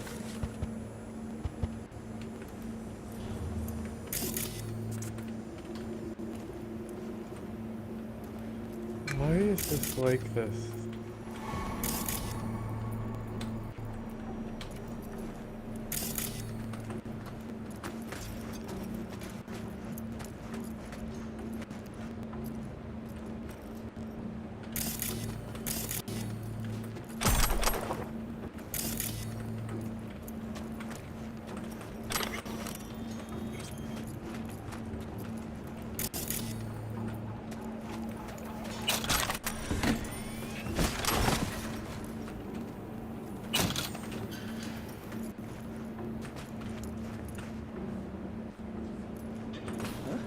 Stop!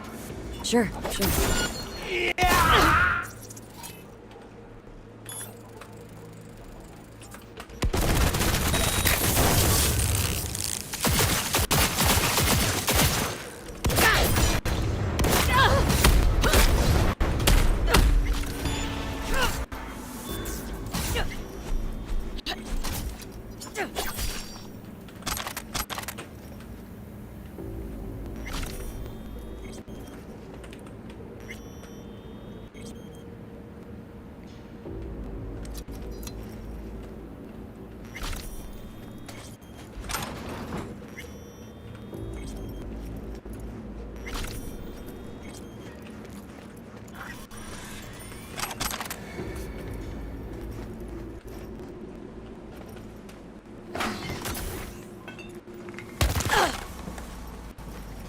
My shins!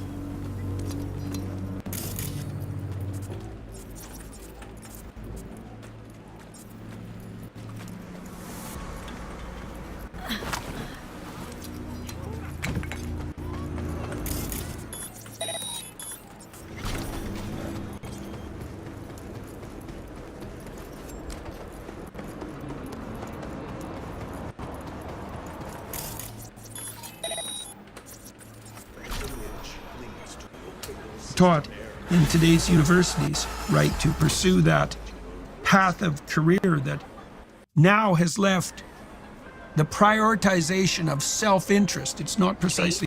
Couldn't have been E, but you handled it like a pro. Job done, contract closed.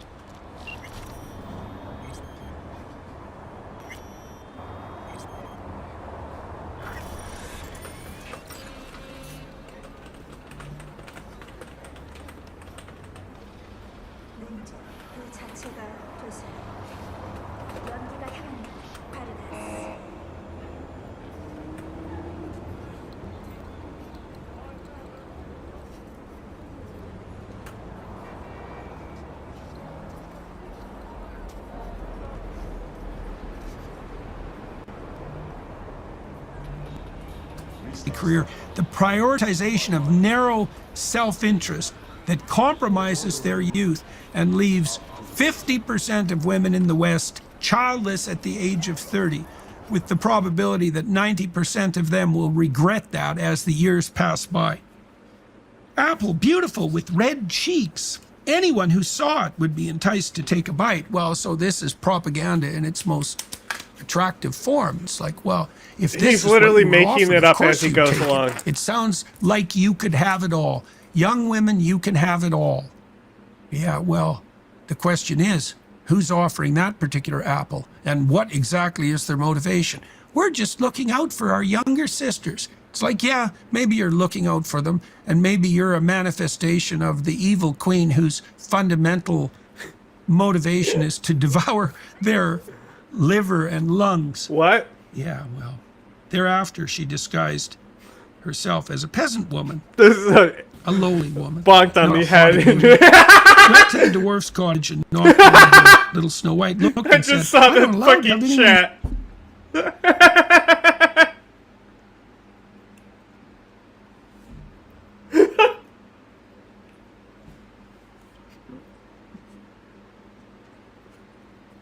Inside, the 7 dwarfs have strictly forbidden me. Well, if you don't want to let me in, I can't force you, answered the delightful peasant woman, right, emblematic of the oppressed working class. I'll surely get rid of my apples in time. I have something that everyone wants, obviously, but let me give you one to test another manifestation of her evil making itself camouflaged in the guise of care and compassion. No, said little Snow White, I'm not allowed to take anything. The dwarfs won't let me. Yeah, well, you see, that's the sensible manifestation of the ordinary productive patriarchal impulse inside her, protecting herself from the depredations of predatory competitive females. You're probably afraid. Yeah, said the old woman. Look, I'll cut the apple in 2. You eat the beautiful red half. However, the apple had been made with such cunning that only the red part was poisoned. When little Snow White saw the peasant woman eating her half, and when her desire to taste the apple grew stronger, she finally let the peasant woman give her the other half through the window. As soon as she took a bite of the apple, she fell to the ground and was dead. The queen rejoiced, went home and asked the mirror, "Mirror, mirror on the wall, who in this land is the fairest of them all?" And the mirror answered, "You, my queen, are now the fairest of all." So the evil queen produced the pathological fruit of knowledge that dooms Snow White to death, administering it under the guise of compassion and caring in the form of a fruit so attractive that anyone with eyes would be tempted to take it. Brutal.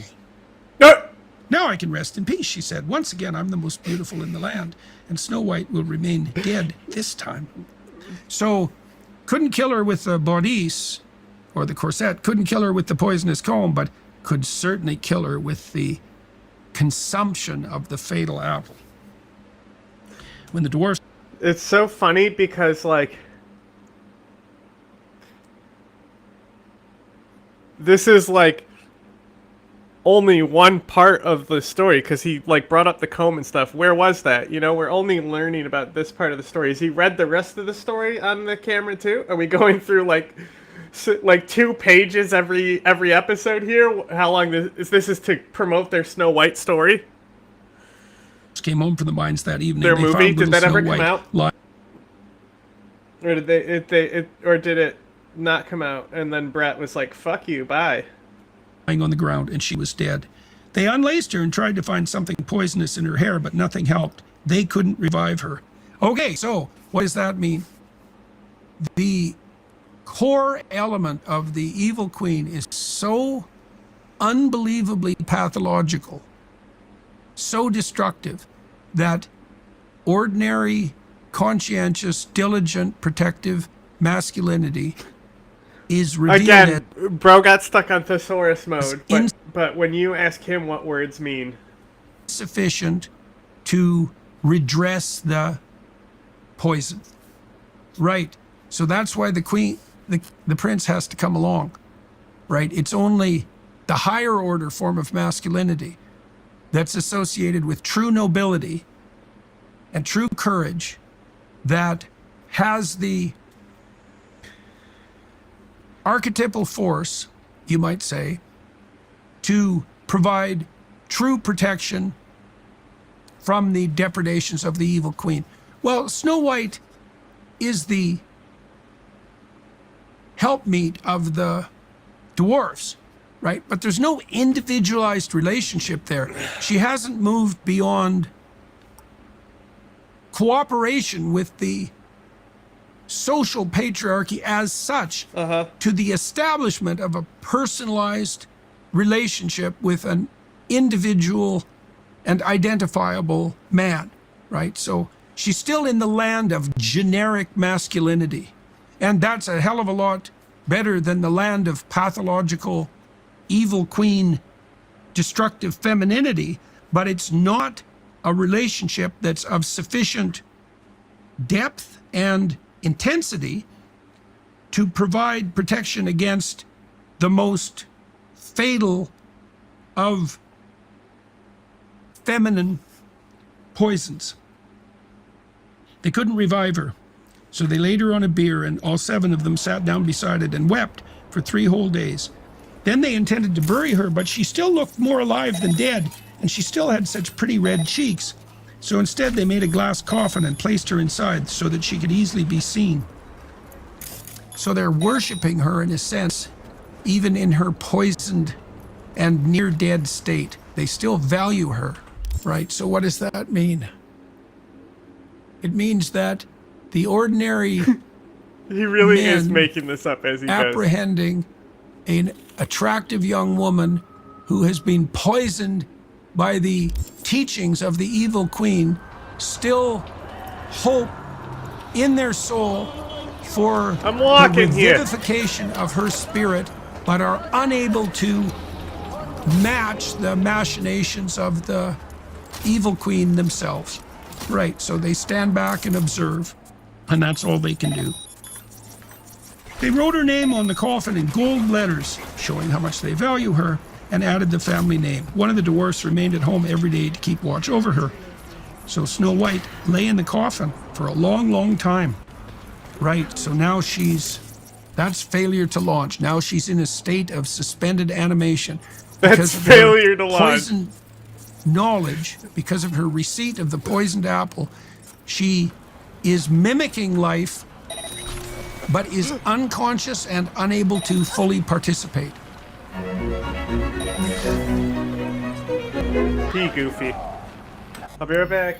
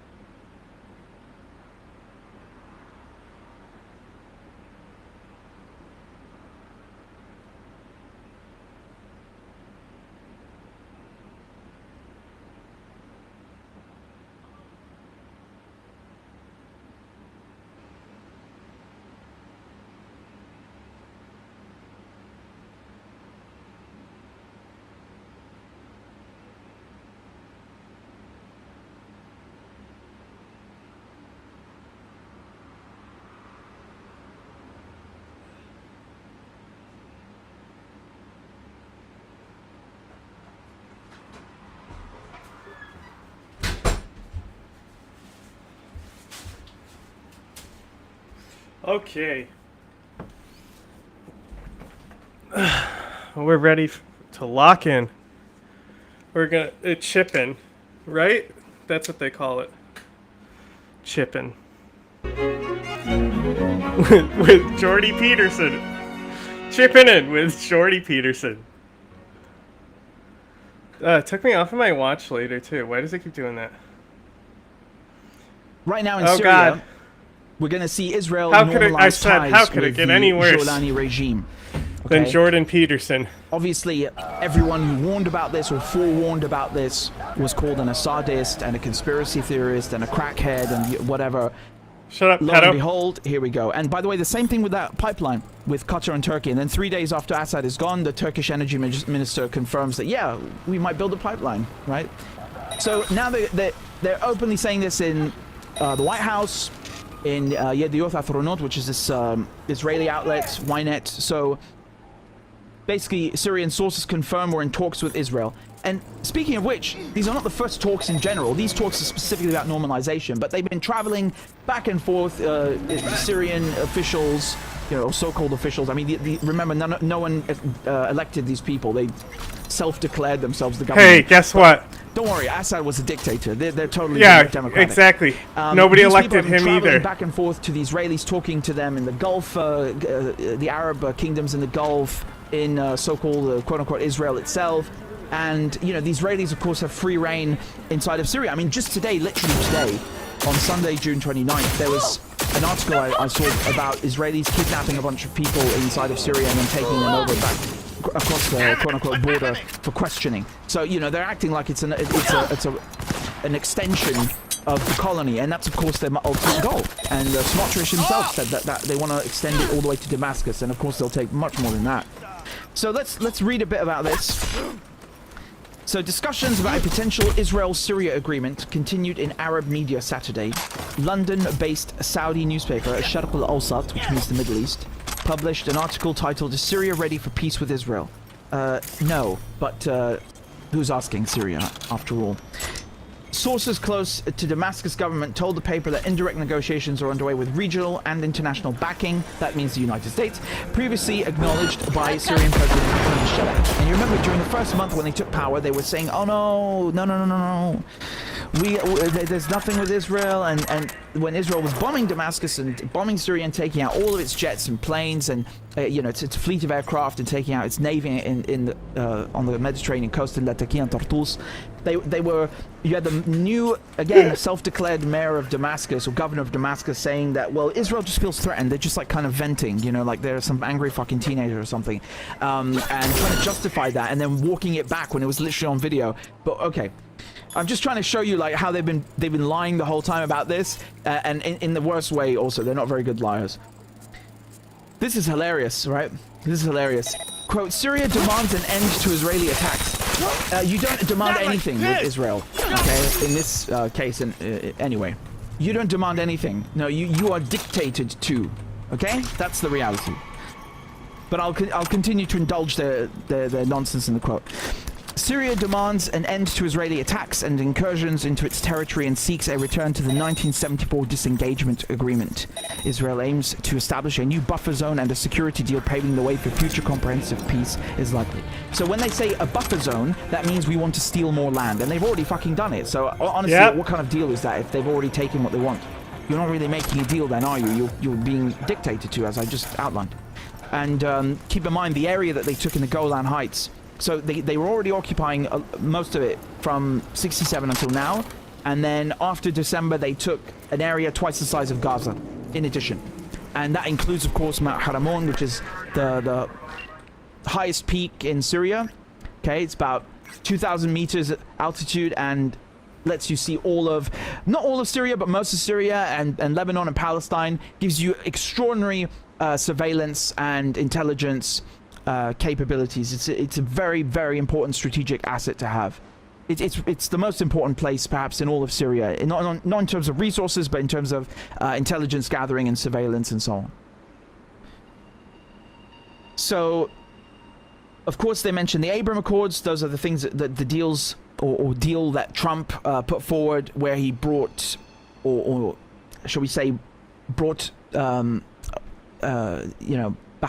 and stop doing it. The UAE. Stop doing the fake accent. To the table with Israel, but when we say that, they already had ties with each other anyway. It was just under the table, right? He basically just made it public. That's all that happened. And then of course Sudan and Morocco were brought into the fold as well, and now they're going to add Syria. And you can see how bit by bit across the last couple of decades they started with Egypt and Jordan, and then they went with the Abraham Accords. That was the next big step, and Saudi Arabia will probably be I don't know, the next after that. And forget Palestine for a second, because that's a bit more complex. But basically, they've tried one by one through force or I mean, only through force, really. They've had to, because when you tell Egypt we're going to cut off your food and your water, I mean, is that really being diplomatic? Hardly. It's basically threatening force. So they've tried through force or threatening force to force Arab countries into accepting Israel.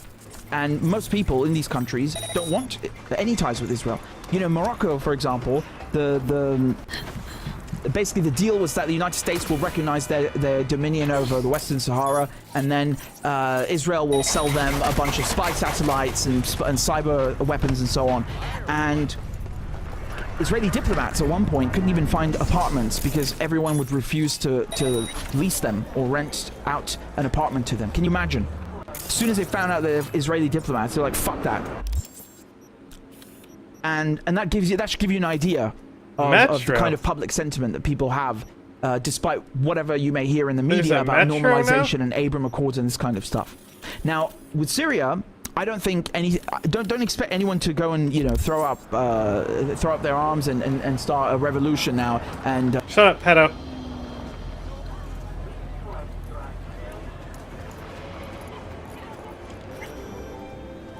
Hi, Daddy. Sit. Okay, Daddy. You do not look so bad. Then, in the car, You gonna eat this? I doubted you would survive. You gonna eat this pizza? Daddy? Are you gonna eat this pizza, Daddy? What's it you actually want from me? To begin, you must tell me where to find Evelyn Parker. Evelyn. What's she to you? She and Yorinobu Arasaka had intimate relations. She knows how to get to him. Been thinking I ought to have a word with her myself. She promised to help me get rid of the chip. I would not count on that. She's likely gone, very far away.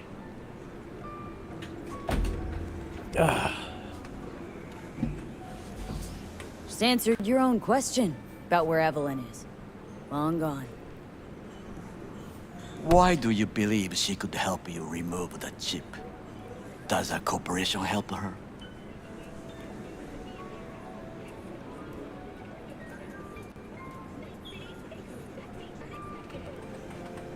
There's no time to waste, B. You ask a lot of questions. You have many interesting things to say. Might be your turn now to say something interesting. I intend to punish Yorinobu Arasaka severely for the crime he has committed.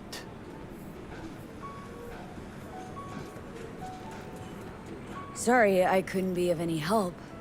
Don't have any time to lose. B, wait. I need you. Yorinobu Arasaka must answer for this crime of patricide. Looking for justice? In Night City? I seek revenge. Much more feasible here. I have allies prepared to bring Yorinobu to his knees. The only thing I need is proof. And you think they'll trust the word of a merc? I have nothing better now. Also, I know no one here. And I am a fugitive. I am hunted. So what, we stroll into Arasaka HQ and announce that Yorinobu's a kin killer? That he murdered Saburo? We'll get the hearing before reasonable people in a neutral location. Certain procedures will be used to establish the truth. A lie detector? Forget it. In that case, another option. You are dying. You do not know how to save yourself. A chip, the relic, is a culprit. Technology made by Arasaka. Technology they alone know. This corporation can save you as easily as it can make you disappear. It is merely about getting the right people on your side. Politics.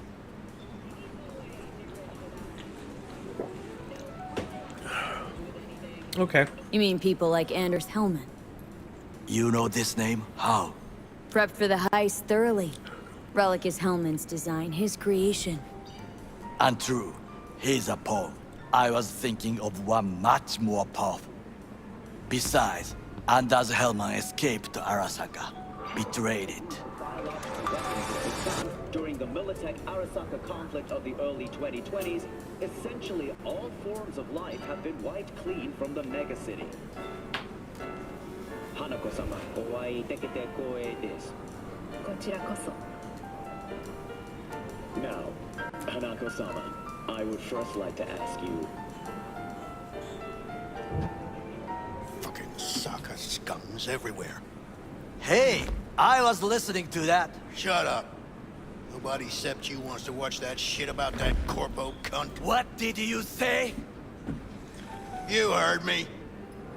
Listen. No, tough guy, you listen. It's people like you two that have brought this country to its knees. Taken our land, our jobs, our fucking dignity. But I own this place and here I decide. So finish your tea and get the fuck out.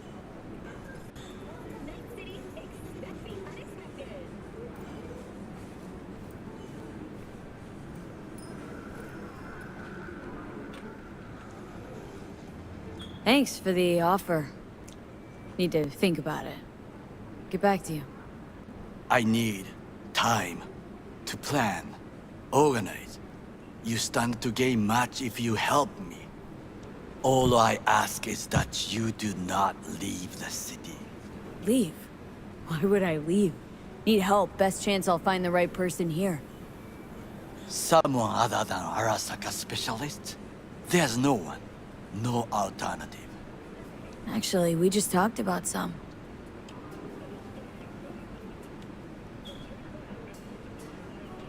Anders Hellman. He invented the relic. If I want to get rid of it, he's my man. And if that means picking another fight with Arasaka, so be it. Hellman defected from the company. I myself spent many days looking for him. He... what's the expression? Dropped off the face of the earth. Why are you looking for Hellman? He was the one to alert Saburo-san to Yorinobu's schemes. He knew both of them well and could be an important witness. Corporal rats squeal when hanging by their tails. For several days, I collected the information. All leads point to one place, the club called the Afterlife. I was quickly dismissed by the queen of fixers there, Rogue.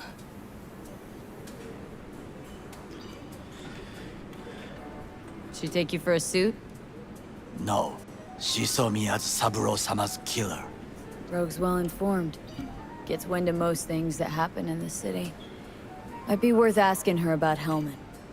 I wish you luck. The woman is choosy, expensive, and rude.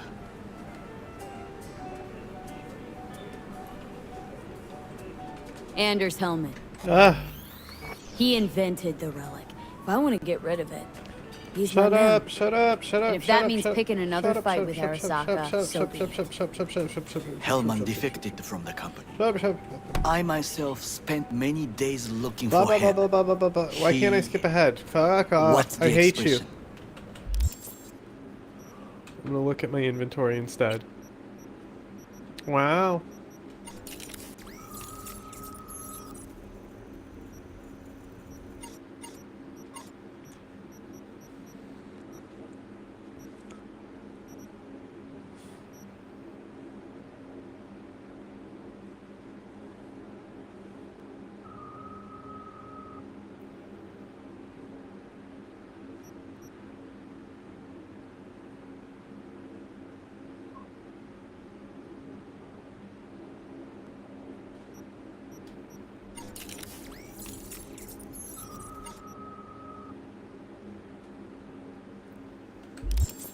Dropped off the face of the earth. Why are you looking for Hellman? Okay. He was the one to alert Saburo-san to Yorinobu's schemes. He knew both of them well and could be an important witness. Corporal rats squeal when hanging by their tails. For several days, I collected the information. All leads point to one place, the club called the Afterlife.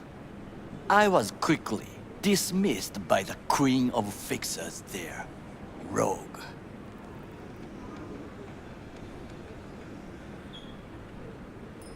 Mean to say you worked for Saburo, yet got no idea how to talk to the high and mighty.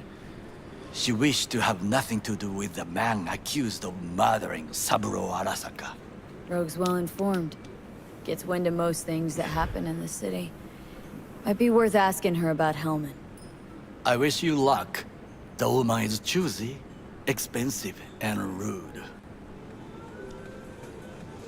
With a bit of luck, I'll track down Evelyn. If she could not help you before, she will not manage to now. Honor among thieves. Ever heard of it? Yes, I thought it ironic. Thieves have none. There's just honor, I believe. Yorinobu Arasaka degree, I'm sure. The Parker woman will not help you. Were I you, I would think about a plan B. What are you saying? I cannot stay here any longer. Do what you want. Look for Parker, Hellman, whoever. I must see some friends, call in some favors. When my people in Arasaka are ready to listen, I will call you. Till then, I guess. If by some miracle you find Hellman, please notify me. He and I have unfinished business. What? I've never heard anyone refer their ass as the house floor before, but okay, lol. Arasaka's still a What the fuck was that? machine, and the world's on a collision course with chaos. Wait. But hey, at least Rogue's I look still down, alive. read a link from Twitch, and now all of a sudden he became a white guy? Goodbye. Leave me the fuck alone! Get your shoes off the table. You don't need to speak out loud to talk to me. What do you want from me? Are you still upset about the other night? You tried to kill me. Well, I gave it some thought and changed my mind. Don't want you dead anymore. Fuck off, you psychopath. Hey, wasn't easy for me either. You woke up in a landfill, I woke up in your head. Wrestling with your thoughts, memories. Think we're even. And I've taken a step back, looked at things. Think we might be able to help each other. We could start with Rogue. Her and I go back to the Stone Age. You are the ghost of Christmas past, asshole. Any friends you've had are either dead or so old their memory's gone. Johnny Silverhand died a legend. Nobody forgets that. So you fucking know Rogue. What would I say to her? I got a talking brain tumor, claims it's her old friend Johnny? Trust me, Rogue's heard dumber shit than that. Way back when you weren't even an itch in your daddy's ball sack. Don't need convincing. Seen your memories. Gross. Rogue will dance to any tune I play or just get us to the afterlife. There is no us. Ooh, I'm breaking up with you. I'm breaking up with you. What is this thing on my map all of a sudden? Where is that?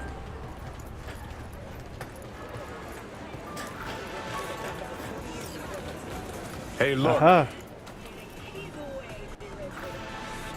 Leave me alone, Dad. Would you look at that? What's up? You see it too, right? I mean, my day's going good right now. Or I'm having a mystical moment. We What's locking that in. chick's name? The one with the hair? Misty? The one with the hair. More likely a neuron misfire for Victor to check.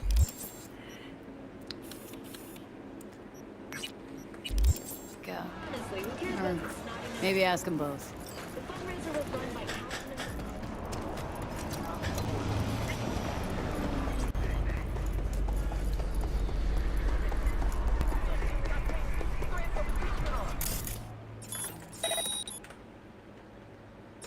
Do you stream daily? I mean, I try to stream as often as possible. Not necessarily every day, but as many as I can.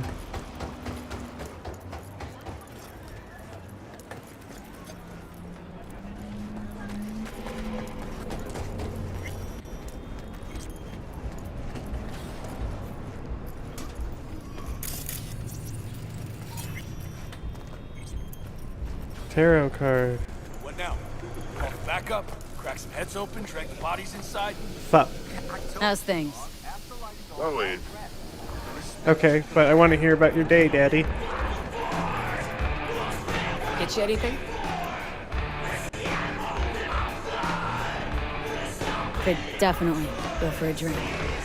Tough day? Like any other. So, what'll it be? Is this... Is this, fucking antifreeze? Selling antifreeze in here? Does alcohol do anything for you? I don't understand, like, why you would ever take it. It's only negatives? Oh, this one has stamina, at least. There's also... So that's an... There's also energy drinks, I guess. Like, why... What? This is a butt plug.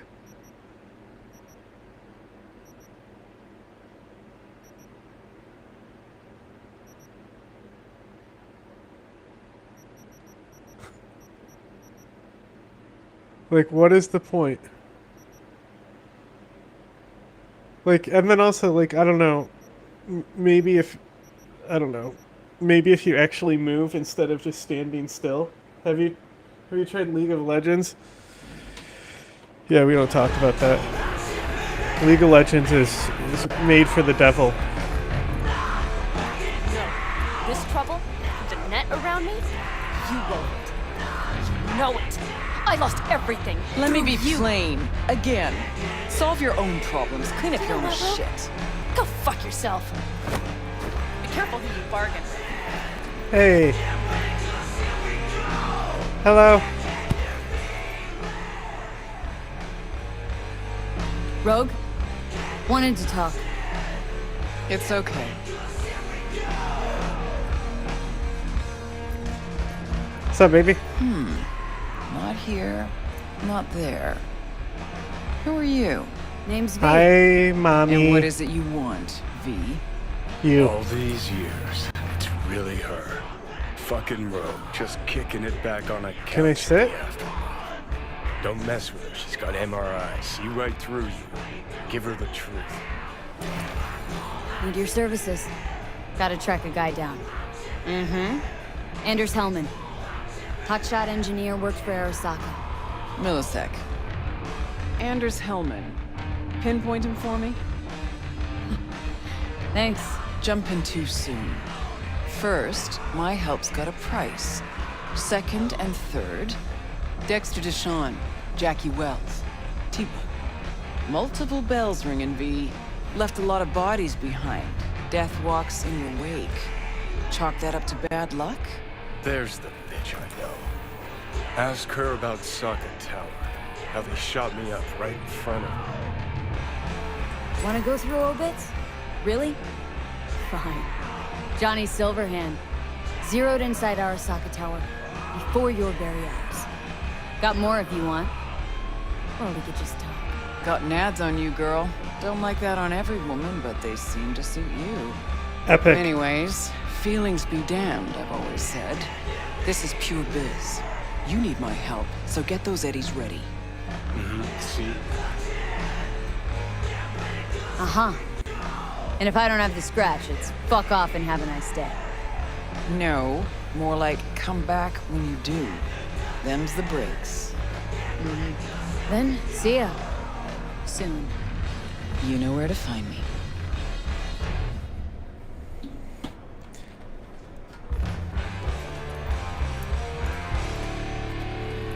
Look, lady. Get you anything? Hang on just a little longer, Joe. Hey, what? Ripper's on the way.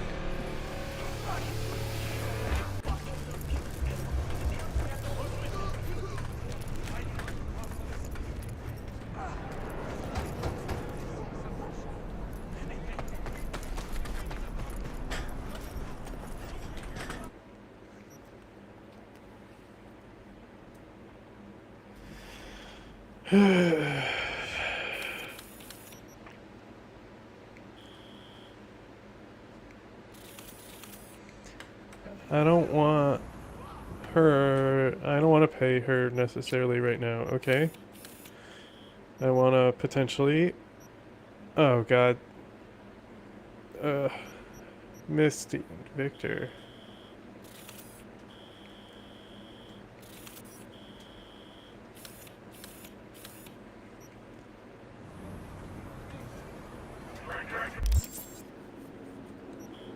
More cringe people, bruv. He's gonna fucking read my fortune with seashells. Magic chicken bone.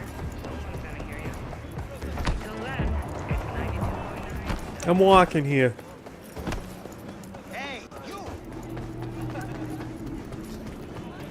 I can see you don't like to overpay. You and me both. I don't like saying much either.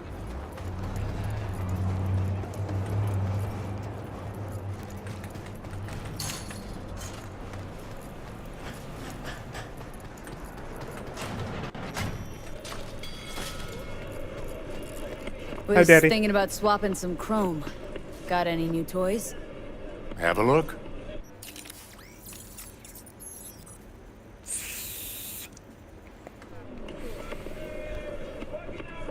Listen, don't laugh, but I'm seeing some weird shit around town. Like murals or something. But no, they're not real. Just a Karoshi blip. Could take a look. No. No, images are too complex for a blip. It's like they're symbols. That case is the biochip.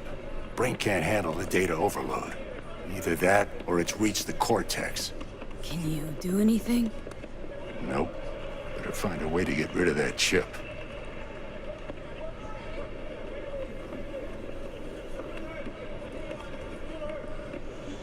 Okay. I guess that's the quest. I'll see you later.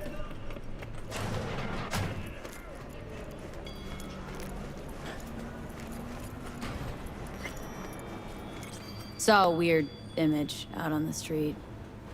Seems like your line of work. What'd it look like? Grabbed a scan, take a look. Tarot. Major Arcanum. What you saw was a sign from a higher power. Be a little easier if this higher power learned to be direct.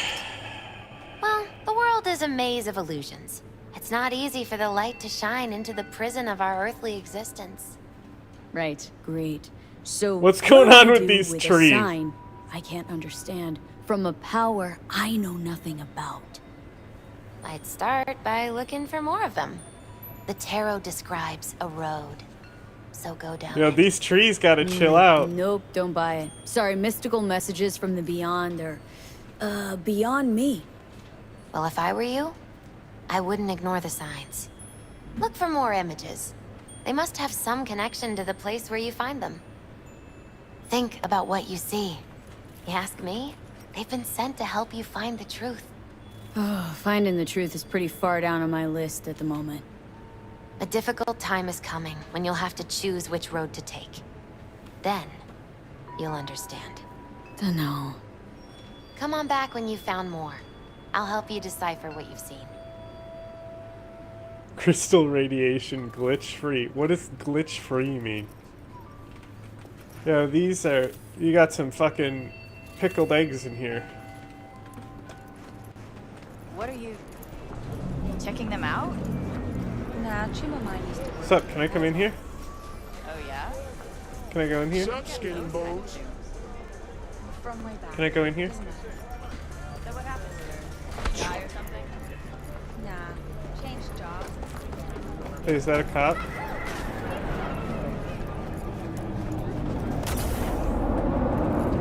What is happening? Am I in some sort of weather event?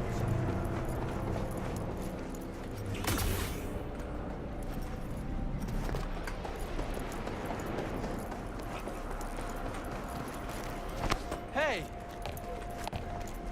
Alright, they're testing how much I care about these collectibles. They're already associated with Crystal Mommy.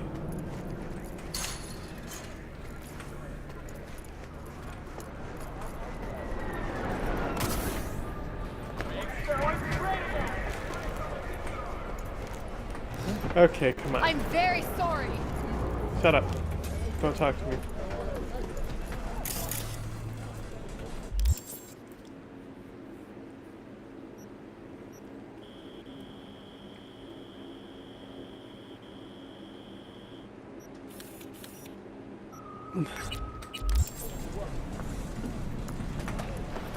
Ugh.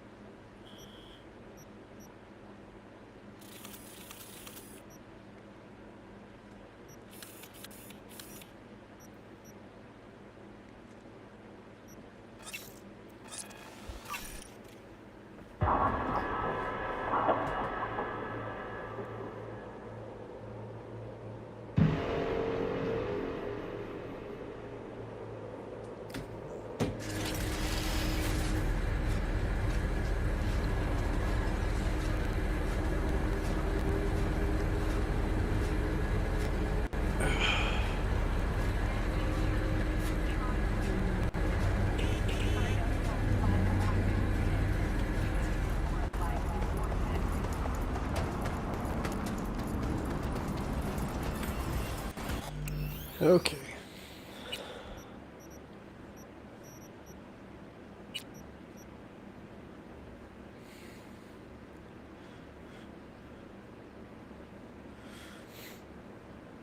I will be back in a little while.